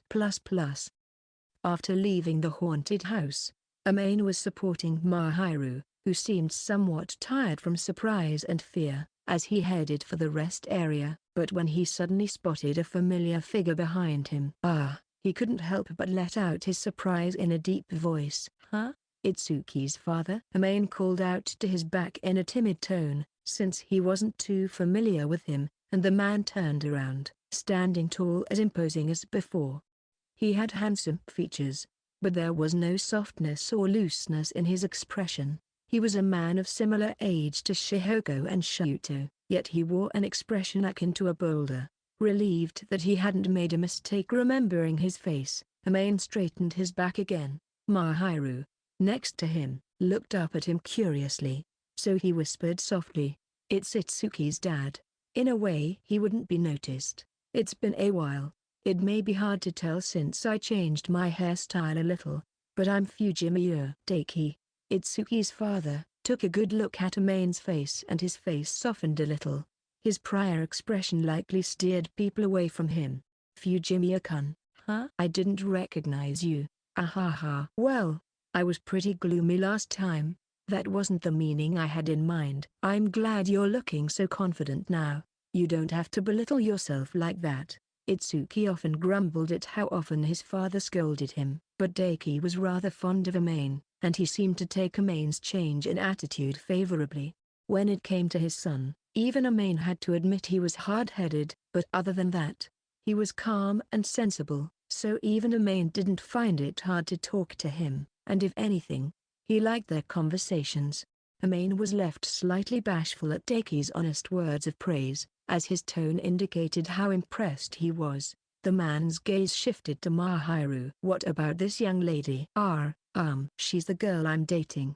Amain couldn't get a grasp on the social distance between him and Daiki, and that was why he ended up introducing her in such a detached manner. It was somewhat difficult to interact with your friend's parents, so he had no choice but to do this. He could tell that Mahiru's body stiffened subtly from the awkwardness and embarrassment, but she put on an angelic smile and bowed her head slightly.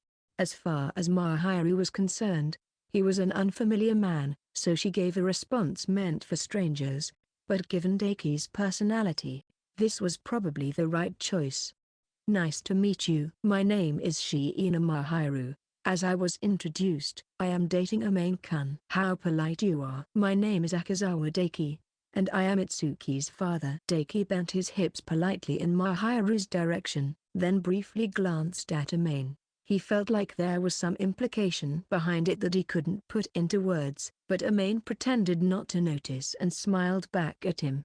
I see. Well, how should I phrase myself? I was unaware that you were dating a girl. I'm surprised I didn't hear anything. Nothing from Itsuki. He basically doesn't talk to me. I assume he doesn't think there's any need to tell me. Well, I guess there's no need to go out of his way to talk about his friend's relationship. He almost sighed. thinking that Itsuki was as awkward as ever with his father, but he decided not to let that show. You're dating Fujimiya-kun, which means you're taking care of my son's foolishness as well. I'm always sorry for that. No, I am the one indebted to Akazawa-san. You don't think he has caused you any trouble? Of course not. He's kind and considerate, and he's always helping me out. I want to continue to be friends with Akazawa-san as well. Daiki breathed a sigh of admiration as Amain listened to Mahiru's praise. He refrained from commenting that he was prone to meddling from time to time. Fujimiya-kun, I'm glad you found a wonderful girl. Well, my Mahiru's nothing but a good girl. Please don't make jokes like that now. Mahiru hadn't expected him to start praising her in front of his friend's father, and her porcelain cheeks began to plainly flush over in an obvious manner. Amain gave her a silent smile, and Mahiru lowered her eyes in embarrassment and casually jabbed him in the back away from Daiki. She didn't use much strength, so it didn't hurt him at all and left nothing but an itch. On the contrary, it brought a smile to his face instead. I'm glad to see you two are getting along so well, but I feel like I'm being shown something very blinding. It's a moment to be happy about. However, sorry. I'll be careful. By the way, have you stopped by our class already? No. I had planned to, however. How should I word it?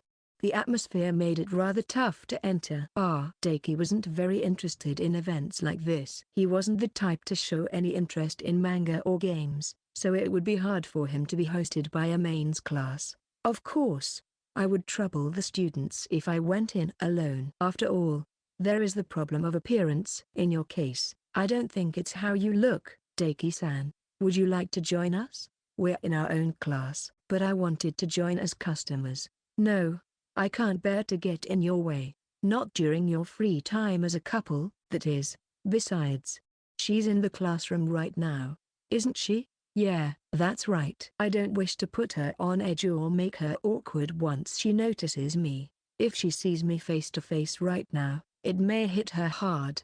Amain lowered his eyebrows at Daiki's troubled smile, but he didn't pursue the matter any further. Amain didn't have much of a good feeling about the relation between Chitars and Daiki, but he did know that Daiki didn't have any blatant malice toward her. Amain also knew that he was rejecting Chitars because he had his own thoughts on the matter. Even though he knew that, as a friend, he wanted to help her overcome the problem if possible. Apologies for intruding. I'll take my leave now. But I don't desire to ruin the festive mood. You two, do go enjoy yourselves. As Daiki left before Amain and the others could stop him, Amain sighed softly.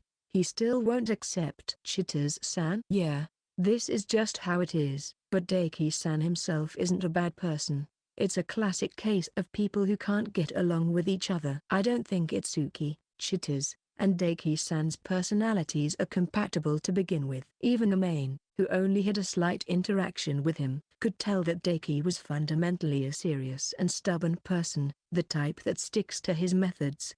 Itsuki and Chitars, on the other hand, while they aren't insincere, they don't follow most people's common sense. They're flexible people who don't act the way one would initially expect.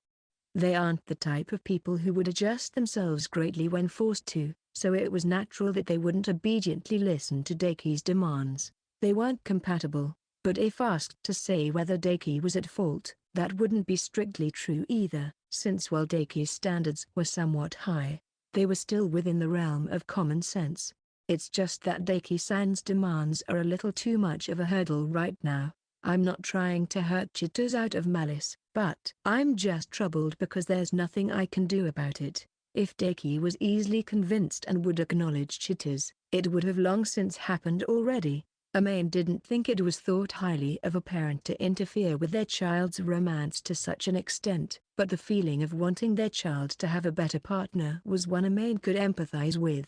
Itsuki wasn't one to talk much about it, and Amain didn't think of it too much, but the Akazawa family was a prestigious one in the eyes of the public, which likely warranted harsher interference from his parents. It'd be nice if we could get him to approve of her somehow, but it's not something we can solve. You're right, I think those two really do suit each other, and they're deeply connected. I don't want them to be separated, or rather, I wish his father wouldn't try to pull them apart. Yeah, Daki-san feels that too. That's why he's thinking it's best not to directly interfere right now. Things won't improve until one side gives in or a compromise is made. When he sighed again, Mahiru also lowered her eyebrows in confusion, resting her head on Amain's upper arm, and murmured softly, I hope we can do something. ++. After parting ways with Daki, he bought some food to bring with him and headed toward his own class while taking a break. Compared to the other classes, there was quite a long line at the reception desk. Even when they were on shift, they would look outside from time to time, but he could tell that it was more popular now than it was in the morning. They must have garnered quite the high reputation, although it was his own class.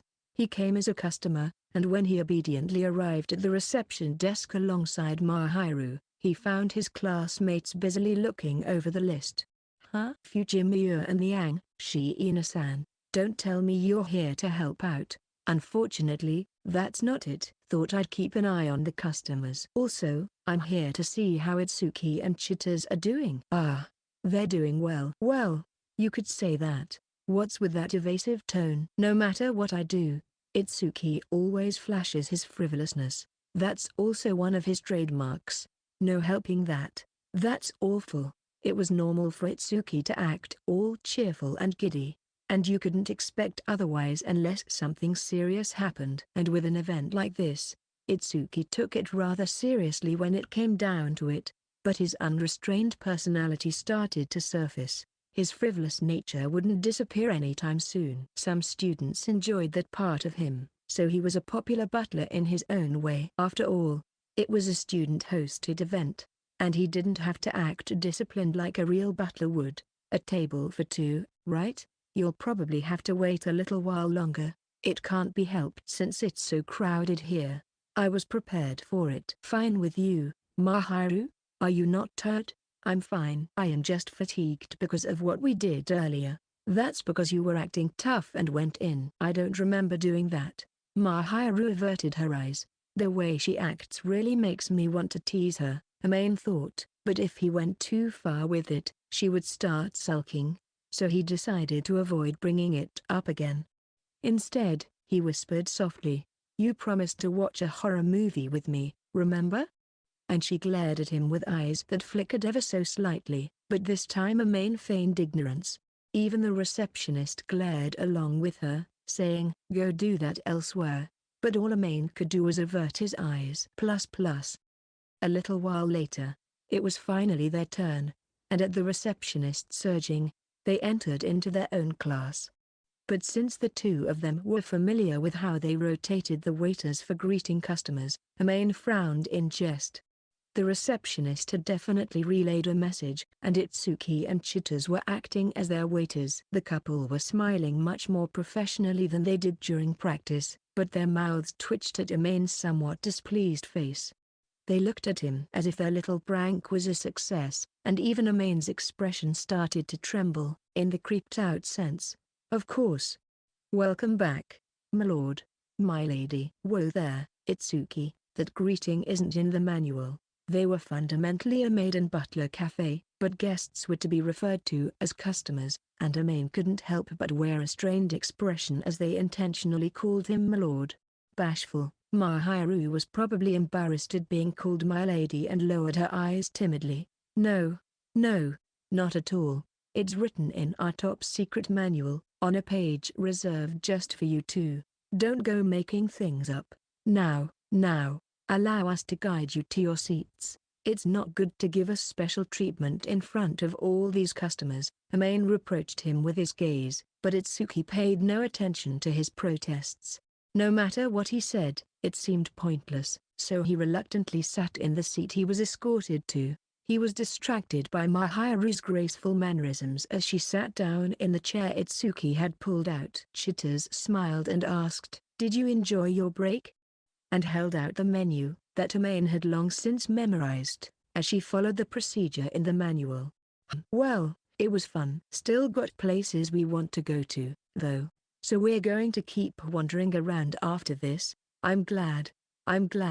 I was hoping Mahiran would come and take a break sometime soon. Really? That's right. She told me she wanted to have a good look around everywhere. He glanced over at Mahiru, whose cheeks were slightly flushed, one set, as she tried to divert the topic. She hadn't shown much excitement about the cultural festival when they were at home, but in her own way, she seemed to be looking forward to spending time with Amain.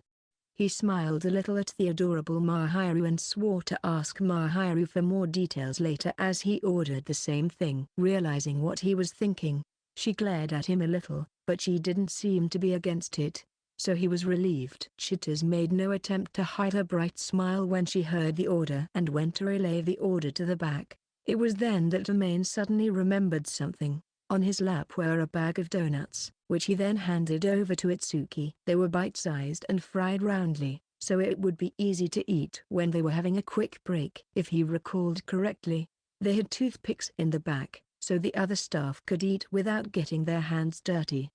That's right. Here, I brought you some snacks from another class. Let the others in the back have some when they're on break as well. Oh, hey, I wanted to do it, so don't worry. But if you're going to be grateful, do it like a butler would. Thank you for your kindness, my lord. Drop it, man. Also, enough of that joke already. I ate lunch, but I'm still a little hungry. Amain laughed, seeing Itsuki grinning with a cheerful expression. In his mind, however, he apologized in advance for what he was about to tell him. Hey, Itsuki.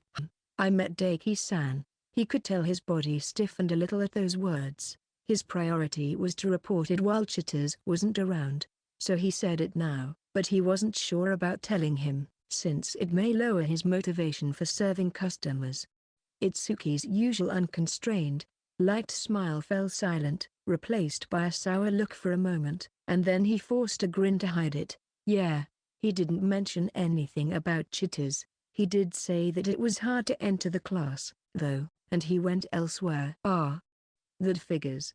He wouldn't be too good with this kind of thing, and even if he did come, well, it would only trouble Chi, so it's probably for the best. Itsuki shrugged and muttered, I may have given him the invitation out of obligation, but I wasn't expecting him to come. I'll go talk with him when I'm home. I doubt he'll stick around today to look for me. Seeing Itsuki's ambiguous smile that hid his real thoughts, Amain sighed softly as Itsuki returned to the back, with his bag of snacks in one hand.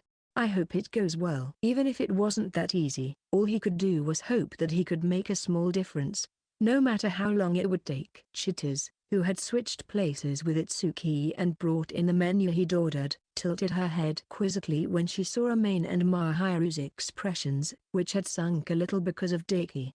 Huh? Did something happen? Did you two fall out? You think we would have an argument? I think any couple would. Normally, anyway. But in your case, you listen carefully to each other, so it's amazing that I can't say that for sure. Chitters solemnly murmured so in a voice mixed with exasperation and admiration, but Amain didn't think it was all that strange. In general, Mahiru was mild-mannered and rather tolerant, so seeing her angry was a rare occasion. Moreover, it was unlikely for her to get angry for her own sake. She had been angry on other people's behalf before, but Mahiru herself didn't get angry very often, and it stemmed from her personality. If he were to get into an argument with Mahiru, it was almost guaranteed to be Amain's fault for getting her angry, and in that case, it would lead into a discussion rather than a fight. They would discuss what was wrong and why she was upset, and identify the root cause as well as the ideal solution. There was no need for Amain to make her angry, and he had never been close to doing so. If he did, he would immediately apologize as soon as it happened. That's why it never turned into a fight. Once Mahiru heard the word argument, her caramel-colored eyes blinked and she smiled a little, looking as if arguments was something that didn't exist in her world. There was no need for her to be angry with Amain. She had frustrations when Amain would belittle himself, but she was more reprimanding him than genuinely angry, and the most important thing to note was that she believed it was for Amain's own sake. Anyway, we're not arguing. Just got something on our mind, and we're a little troubled by it. Well, as long as you aren't fighting, that's fine. More importantly, are your parents not coming? Amain? His body momentarily stiffened at the mention of parents, but Chitters didn't seem to notice his concern as she moved closer. Amain was relieved that Daki's existence seemed to be tucked away in the back of her mind for the time being. "Well, Mahiran once said that your mum and I were kindred spirits, and I'm all curious. Do make sure to let me say hello.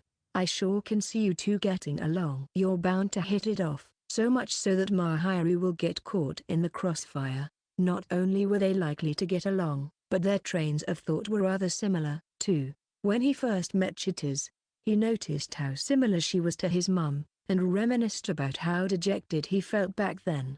Their love for cute things, their intense physical contact, and their extreme fondness for Mahiru were exact carbon copies of each other, and they were almost guaranteed to dote on and tease her to their heart's desire. Mahiru's smile faltered for a moment as she easily imagined the future carnage, but Amain pretended to be unaware. They'll turn her into a dress-up doll, or shower her with excessive skinship. Hang in there. They won't do any real harm, so there was no need to fret over it. He felt a help-seeking gaze from Mahiru, but it was a fate that Amain was too powerless to overturn, and he could do nothing but hope she was strong enough to pull through.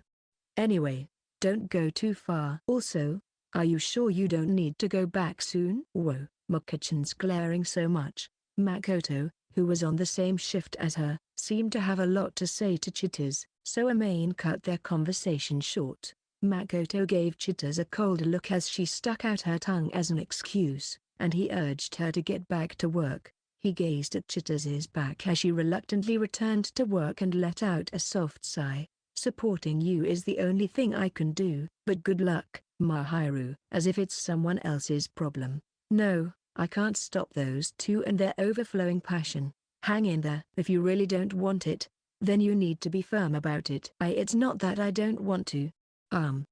But they will definitely dress me up in a lot of different clothes, won't they?" "No doubt.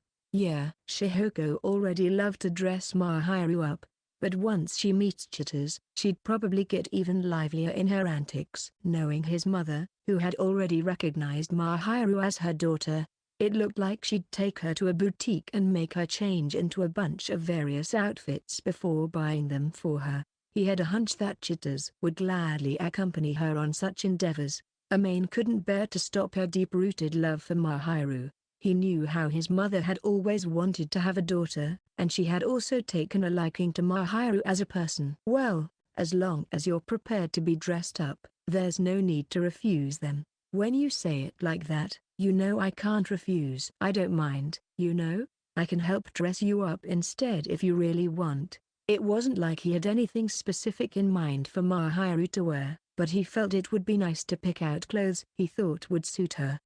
"Well, even putting those two aside, I want to do that. If it's something you'd like, I'd love to accompany you," Mahiru murmured quietly and lowered her eyes in embarrassment. But given his location, Amain couldn't start saying that he adored Mahiru no matter what she wore, so he simply smiled happily at her cuteness as he took a sip of coffee instead. Plus. Amain continued to drink his coffee while waiting for Mahiru's embarrassed cheeks to cool off. But once he looked around, he became painfully aware how a good reputation was great for attracting customers. He had intended to prepare a lot of seats just in case, but he had yet to see even one of them vacant. It was no different from when he was on shift, but it seemed that they were always packed with customers. Without bias, Mahiru and Yuta were the ones who stood out the most, but the customers still flooded in when they were on break. So it must have been the choice of clothing that helped attract a lot of curious onlookers. The fact that young boys and girls, who usually wore school uniforms, were dressed in maid and butler uniforms as they were seemed to make the ones wearing it feel uneasy. For Amain himself, it was extremely unfamiliar to him. Take the fact that Chitters was wearing clothes that were used to service others, for example. Amain never imagined she would do so. He glanced over toward her and found her dealing with customers while scattering her smile across the cafe, but she didn't appear as daring as one might think from her clothing. She was sporting a short maid-themed miniskirt, and Chitters's lively and amicable atmosphere complemented the look very well, and Amain was in agreement. Is something wrong with Chitars-san? She's full of energy, he thought as he gazed at her, and Mahiru, who seemed to have been able to suppress her embarrassment inside, called out to him curiously. Well, it didn't really hit me when we were working together, but I just thought it felt strange to see a classmate wearing that kind of outfit. I should have gotten used to it. Hee. Clothes like this aren't something you wear every day. Curiosity is one of the factors that attracts customers, isn't it?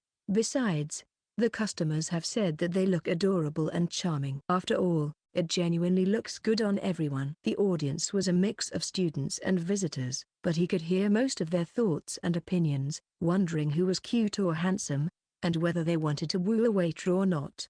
While it wasn't like they didn't understand their feelings, the staff themselves could hear them clearly and had to suppress any bitter smiles. Amain glanced aside at the troubled staff members, and once he looked back at Mahiru, he saw a troubled expression, and she appeared to be forcing more strength into her eyelashes. Something wrong? Nothing. Amain-kun, do you think everyone, or rather, the girls, are cute? I think they're normal. He started to guess what Mahiru was trying to say, so he smiled and hid his lips with the ends of his fingers. Objectively, I can tell that they are cute from their beauty and mannerisms, but don't worry, you're the only one who makes me want to love and dote on you so much for being cute. Mahiru. Why, you're saying that again? I felt like you wanted me to say it. You might stay jealous if I don't. This time, as Amain whispered quietly so that no one else could hear, Mahiru tightly closed her lips, and then lowered her eyes in shame again. I feel like an idiot for getting anxious. You can confirm it any time you want, until you're convinced and satisfied. I'll be so embarrassed if I do that. Wouldn't you be satisfied if you kept doing so? Are you trying to kill me? Such an exaggeration. Not at all. You're the one always tormenting my heart. It's too much of a burden on me. Well, if you don't want to, it's not that I don't like it, but, I'd like you to go easy on me. As Mahiru's shoulders shrank, he thought that he was tempted to tease her once she said such words, but also noted that he had to be careful not to make her squirm if he went ahead with it. At any rate, when he replied, "I'll do my best," she glared at him with a bit of dissatisfaction. He could tell she didn't have much faith in him. "Next time you tease me, I'll tease you back. I'm interested in that. I may start ignoring you in retaliation." When Mahiru turned away and smiled so cutely that he couldn't help but smile, she snatched some of his cookies in all her displeasure and turned away to pout even harder. Amain knew they couldn't have a good conversation while it was crowded, so he ended the conversation at just the right time and left the cafe with a sigh, wondering where to head next. The cultural festival lasted until 4 p.m. It would close in about an hour and a half, after which, he'd be busy again with tallying up the sales, reporting, and preparing for the next day, so he wanted to enjoy himself before then, but he had already visited the places he was interested in. Any other places you want to check out, Mahiru? Let's see. We've looked around quite a bit. How about we head over to the gymnasium? They have set up a stage. The stage, huh? What are they doing now? There was a stage section in the afternoon during the cultural festival, and volunteer students were doing all sorts of things for the festival. According to Amain's memory, there should have been concerts and plays written on the schedule. He looked at the pamphlet and saw that the Light Music Club was currently holding their own concert. They're having a concert right now. Are you interested? I don't listen to music often, so I might as well. That's true. You don't play much background music, Mahiru, and if you do, it's always Western music. Mahiru was sensitive to trends, but she didn't know much about music. Rather, she preferred to listen to Western music composed many years ago, rather than Japanese music. The reason was simply due to her preferences. Even if a famous male idol who often made appearances on TV was shown, she only knew enough to match their name and face. If you're curious then, Mahiru, let's give it a go. I'm rather keen too. You're right, there weren't any shops in particular he wanted to visit, so Amain took Mahiru by the hand and headed for the gym, both out of curiosity and to kill time. The gym had already turned off most of the lights, and the functional lighting strongly illuminated the stage. He could hear the sound even from outside the gym, but when he went inside, it was much louder than he expected. Feeling ticklish from the sound that reverberated in his stomach, he gently closed the door so as not to bother the other spectators and slipped into the empty space. When he looked up, he saw that a group of volunteers were currently standing on the stage performing a song. There was a familiar face among them, so Amain narrowed his eyes and looked at him. Standing in front of the microphone stand was a face Amain had often seen since the morning. Huh? If it isn't Kadoaki. Don't think he mentioned a performance. He had been to karaoke with him a few times, so Amain was well aware of how good he was at singing, but he didn't expect him to be on stage like this at all. Especially since he hadn't heard any rumors about it. In addition to his club activities, Amain was also surprised by the vitality he had to stand on stage while also preparing for the cultural festival. Yuta himself didn't seem to enjoy standing out too much, so it struck Amain as surprising. Kadoaki-san really can do anything. That's not something you can say, Mahiru. Mahiru seemed impressed, but Mahiru was much of the same species herself. She could do everything, studying, exercising, housework, and to a proficient level at that. It was hard to find someone as good at everything as Mahiru was. There are some things even I can't do. Any examples? What about swimming? I suppose so. After all that, you couldn't swim in the end. If you think I'll be able to swim in a day, then you're too naive. No matter how much I practiced, I never improved. I'm sorry. Mahiru lightly bumped her fist into his upper arm, apparently dissatisfied with the notion of being unable to swim, so he smiled dryly and looked back at the stage. He didn't seem to appreciate standing out, but Yuta, who seemed used to it despite that, didn't look timid when in front of so many spectators, and was actually acting bold. He had the guts to respond with fan service, giving soft smiles and loose waves, after which, since Amain had happened to choose a space without any obstructions so he could see better, Yuta's gaze met Amain's, and his cheeks twitched ever so slightly. It appeared that Yuta wasn't expecting his friend to appear. Amain waved his hand dismissively as he swore to himself that he'd listen to what he had to say later, and Yuta blinked before giving out a smile different from before. Female students screamed in joy at his smile, so neither Amain nor Mahiru could help but hold back their laughter, thinking that things were the same as ever in that regard.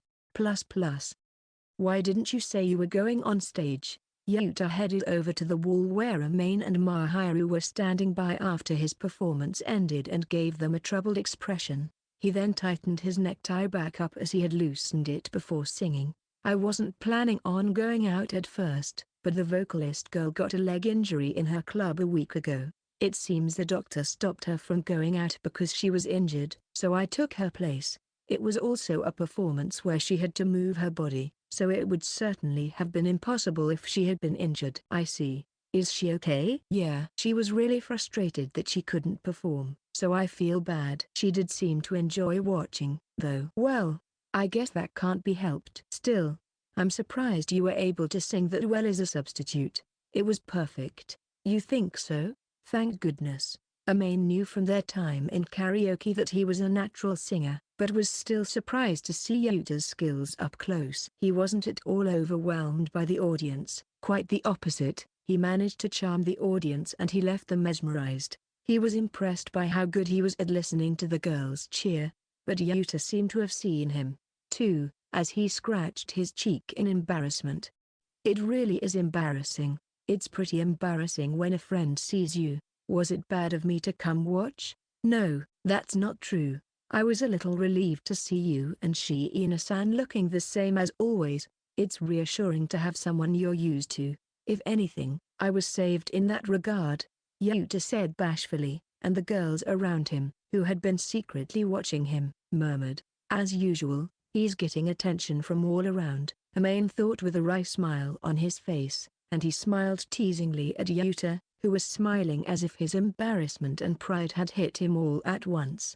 Mahiru simply thanked him with a calm smile and said, "Nice work," taking the stance of accompanying Amain to the very end. It was likely a deliberate move to prevent others from being unnecessarily jealous, even if it was well known that she and Amain were dating. Despite that, acting too friendly with him in front of others would leave a bad impression on those watching Yuta, and could stir up trouble.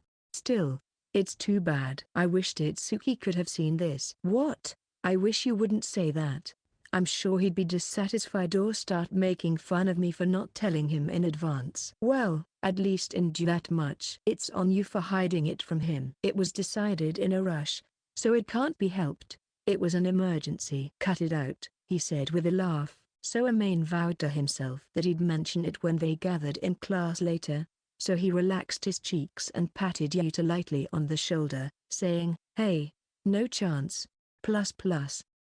Amazing work everyone. We all worked so hard on the first day." Amain continued to watch the performances with Mahiru and Yuta until the stage closed and they returned back to class. The first day of the cultural festival was now over, and everyone in the class was gathered to take breaks and shifts. Each of them wore their own satisfied expression, showing how much fun they had. When the executive committee member, Itsuki, expressed his gratitude to everyone, his classmates started to let out cries of joy. After the commotion subsided to a certain extent, Itsuki cleared his throat and drew attention to himself once more. "Okay, let's clean up a little bit in preparation for tomorrow.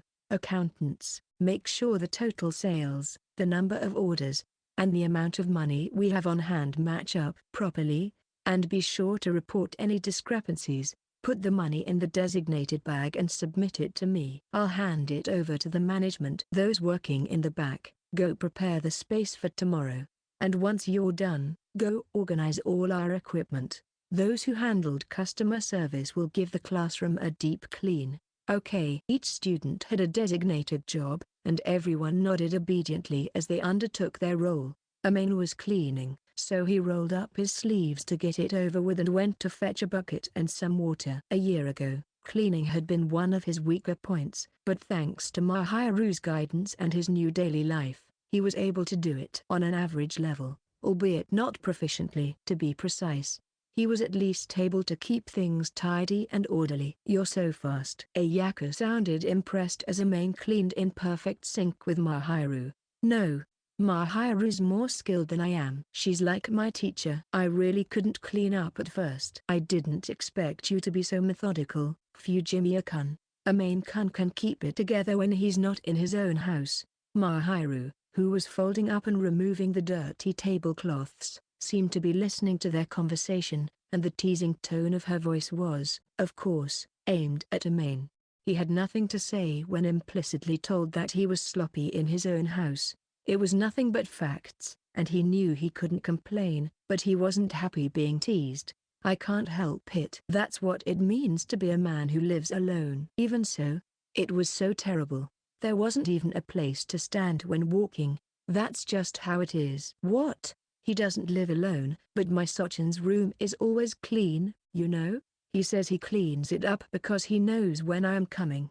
Thanks to that, there was never anything hidden under his bed." "Don't go sniffing around for those." Just the thought of their girlfriend looking for such things was enough to send shivers down a boy's spine. Amain could only hope that girlfriends across the country would be more lenient in their endeavors to expose what their boyfriend was hiding.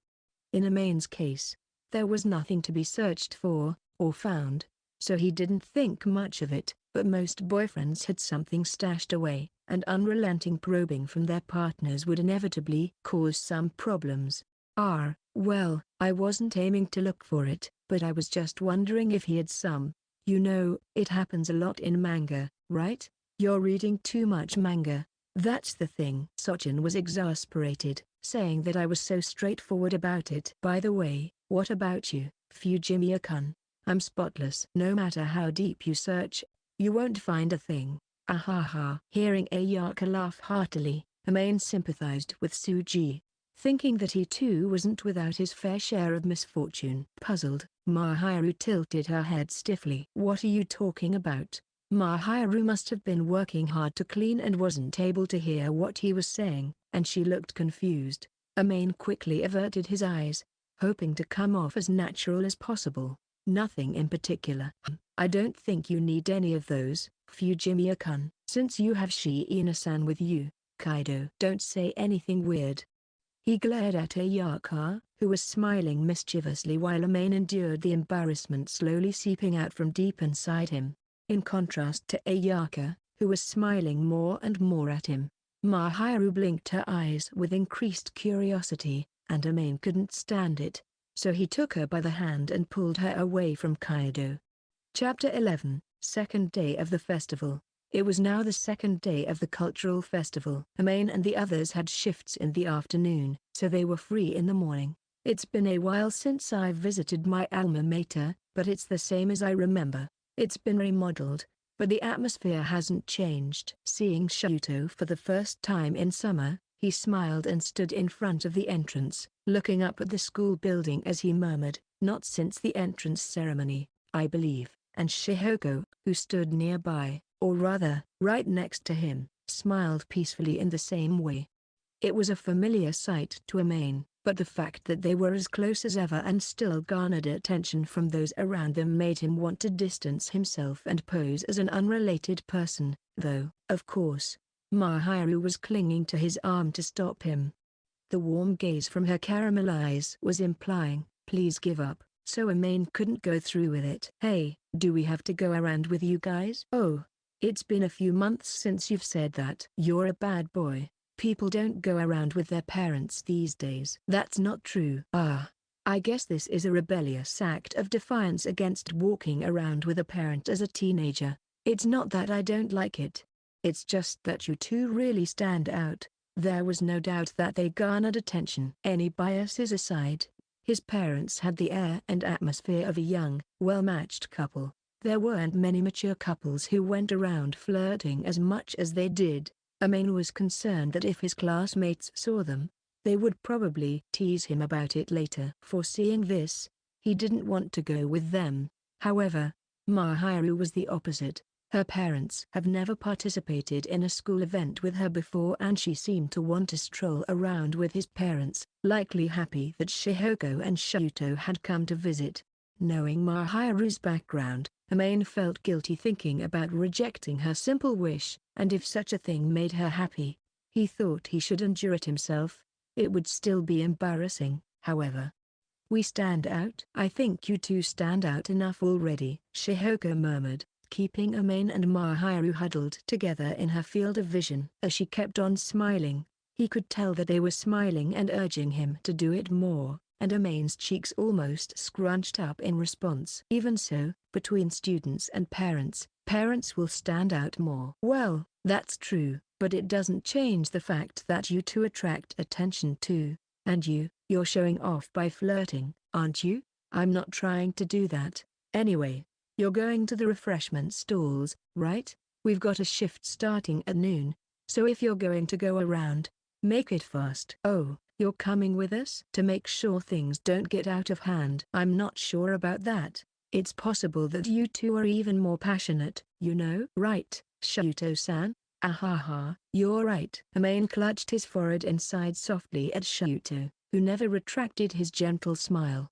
Unlike Shihoko, he wasn't teasing him, so he couldn't strongly refuse or deny what he said. Amain was off-kilter, so he didn't retaliate or say anything back. "Anyway, where do you want to go?" "Let's see. We'll be able to see Amain and the others working in the afternoon, right? Aside from that, I'd like to see a shop that sells handmade goods." There were pamphlets about handicrafts clubs. "I just have to show you there, right?"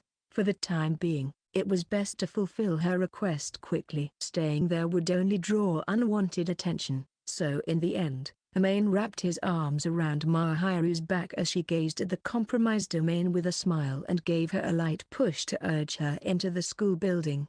Plus.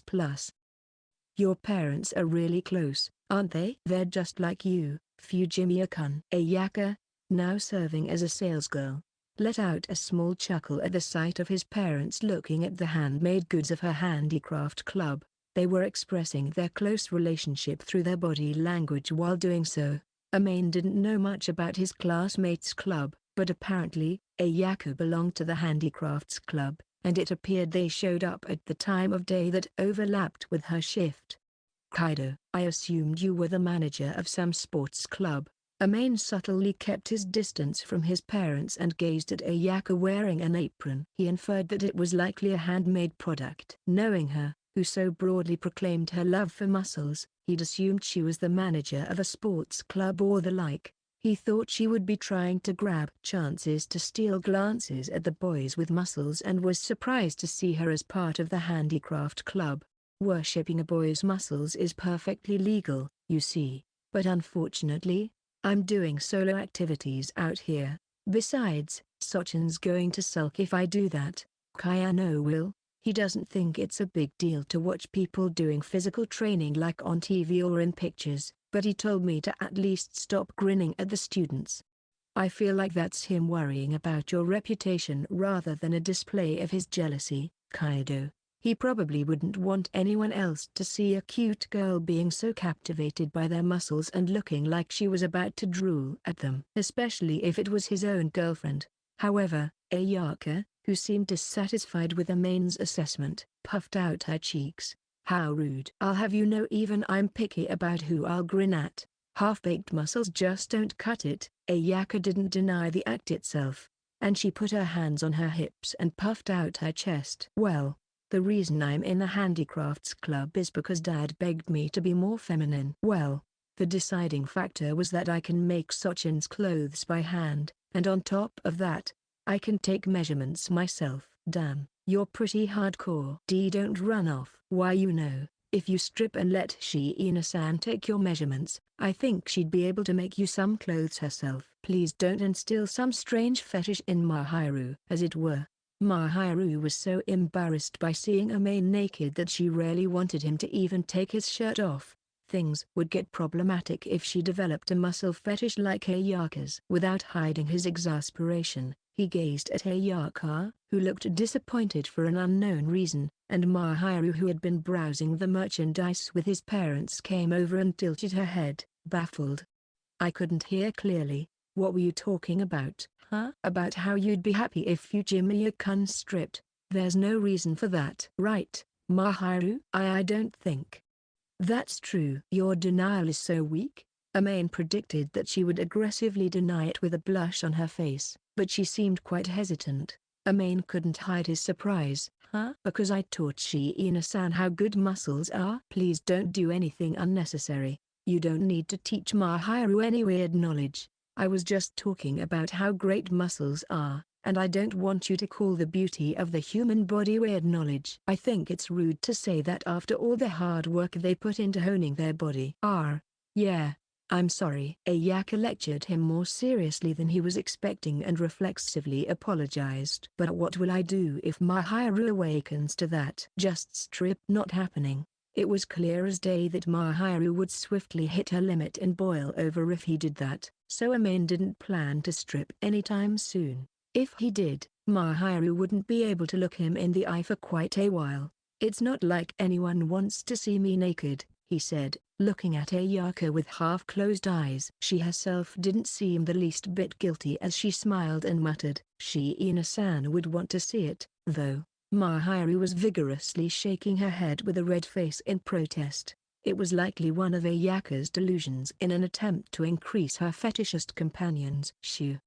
Mahiru's lips trembled as she murmured, I've only thought a little about such shameful things. Amain pondered that she was thinking a little too much about it, but if he poked fun at her, Mahiru would zip her mouth for a while, so he decided not to press his luck.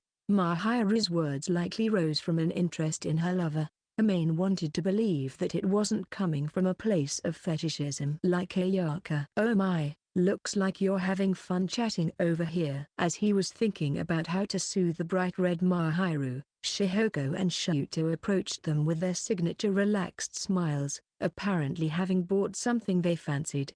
Ayaka blinked, perhaps caught off guard by their sudden approach, and straightened her posture and smiled outward. It was an elegant smile, devoid of the slightest hint of her sloppy muscle-chasing grin from moments earlier, and Amain froze at the gap in her attitude and mannerism. It was only natural. Oh, you're Fujimiya-kun's parents, right? Nice to meet you. I'm Kaido Ayaka, Fujimiya-kun and Shiina-san's classmate. Thank you very much. I am Fujimiya Shuto. This is my wife, Shihoko. When Shuto introduced himself and Shihoko, Ayaka then bowed her head with a smile. Amain couldn't help but be amused by how fast she changed gears. What were you talking about? Mostly about Kaido's hobbies. Amain averted his eyes as Shuto asked. It was then returned to Shihoko, who was taken aback and full of interest. Oh, what kind of hobby do you have? Let's see. Observing people. You could say? Basically, I like watching people work hard, and I enjoy rooting for them. She wasn't lying about observing people. She wasn't lying about rooting for people who work hard and put the effort in, either. It wasn't at all accurate, though. By the way, what do you think of our Amain from your point of view, Kaido-san? Is he working hard? Let's think. I think he's doing his best. But I haven't been talking to him for long, so I still don't know much about Fujimiya-kun. Amain felt like she was definitely talking about his muscles, but he had no intention of charging in to question her in front of his parents. It would be unbearable for him if he jumped in unnecessarily. Mahiru seemed to understand that, too, as she remained silent. Amain felt like she was poisoned by Ayaka as she was stealthily touching his stomach while his parents were distracted by the conversation. He reproached her and tugged on her hand, saying, "Wait until we're home." Mahiru, who seemed to be aware of what she was doing in public, quickly blushed. From what I see, Fujimiya-kun always looks happiest when he's with Shiina-san, and I can tell he's doing his best. So it makes me want to watch them from up close. Oh, those two are getting along well at school, too? Yes, very much so. Enough for me to question what I'm seeing. Hey, Kaido, please don't say anything weird. Oh, come on, it's not weird, and it's the truth. I always think you two make a good couple, you know? Perhaps in retaliation for treating her fixation on muscles as weird knowledge, Ayaka praised them with a mischievous smile plastered on her face, one different than the one she directed at his parents. Shuto and Shihoko smiled happily at her words, just thinking about how in his parents' minds, they imagined him flirting with Mahiru even in class made him want to escape straight away. Amain, who was aware that his face was as red as Mahiru's earlier, glared at Ayaka after she said something she shouldn't have, but Ayaka feigned ignorance. I'm glad everyone in the class approves of you. Shut up. Shuto was truly happy and said so with a calm smile, so Amain pouted and turned away from him knowing that he couldn't run. Amain-kun, your face looks dead. I wonder why. After leaving the handicraft club's area, Shuto and Shihoko started walking through the school with Amain and Mahiru leisurely following behind them. Mahiru kept close, not giving him the chance to escape. Amain masked his sulking but gazed at his parents' backs with an unmotivated expression as they enjoyed themselves. The gazes hurt. He was with his parents, who were standing out, so he could feel everyone's gazes piercing right through him. It wasn't like Amain had particularly enjoyed attracting attention lately, either, but he was getting used to it by spending time as Mahiru's boyfriend. But this time, the stares were of a different kind. They weren't born from jealousy or malice, but curiosity. Their faces were known, so they were looking their way with even more amusement. Amain simply trudged behind them tiredly watching the sight of his parents flirting in front of him as they went to visit another mock store. Puzzled, Mahiru lowered her eyes as she watched him. If you dislike it that much, then we can split up with them. It's not that I don't like it. It's just, it's embarrassing to see my own family acting like this. You say that, but I think you're pretty similar to Shuto-san, Amain-kun. In what way? Lately, Amain-kun's been acting like, how should I put it? Unconsciously giving off a possessive aura like you're saying I'm her boyfriend. You naturally take my hand and hold my shoulders, don't you?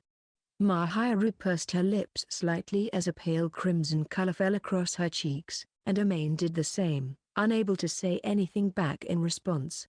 They weren't flirting excessively when in public, but they were doing light physical contact as lovers would to keep each other in check, but that didn't seem to bother her. Mahiru didn't seem to mind, but rather she was just embarrassed. Honestly, why you can be so bold, but, It makes my heart race. I'm glad you're confident now, but I'm flustered because of it. Even so, I'm getting conscious of strange things.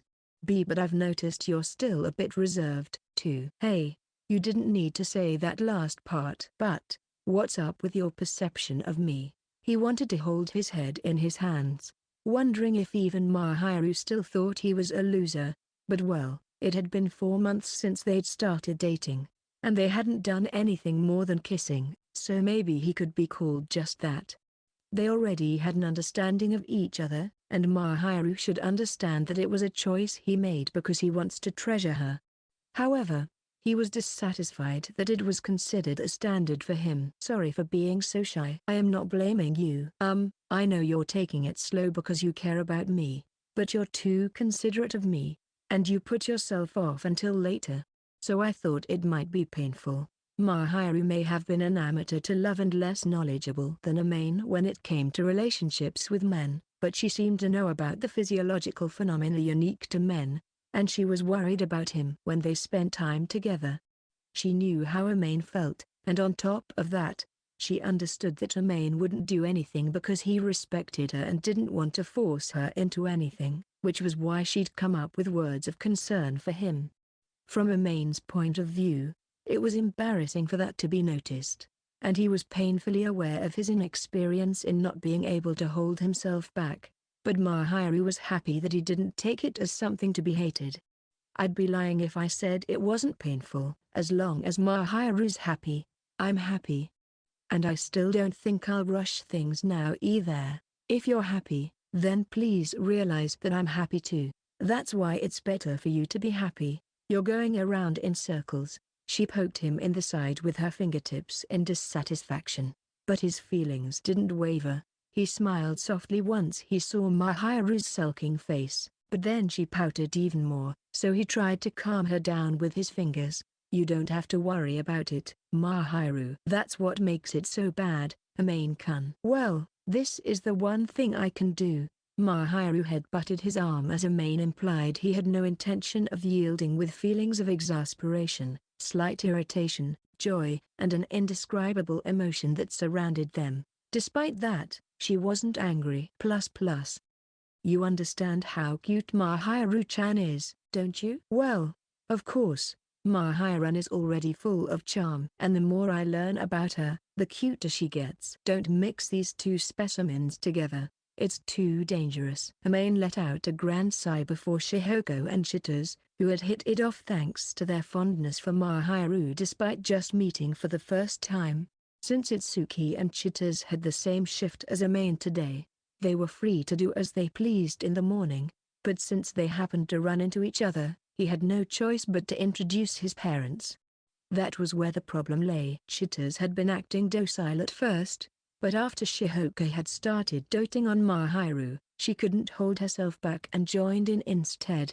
Looking at them from that perspective, the two of them really got along well. The result of which left Mahiru blushing and trembling after being complimented here and there by the pair of them. Her caramel-colored eyes, oozing with shame, looked at Amain as if begging for assistance. But there was no way he could outplay their fervor and excitement, so he let them do as they pleased for the time being, and the lost men in the group gathered together. Thank you for taking care of my Amain. Not at all. What's wrong with our Amain-kun? Here? You aren't denying it. It's true that you're taking care of me. Though whether or not you'll stick your nose in my business is a different matter. Sometimes it really was none of his business, but Itsuki was usually helping him out and taking care of him in his own way. Amain did feel indebted to him, and even if he didn't say it often, he was grateful for it every day. If it weren't for Itsuki, his relationship with Mahiru wouldn't have progressed as far as it did, and one could say that he was one of the key figures supporting their relationship along with Chitose. He was grateful, so he couldn't deny Shuto's words, but for some reason, Itsuki averted his eyes. You're so honest when it comes to that sort of thing. Are you picking a fight with me because I'm usually so twisted? So that's how you'll take it. That means you're aware that you're twisted? Shut it, you little bastard. Amain slapped him on the back but held back as he wasn't being serious. He noticed Itsuki grinning at him as he looked his way. Shuto smiled as he observed their interactions and Amain turned away, unable to bear it any longer. Then, he went on to express his smile with words. Well, Amain can be somewhat twisted, a little dishonest, but also straightforward. And he's pretty easy to understand. He's always been like this. Amain, it's been hard for him to get close friends, but I'm glad you're a friend who understands him. Not at all. I'm glad we became friends. You can talk about that somewhere without me. Well, you see. You're right. I'll have to send a message later. He preferred to have them talk somewhere he couldn't hear, but now they were planning to exchange their contact information. Amain could feel a headache creeping up on him. He had a feeling they were going to report to each other in secret and he'd prefer for them not to do so. The thing is, even if he stopped Itsuki and his father here, he had no doubt that Chitose and his mother would collude and do something about it, so there was no point in trying to stop them, either. Either way, Mahiru and I are gonna be teased. It was probably because of their affection as a friend and parent, but it was still unbearable for the one involved. He averted his gaze, thinking he'd warn her later. Then, out of the corner of his eye, he spotted Daiki, whom he'd seen the day before. He was Itsuki's guardian, so it wouldn't be strange for him to attend both days of the festival, but he didn't call out to him. He looked bewildered, wearing a troubled expression from a distance. He was looking in Itsuki's direction, evidently curious about his son. Amain, what are you? Noticing that Amain was frozen stiff, Itsuki turned to look in the same direction, but his handsome face swiftly stiffened. He knew they weren't on good terms, but even if it was flattery, he couldn't continue acting like that as his friend. When he looked at Itsuki, wondering what to do, his lips trembled as if he wanted to say something, but didn't form any cognizable words, and Itsuki turned his back away from his father. He went over to Chitose, who was still excited and chuckled. Let's go buy some food, okay? If we don't line up soon, we'll be hungry this afternoon. I don't wanna do that. Serving customers is a battle of stamina. Sorry, we'll be going now. Oh, really? I'm planning on going to the cafe this afternoon, so I'll be counting on you then. Yes, I'll be looking forward to it. Chitose bent her waist and bowed politely as Itsuki ever so slightly urged her to leave. Itsuki was aware of the solemn changes in Chitose's expressions when confronted by Daiki and likely acted in consideration of that. Even so, Amain felt like he was being too obvious about it in front of Daiki. How did it come to this? Amain sighed softly at the scene of his friend treating his father like thin air. Sorry for the trouble. Watching Itsuki and Chitose leave, Daiki, who had been watching them from afar, approached them wearing a wry smile. Even Amain couldn't stand to be there, and he felt bad about it, but he couldn't get too involved in their problems. So he Itsuki and Chitose off as they left. Shihoko noticed Daiki approaching and approached him, accompanied by Mahiru. The father of Itsuki. From just then. Well, Itsuki-kun has been taking care of our son. Not at all.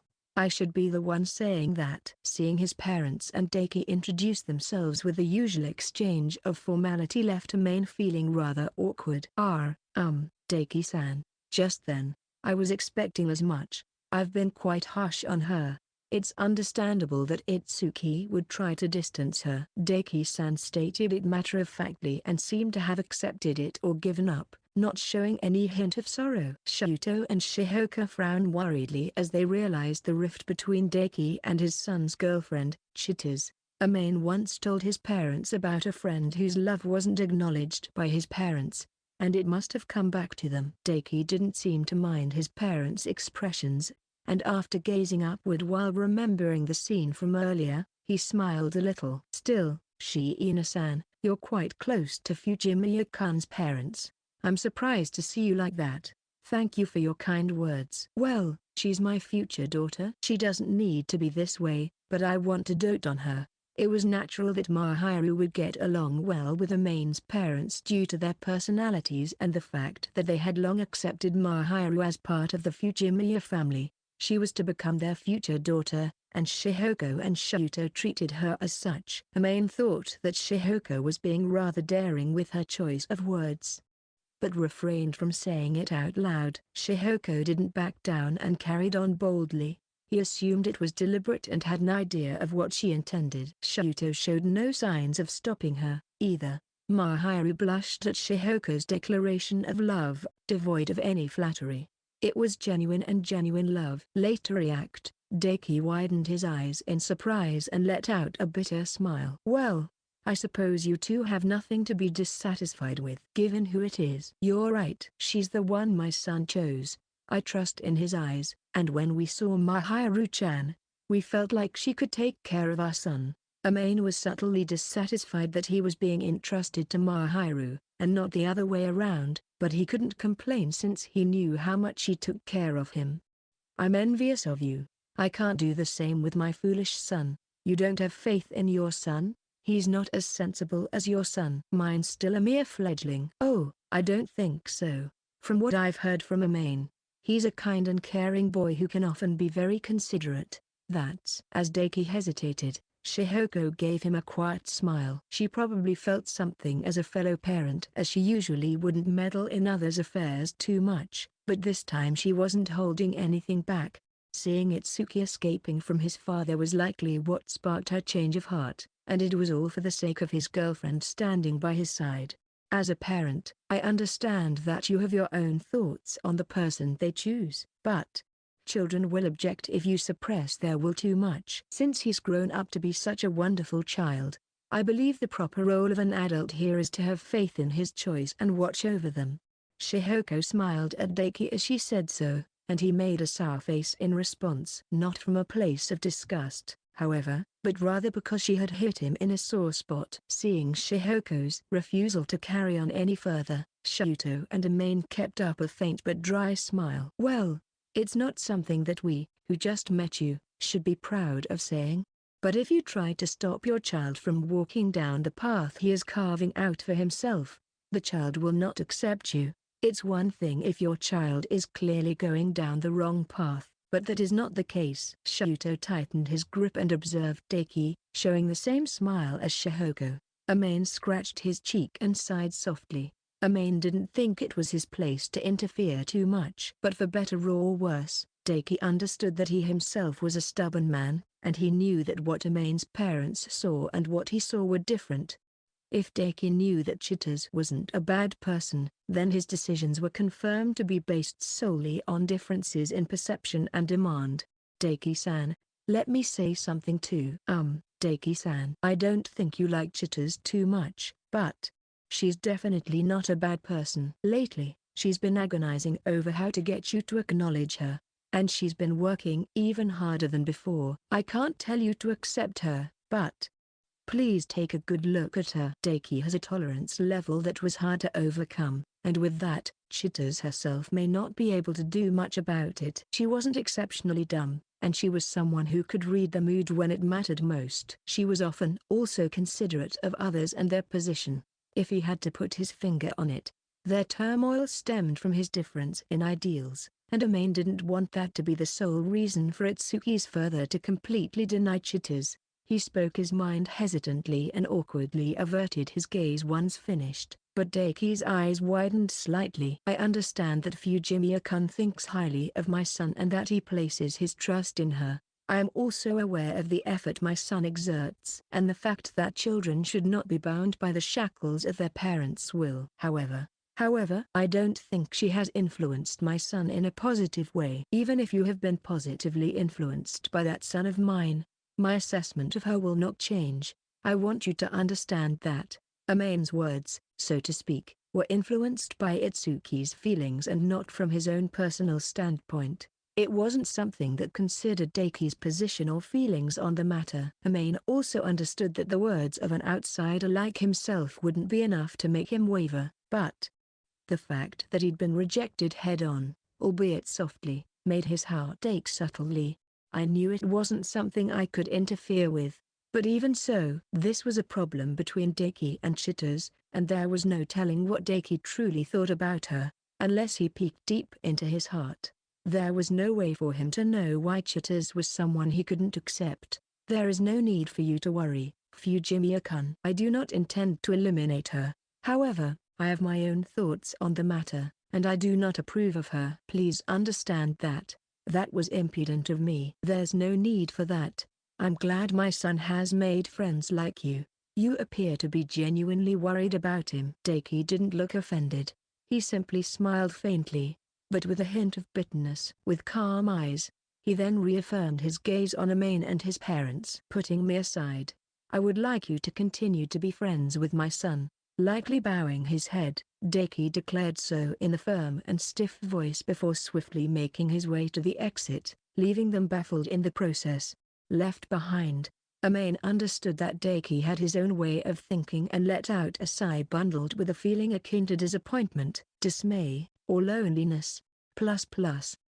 "You're usually so curt with Akazawa-san and Chitose-san, but you always stand up for them in situations like that." After eating lunch, they parted ways with their parents, and after changing clothes to prepare for their afternoon shift, Amain and Mahiru were spending time in the waiting room 20 minutes before they needed to work. "Well, we're friends. You're not being honest, are you?" "Shut up.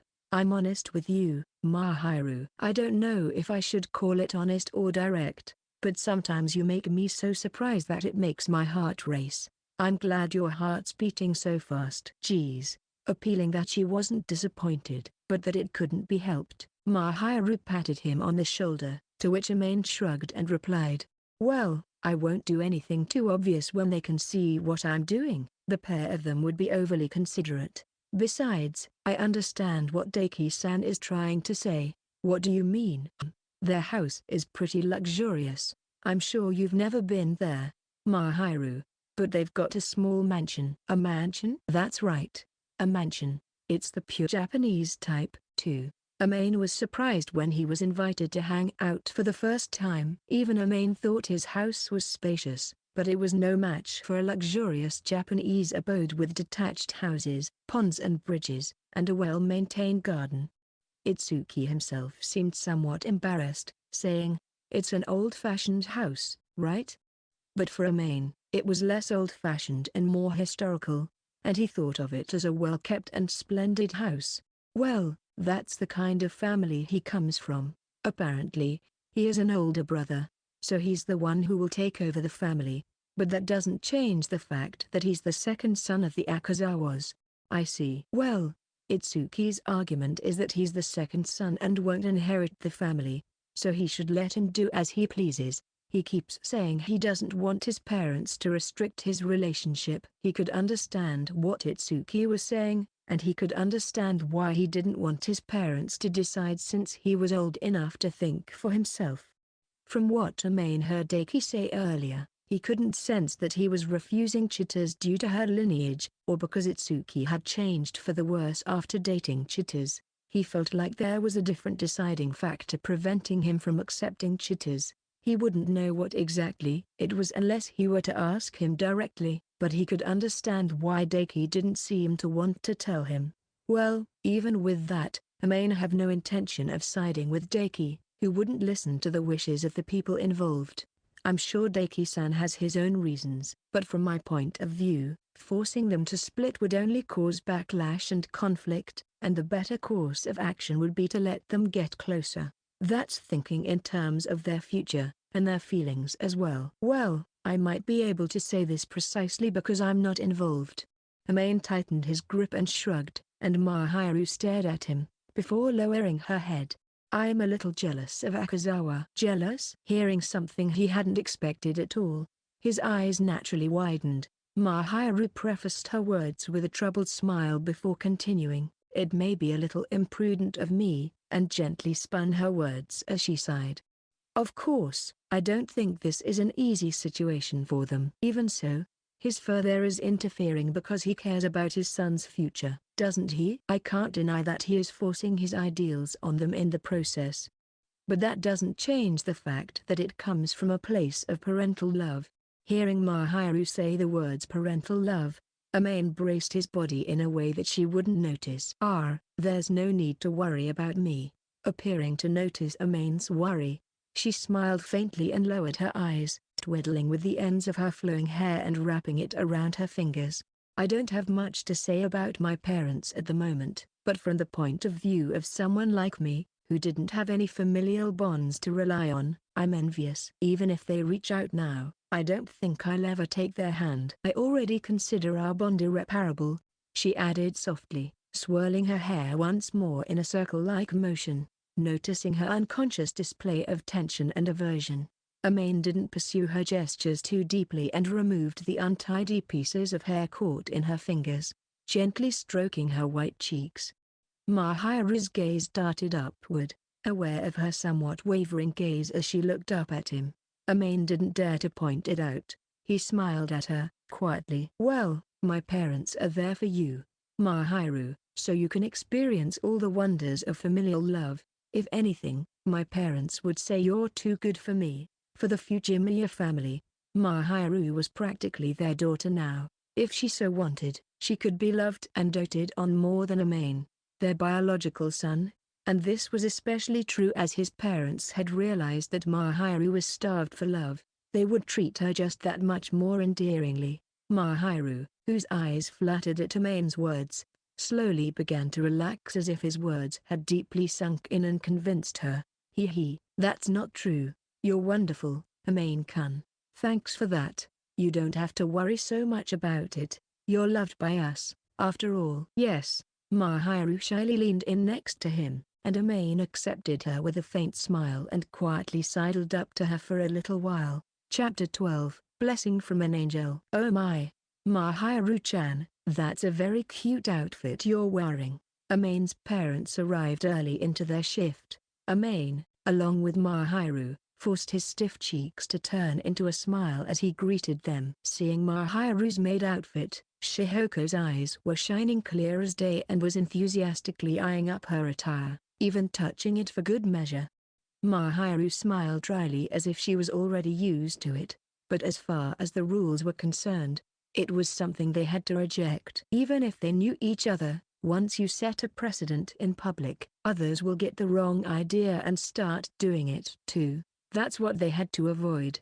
Mahiru was lost in her rhythm and let Shihoko touch as she pleased, so Amain sighed and held his arm out to stop her.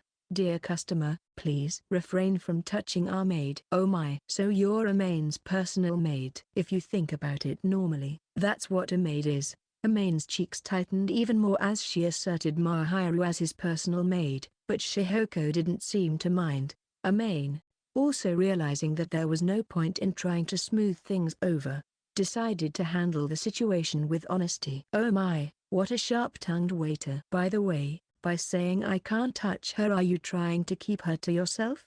"No. It's the rules here. Touching is strictly forbidden. We don't give that kind of service." "I can't set an example for the other customers, so please don't." "Even if I'm her mother?" "No." "Also, you're not her mother yet." Likely, Shihoko already saw herself as Mahiru's mother. Rather, she seemed more like a mother than Mahiru's own parents did, and if she wanted, she could be doted on more than even Amain, Shihoko's own son. But even so, her relation now was still that of her son's girlfriend. As far as Amain was concerned, he wanted to show his parents to their seats as soon as possible rather than play along with their teasing, especially since several groups of people have been glancing at him for a while now. Even his classmates looked his way and it clearly made him embarrassed. What's the big deal? Either way, the result is the same. So, that's enough. Let me show you the way. Yeah, there are still customers here. Maybe you should show me the way. Nice to meet you, waiter." The corners of Shihoko's mouth twitched as she smiled, but the silent Shoto apologized with his gaze, so Amain secretly sighed and switched his expression to one aimed toward customers. "My apologies. I shall guide you to your seat." Holding back her laughter, Shihoko tried to smooth things over with Amain, but he ignored her and brought them over to some empty seats. Mahiru had returned to serving customers and was taking orders from other tables, nearly sighing in embarrassment. He wondered why he had to show this side of him to his parents, but he held back and handed the menu over to them. "This here is our menu. You can only order in sets, but please understand." "Oh, I see. What about you, Shoto-san?" "Let's see, what do you recommend?" "Waiter, if you like coffee, you can have an A set, and if you like black tea, You can have a C-set. Shuto didn't tease him as Shihoko did, but it was still a little flustering for Amain to see him smiling at him. He was fine serving his classmates, but he found it embarrassing to serve his family. As for Shihoko, she was already grinning, so she was much more bothersome. That reminds me, what about taking the maid home with you? We don't offer such services. But you're taking her home with you, Amain. I don't understand what you're saying. What would you like to order? Smiling, Shihoko pursed her lips in disappointment at Amain's firm refusal to continue the conversation. He wasn't sure how to feel about seeing such a childish gesture from Shihoko at her age, but in a way, it was amazing that she could make it look so playful, showing no hint of pain or discomfort even though she was his mother. Yeah, I suppose I'll have one A and one C set each, then. Is that okay, Shihoko-san? Yes. Now we can enjoy both. As expected of Shuto-san. Your tastes haven't changed since then, Shihoko-san. Certainly. Please wait a moment. Amain took the order and quickly left them. Either way, Amain knew perfectly well that they would soon start flirting anyway. Sure enough, he could hear their friendly conversation from behind him, so with a soft sigh, he went to relay their order to the team in the back, only to find his classmates staring at him from behind. 1A and 1C each. What? A? Fujimiya's parents? Unfortunately. What do you mean, unfortunately? Well, you and your mom really do seem to have different personalities. His classmates must have seen Shihoko's cheerfulness, too, comparing that to Amain. There was no way they were similar. His classmates glanced over at his parents who were chatting happily and exchanging smiles, and then looked back at Amain. What's with that? Well, I was just thinking that you're similar to your father. Really? Well, I think I look more like my dad than my mum. Yeah, you're right. His eyes narrowed as he nodded as if he had something else to say, but before Amain could ask what it was, his classmate hurriedly left while saying, I have something to do. Amain returned to his post, wondering what was going on with him. Thanks to his classmate's strange way of being considerate, he ended up being the one to serve his parents' order, but quickly realized that Yuta had been captured by them. From the look on his face, they seemed to be talking peacefully. Amain couldn't help but worry that they were going to move on to some strange topics. He could count on Shuto to restrain her, so he didn't think that anything terrible that might affect his future was exposed. But Shuto sometimes let things out naturally, so there was no guarantee that he wouldn't say anything unnecessary. Keeping the tray in his hand steady, Amain swiftly moved over to their table and flatly announced, "It's what you ordered," before placing it on the table. He glared back at his parents without hiding his stare, wondering what they were doing, but they simply smiled back at him, so it didn't seem to have any effect at all. Yuta blinked at the sight of Amain, then smiled blissfully. "What are you doing, Kadoaki?" "I thought I'd go say hello while I'm serving the food." He had a bottle of water and ice in his hand, so what he was saying was no lie. "Still, I didn't know Fujimiya's mother was so beautiful." "Oh, you're good at this, Yuta-kun. You still lose to Shuto-san, but you're handsome too." "Ahaha, it's an honor." Since she was casually calling Yuta's name, Amain broke out in a cold sweat wondering when they'd got to know each other, but the mood between them was peaceful as if none of the three noticed Amain's growing impatience. "Thank you for getting along with my child, but he's blunt and has a sharp tongue sometimes, doesn't he?" "That's not true." While you'd be right that he didn't smile much, he still managed to express his emotions very well, and even with his sharp tongue, he never badmouths others. I could see that he was a kind and good person. Besides, he's been making so many warm expressions lately, and I think it's all thanks to Shiina-san. "Oh, dear. Hey, please stop. It's embarrassing." "Huh? It's true though." "Putting aside whether it's true or not, just don't say it right in front of me." Yuta didn't make fun of him and was serious about everything he said, but it was still embarrassing for him to say so while Amain was there, especially since it was to his parents. Even Itsuki had a similar exchange with Shuto. It seemed that today was the day that Amain's friends sought to make him thoroughly embarrassed. But Fujimiya, You won't accept it unless I look you straight in the eye and say it. This is fine once in a while, don't you think? Not so fast. If that's the case, you should tell me directly instead of my parents. You think so? Thank you as always. I'm glad I'm friends with you, Fujimiya. Thanks. Amain couldn't refuse when Yuta said so with an innocent and benign smile and gave a groan in response. His parents let out cheerful voices of their own as they watched the pair of them. I'm glad you two seem to get along. Shut up, Kadoaki. Get back to work. You're right. Sorry for taking up your time. See you next time. Amain was slightly disturbed by the words next time, but Yuta smiled and returned with a bottle in his hand. Amain's back was limp from all the day's exhaustion catching up to him. You're blessed with friends, Amain. Yeah, you're right. Amain was too tired to spare any energy to resist and casually affirmed Shuto's words. In fact, he truly was blessed with friends, but that was a different matter. Being made to feel so embarrassed was something Amain wasn't so happy about. Shuto smiled dryly at Amain's sulky expression and picked up the coffee on the table. Well, it may have been unnecessary for me to meddle, but I was worried. It's been a year and a half since you left your hometown, but I'm glad you're doing well. Shuto seemed to be concerned about Amain's situation and surroundings in his own way, but Amain still wished he wouldn't be too curious about his circle of friends. Regardless, he was getting closer to those friends of his, so there was nothing he could do about it. He's opened up to his classmates.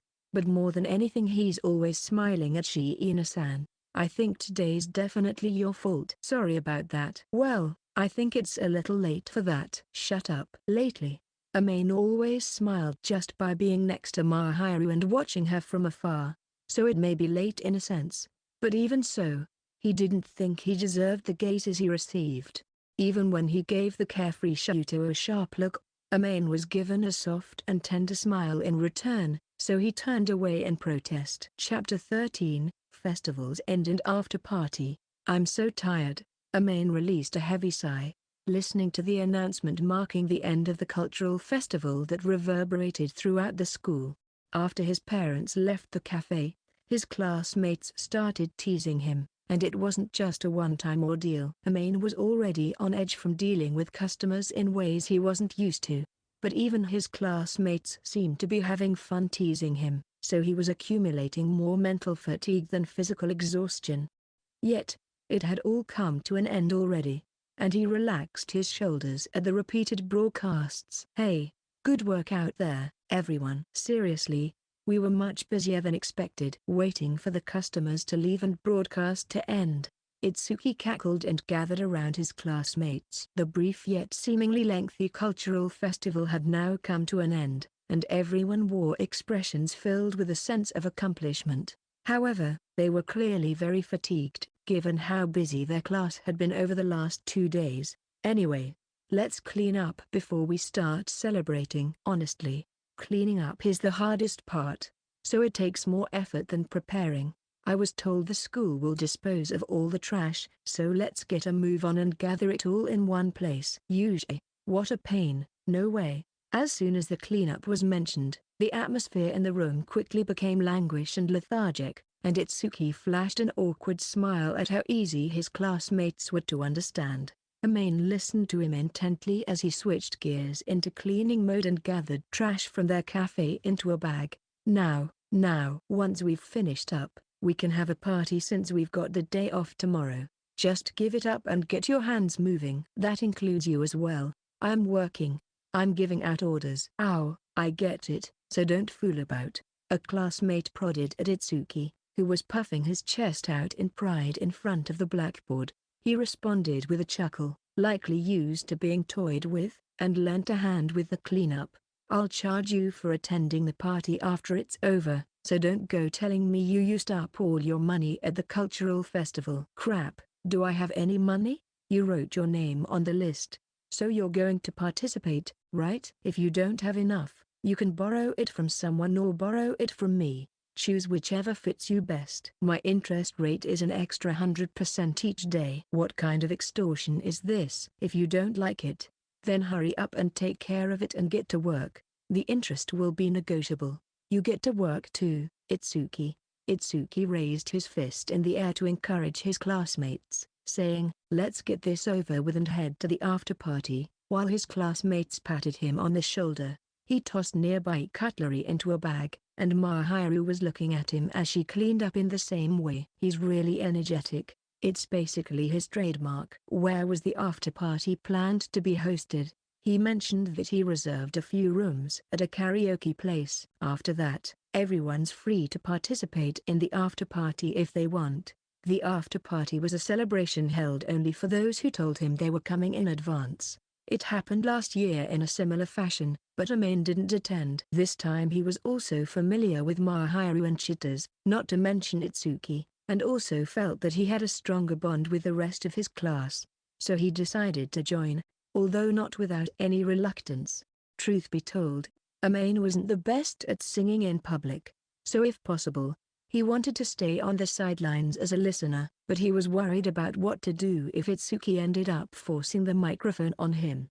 "It's fine if we come home a little late, but I guess I'm not just used to lively events like this. I'll probably just go home after karaoke." His parents had planned to stay over at a hotel for a few days, so there wasn't much reason for him to rush home. He offered for them to stay at his apartment for a while, but Shihoko declined, reasoning, "I don't want to get in the way of your flirting with Mahiru-chan, and besides, I can't get comfortable with Shuto-san in your apartment." "Now, can I?" Shihoko's words contained a mixture of consideration and gratitude, and Amain obediently took her up on her offer. As for Amain, being teased for spending time with Mahiru was the usual affair during his visit home during summer vacation. If he could avoid a similar situation, he would jump at the chance. "That's what I intend to do too. I've already prepared dinner." "You're very capable." "Since it reduces the effort needed once we're home, it's worth doing." Mahiru smiled at him as Amain looked at her in admiration. She said such a thing as if it were the most natural thing in the world, and he swore to be more considerate of her efforts, and as a start, psyched himself up to clean up what was in front of him. Having finished cleaning up, Amain and the others headed out for the after-party, feeling exhausted. They had reserved 3 rooms at the karaoke place and decided to split the students into 3 groups for each room. This was out of Itsuki's consideration, and he placed students friendly with each other in the same groups. Amain's group consisted of students he usually chatted with. Starting with Mahiru, there was Itsuki, Chittas, Yuta, Kazuya, Makoto, and finally, Ayaka, who he had recently started talking to. The girls seemed subtly disappointed that Yuta was placed in a different group, but were at ease once they realized the other girls in the group already had boyfriends, and wouldn't bat an eye at Yuta. Incidentally, the girls heading into other rooms grinned while teasing, "You're with Shiina-san, so flirt as much as you want," and Amain returned them a frown. "Anyway, good work today." Following Itsuki's lead, who raised his cup of cider from the drink bar and made a toast, everyone in the room lifted their drinks. They didn't touch cups, for their distance was too far, and simply gestured instead. Finishing the toast, Amain brought his melon soda towards his lips, with its rather unique flavor and aroma giving him a feeling akin to junk food. Amain enjoyed the drink, but once he let Mahiru, who expressed her want to have a sip, taste it, her expression darkened. It didn't seem to be to her taste. Amain knew she wasn't so good with carbonated drinks, and expected as much. The teary-eyed Mahiru sidled up to Amain as she drank her own oolong tea. She was probably tired, but being at karaoke with a large crowd must have made her uneasy. "No, really, good work out there. You really took the spotlight this time around." Kaido, Itsuki, who had downed his own cider in one large gulp, plopped down on a chair and nodded happily. Once she was mentioned, Ayaka let out a wry laugh as she sipped her water. "It's all thanks to the owner of the store. I was surprised that they were generous enough to lend me so many of their costumes, though. Let's prepare them an assortment of sweets as a token of gratitude." "Akun, it's rare for you to be so serious." "Whoa there, Chi-san. Don't you think you're being a little rude?" "Even I have times I get serious. Just how often is that?" "Once every 6 months, I guess you can't do that. Amain let out a relaxed sigh as he observed the lively atmosphere of those around him. Even if they were all on talking terms, it was hard for him to say much with such a large group. He wasn't a natural like Itsuki was, nor did he have high-spec communication skills. As long as he wasn't brought up, he didn't intend on forcing himself into their conversation. Mahiru watched with a calm smile as things got livelier. It seemed she wasn't used to lively events, but she didn't seem to hate them, so watching over them may be the most enjoyable thing for her. Why are you watching from the sidelines like it's none of your business? Amain, stop flirting and come over here. I know, so don't stand up so suddenly. It's so cramped. They secured a room with a decent amount of space, but as expected, a group of 8 made for quite a tight fit. He'd get in their way with too much movement and would prefer for them to stay put if possible. Come over, Mahiru, and let's make fun of Ikan. Hey, let's not do that. Shall we? Wait, Shiina-san, are you bad at karaoke? No. It's not that I'm bad at it. As Mahiru fidgeted and shrank back, Chitters seemed to realize something as she turned to look upwards and let out a melodic, "Oh." I think Mahiru's repertoire of songs is why she doesn't want to sing. I heard she usually only plays piano melodies or Western songs with lyrics to help her study English. How mature. I guess that's Shiina-san for you. Don't you listen to some with Amain? I'm just not a music kind of guy, basically. He kept a splendid musical component in the living room, but it served more as decoration than for usage. There may have been an off chance it was used to play music, but that was about it. In the first place, Amain spent most of his time with Mahiru and didn't even think of playing any songs in his free time. For him, her voice was much more soothing. Mukachin, what about you and the others? Well, only the popular stuff. I don't listen to much music, but I've heard my grandmother play the koto before. There's something strange about that. By the way, speaking of music, Yuta, Itsuki, who had suddenly changed the subject, directed a look of dissatisfaction toward the smiling Yuta. Why didn't you tell me about the concert? If you'd told me, I would have changed my shift beforehand. You heartless bastard. Seemingly, Itsuki had complaints about the fact that Yuta had secretly held a concert at the cultural festival, and slapped the table just hard enough to not spill any drinks. Bothered by the shaking table, Makoto softly muttered, "He probably didn't invite you because you would have made a fuss." Yuta flashed an awkward smile at Itsuki's anger-clad face and showed no sign of being apologetic. One could tell that he was used to handling him. "I didn't tell you because I thought you'd do that. I don't want to show you." That's so unfair, even though Amain and the others watched. "It's fine, isn't it? We often go to karaoke together, Itsuki." No. I just wanted to see your big moment, but it can't be helped. I'll forgive you if you do a solo concert here. Yes. Perplexed, Yuta made eye contact with Amain after hearing Itsuki's troubling and reckless request. Amain immediately looked away as he felt a bad omen, but sensed Yuta's smile directed at him from the side. Then, let me sacrifice Fujimiya as well. Why? Either way, we're here at karaoke, so you have to sing in front of everyone, right? It won't change even if we sing together. Oh. We suddenly got some more live singers. It's getting good. Keep it up. Itsuki cheered both of them, thinking that if Amain was joining in, Yuta would sing for him in high spirits. The after-party mood must have got to Chitters and Ayaka, too, for they also cheered them on, half genuine and half in jest. As far as Amain was concerned, the last thing he wanted was to perform a duet with a partner who was a great singer, and he shifted his gaze toward Mahiru for help.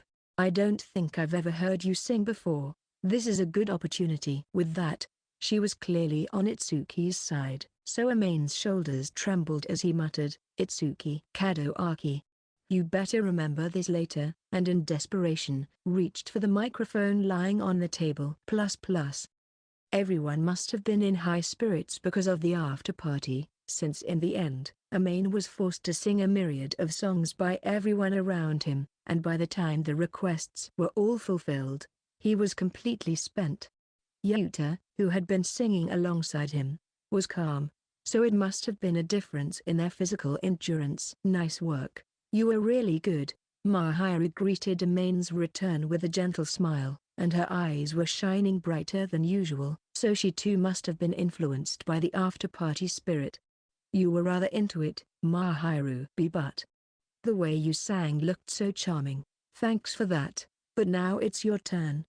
Chitters, I'll lend Mahiru to you, so go sing with her next. He called out to Chitters and readily offered his girlfriend, who was in a delightful mood, as the next chosen sacrifice. Chitters gave him a look of suspicion, but then she smiled at Amane's offer and replied with a well-humored, "Leave it to me."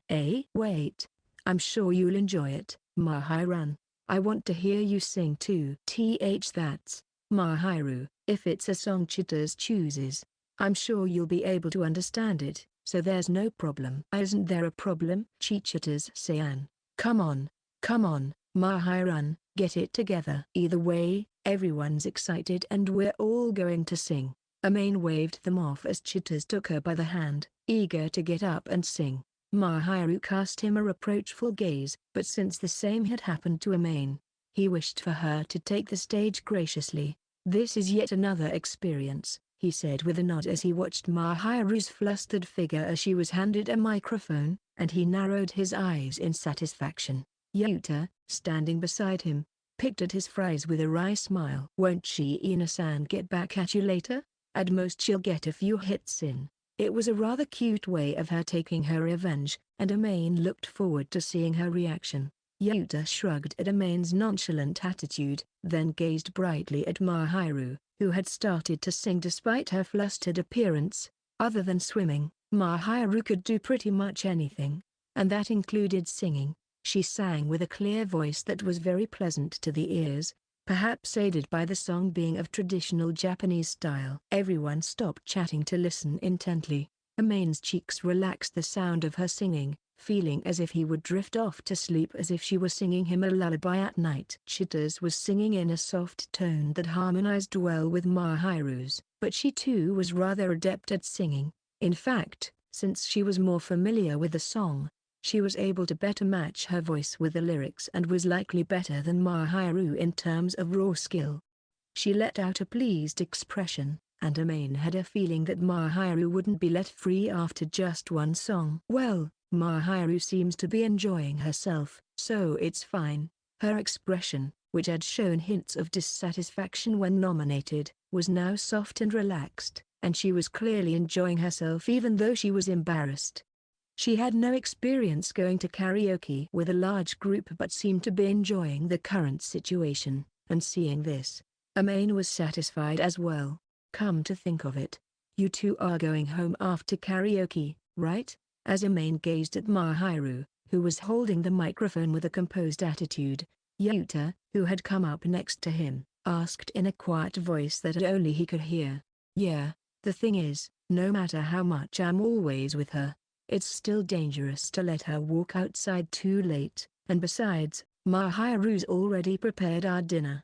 Man, it seriously feels like you two are living together now. Shut it. Apart from sleeping, getting dressed, and returning home for a bath, Mahiru was almost at Amane's house all the time. The reason it had become the norm and didn't feel out of place for them was likely because Mahiru was involved so much in Amane's life. So you two will be leaving after karaoke, right? Understood. The other girls may get disappointed, but it can't be helped. Of course, there are people who'd be disappointed if Mahiru weren't here. Ahaha, you really don't think about yourself. Yuta smiled dryly and prodded him on the shoulder, and Amane poked back at his sides with the assertion that he couldn't be lumped in with the likes of him or Mahiru. Amane wasn't as popular as either of them, even though he had classmates he'd recently opened up to, and even if they were disappointed at him leaving early, the reason was probably that he was a couple with Mahiru. For some reason, his classmates were watching over him warmly, so he felt like that was the cause. Well, when it comes to you, Fujimiya, you're treated similarly to Ina-san. I'm sure there are a lot of people in the class who like your personality. You're surprisingly easy to get along with once they get to know you, and you're great at taking care of people. I'm glad there's someone who feels that way, but I'll still just go home for today. Ahaha, if you've already decided on your plans, then it can't be helped. I hope you'll get another chance to socialize with everyone in the class. You're right. Even Amain, who wasn't very good at socializing, felt that he'd deepened his relationships with his classmates through the cultural festival, and he thought that it was a kind of blessing. As he expected, he would be troubled if it was frequent, but it wasn't a bad idea to hang out with his classmates once in a while. That was one of the major benefits that arose from the cultural festival. His understanding that he'd achieved a mentality that wasn't possible for him last year gave him a ticklish feeling, and he returned the smiling Yu to a calm smile of his own. Hey, Amain. Finishing his drink, Amain headed for the drink bar wondering what to choose next when Itsuki came over and called out to him in a somewhat stiff tone. Though he was drowned out by the music, for some reason, Amain heard him rather clearly, and his expression naturally tensed up. Is something the matter? Itsuki seemed different from when he'd been cheerfully setting the mood earlier, so Amain had a vague idea of what he wanted to ask.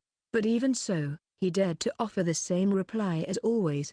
Today, did you talk to Dad about something after I left with Chi earlier? It's a little hard to say, but I did talk with him. It's not like he was bad-mouthing you two or anything. He just said hello to my parents and talked to them for a bit. I see. I thought Dad might say something weird.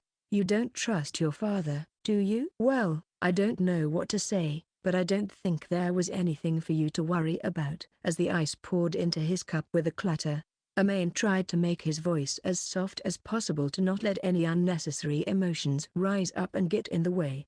Even if he was overly considerate, Itsuki would smile and hide everything. So Amain had no choice but to keep a certain distance and mention the details flatly. He pressed the button for the melon soda to appeal that he didn't seem to be bothered, and his cup swiftly changed color from clear to lime green. The chime of the creaking ice and the light popping sound of the carbonation eased the heavy silence that followed his words. Amain squinted lightly at the drink's refreshing sweetness and the sensation of it spilling down his throat, and smiled at Itsuki standing in front of him silently. Well, I don't know about your family situation or the feud between Daki-san and Chitaz. Or rather, I don't know why he wouldn't approve of her that much. But I think it's better for the two of you to be together. And it wouldn't feel the same if that wasn't the case. Chitaz is the one for you, so I hope it goes well. I can't imagine you two drifting apart. Unaware of whether the cool sensation of his drink was enough to fool himself, Amain's cheeks grew a little hot once he realized that he was acting out of character with his words of encouragement. Despite that, Amain thought that he had to say it, so he did. Itsuki's face trembled slightly as he listened, as if he were about to cry for a moment, but then immediately covered it up with a mischievous yet embarrassed smile. What is it? Well, how should I put it? It's embarrassing. Just who do you think made me say it? Nahaha. That would be me. I'm the one who brought it up. Amain didn't say anything about the brief change in Itsuki's expression, simply responding as normal, and Itsuki seemed relieved. Thinking back, Itsuki was probably waiting for Amain to finish his drink and head over to the drink bar, assuming it would be an appropriate place to talk. Itsuki had approached him empty-handed and leaned against the wall of the store. Amain stood next to him, his cup crinkling. The girls would probably be having fun for a while anyway. It would pose no problem if they moved away from the group for a while. One way or another, I get what Dad's trying to say.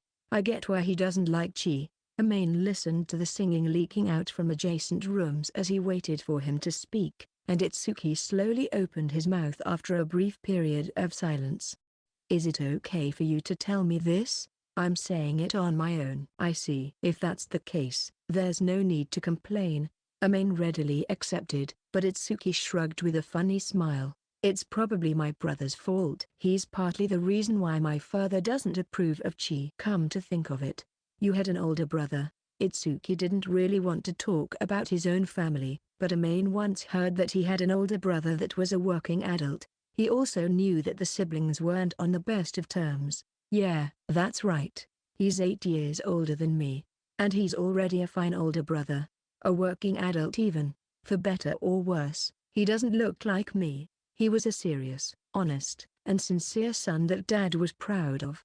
He hit his rebellious phase when he became an adult. Itsuki announced in a voice that was devoid of emotion, yet he continued to smile, and looked at Amain with a look that said, "You kind of know, don't you, Amain? As you may have guessed, my family is of a fairly good lineage. My father trained me well to not be ashamed of my blood. Judging by the education you received in the past, I'm sure it was the same for him. My brother was a much stricter person than I, however. Everyone's expectations were on him inheriting the family, and he was given an education befitting that role. In fact, because of his nature, he didn't seem to have any doubts about it at the time." After Itsuki murmured from a younger sibling's perspective that his brother had always been a firm and diligent individual, he gave off a faint, cold smile. But as he grew up, as he went out into society, and one day he realized something, he wondered about why he had to live such a predetermined life, and if there was really nothing that he wanted to do himself. I don't think my father's upbringing was all that bad, and he certainly had a lot of love for us in his own way. I think he loved us siblings more than my mother, who was a workaholic with a lot of fundamental flaws in her life." It was true that Amain had never actually seen Itsuki's mother before, and thinking back, he had never once mentioned his mother in conversation. To begin with, as far as Amain could tell, Daiki was concerned about his son, and he was trying to interact with him. Even so, my brother then realized that he was just walking down one of the paths paved by our parents and that he hadn't chosen anything for himself. That's when he went on to meet the woman of his dreams. Well, she's his wife now. But before that, my brother went against Dad for the first time. He faced him and declared, "This is the woman I will marry. If you say you're against it, I will not inherit the family." Could that be why your brother was never at home? Now that he thought about it, Amain had never seen the elder Rakazawa when visiting their family household before. That's why he was only aware that he had an older brother from a past conversation, but giving it some thought, it was indeed strange that the elder sibling was never to be seen at his house, especially since he was the family heir. Yeah, there were a lot of twists and turns, but my brother did indeed leave the house. That all happened back during my middle school days, and for the time being, my brother is convinced that he's going to inherit the family now, but there's no telling when his mind might change, so Dad's left in a nerve-wracking situation. So, back to the topic at hand. Now that the heir of the family could change his mind any time, the burden fell back onto the second son. The tone of his voice seemed to say it was a pain, but even Amain could predict the events that followed. He belonged to a family line that had been passed down through many generations, and if the eldest son was unable to succeed the family when an heir was needed, it would be natural for that duty to fall onto the second son. To begin with, we were disciplined much more than the other families. But after the incident with my brother, the leash got even tighter. I had no choice but to act the part of a perfect honor student, until I met Chi. That is, I can't imagine it. I'm completely different now. After all, he could be lax at times, but Amain knew full well that Itsuki was serious at his core. The Itsuki that Amain got to know was a deliberate change in behavior from his past self.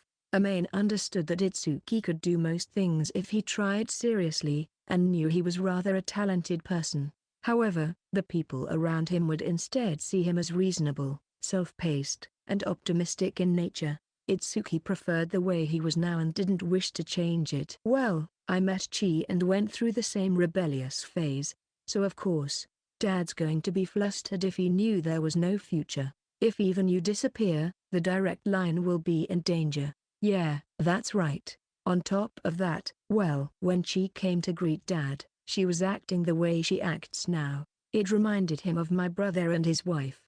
So he couldn't accept it. From Daiki's point of view, she resembled the woman who had strayed from the path and snatched away the eldest son he'd worked so hard to raise with great care. For him, it could have been traumatic. He could understand why it was hard for Daiki to accept. It wasn't like he could equate them, though. Well, that's one of the main reasons Dad can't accept Chi. The other reason is because I got injured protecting her. Injured? Well, I'm sure you two and the others were careful not to say anything about it. They wouldn't want to make her feel guilty about it, after all. Oh, and don't worry, it wasn't a serious injury or anything. Itsuki shrugged his shoulders exaggeratedly as if saying, Good grief, as he spoke in a light way that wouldn't leave Maine burdened. Well, I'm sure you know about the track and field feuds and the fact that a senior member of the track and field club fell in love with me.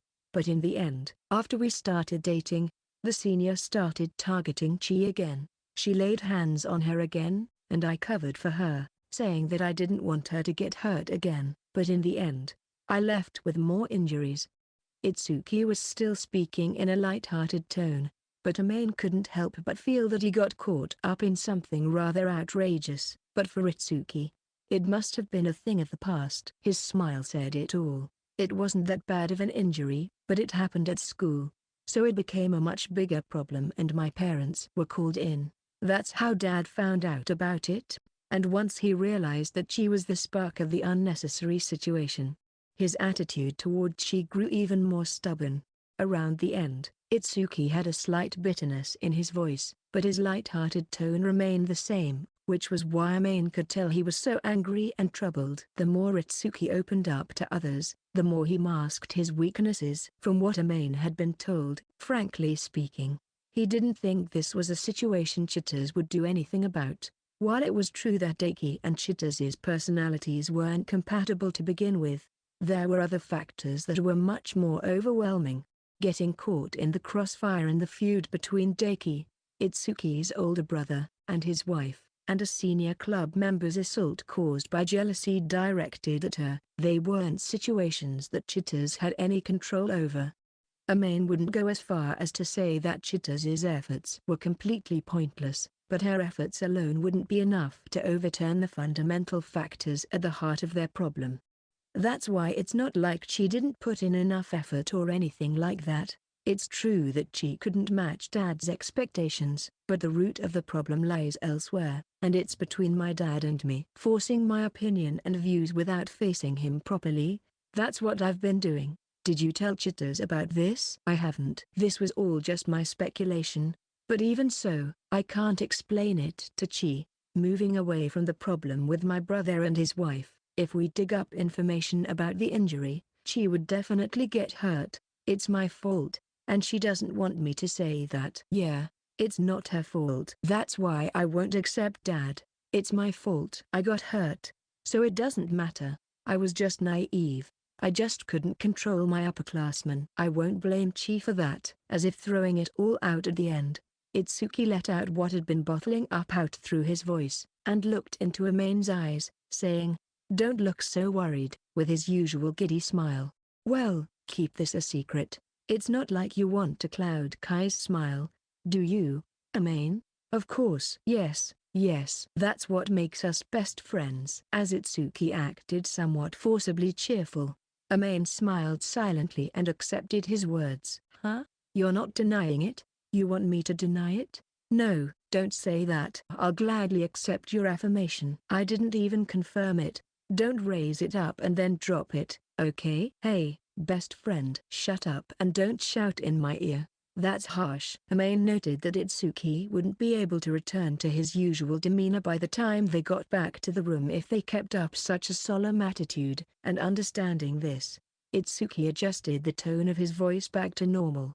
It was as if nothing had happened, but their thoughts would remain true. In the blink of an eye, Itsuki returned back to his normal self, showing no hint of his serious attitude from moments earlier, and Amain rolled his tongue at how fast he changed gears. He then smiled as if everything were as normal, and returned to the room where everyone was making a fuss, all while not realizing that the carbonation in their drinks had long since disappeared. Chapter 14. The Angel's Request. After listening to what Itsuki had to say, they were still singing and chatting lightly with everyone, but it was already time for them to finish up.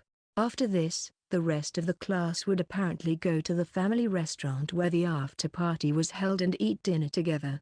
But this was where Amain and Mahiru would part ways with them. Everyone was reluctant to leave them behind and Amain felt a little guilty, but Mahiru didn't want to attend any of it, so he headed home. His body was a little tired from all the events going on in quick succession, from customer service at the cultural festival to cleaning up afterward and then the after-party, but the fact that it wasn't tiring enough to be called exhaustion was probably thanks to his training. he was still able to get home with light strides. I'm tired. Fufu, good work today. He ate a dinner they had quickly prepared and took a breather. Mahiru's smile seemed to have subsided a little since they were both serving customers. It wasn't like she was lacking in energy, but rather that Mahiru was suppressing the liveliness of her expressions. Amain was also bothered by the hint of awkwardness lingering in the air between them. Did something happen, huh? No, it's just that you're acting a little different from usual. I was worried that something bad or troublesome happened at the cultural festival. No. There weren't that many problems. You're not going to say it, are you? Well, it happened on the first day. Sorry for reminding you. That's not what I meant. It's more like I have something on my mind right now. He could tell from her demeanor that Mahiru wasn't feeling anything negative like aversion or rejection, so he was puzzled at what was bothering her. Even as close as Amain and Mahiru were, they wouldn't be able to get through to each other without words, which was why the two of them had decided to listen to each other. Mahiru understood this arrangement, but her lips squirmed as if she was having a hard time saying it. From her attitude, Amain wondered if he was the cause of her dissatisfaction. However, it wasn't something he should blame himself for. Just what is going on here?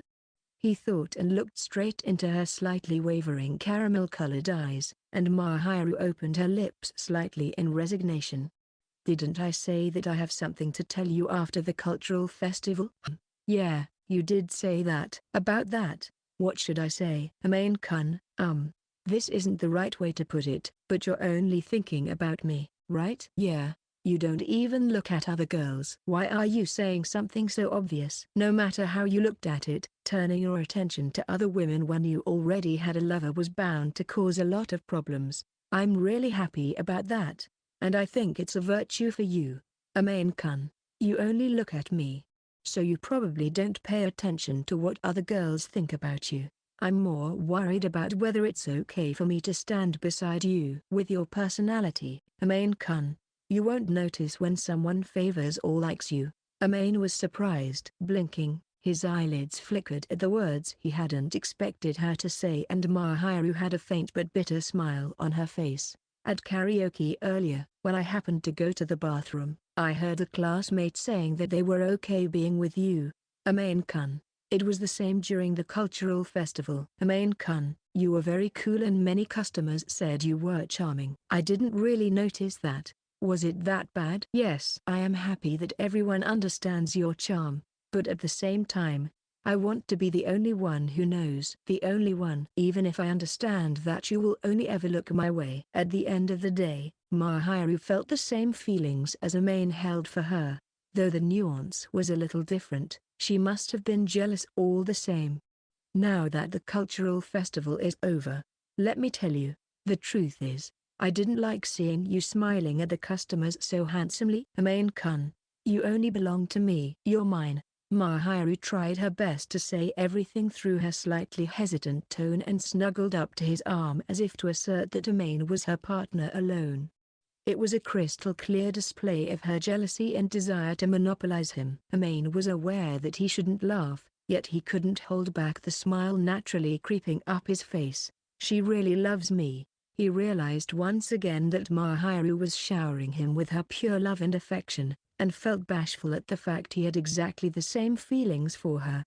Mahiru clung to Amain, refusing to back down. While she showed hints of hesitation, Amain patted her head with his free hand. Don't worry. From now on, you'll get to know a lot of things about me that everyone else doesn't. For starters, do you know that I'm more jealous than you think, Mahiru? It may not be apparent to Mahiru, but Amain was quite jealous himself. Amain was aware that it would be unsightly to show his jealousy so openly, and it was common knowledge that Mahiru was popular. That wasn't something that would change. Knowing this, Amain tolerated it. Just like Mahiru, Amain also fully understood that she wouldn't look at anyone else. Be as that may, Amain was still distressed by it, and he wanted Mahiru to stay within his reach forever. You've been in front of everyone for the past 2 days. Now, I'm not going to let you go. Yes, I'm only looking at you, Mahiru. So keep me all to yourself from now on. I'll keep you all to myself too. Mahiru was only snuggled up to his arm, But Amain, wanting to make up for the time he'd lost during the festival, guided Mahiru into his arms and enveloped her delicate limbs. After a moment of stiffness, Mahiru leaned against his body and entrusted herself to him. She was no longer a maid who smiled for everyone. She was the girl who smiled for Amain alone. Mahiru's eyes were filled with sweet trust as she looked up at him, and reciprocating her honest and never-ending affection, Amain rubbed her anxious lips to drown out the worries she harbored.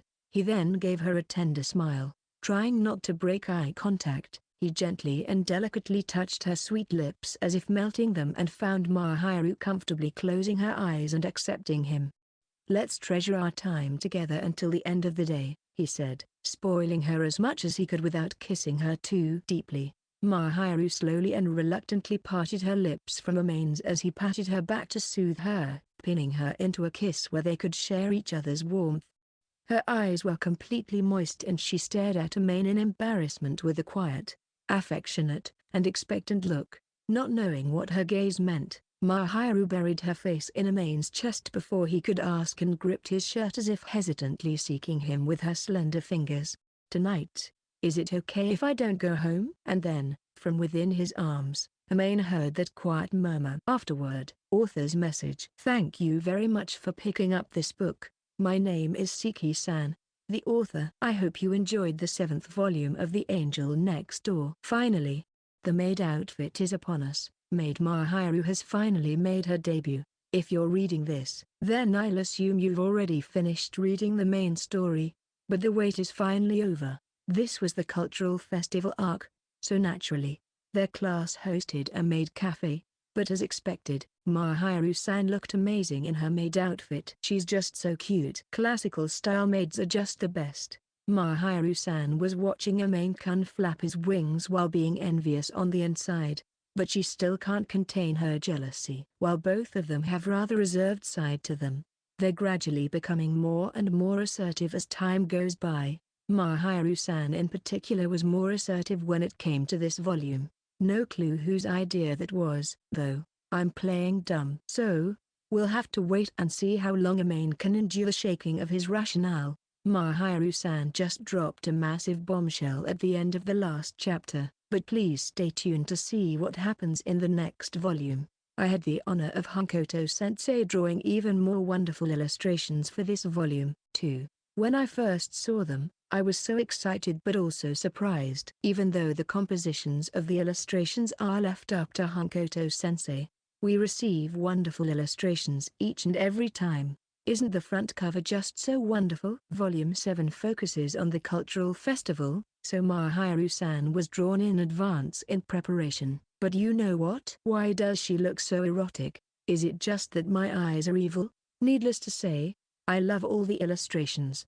But my personal #1 favorite this time is the art of Mahiru acting all bashful and shy. How can she be so cute? Last but not least, I would like to thank all of you for your help and support. I would like to thank the editor in charge, the Gabunko editorial staff, the sales staff, the proofreaders, Hankoto-sensei, the printers, and everyone who worked so hard to publish this work, as well as everyone who picked up a copy of this book. See you again in the next volume. Thank you for reading to the end.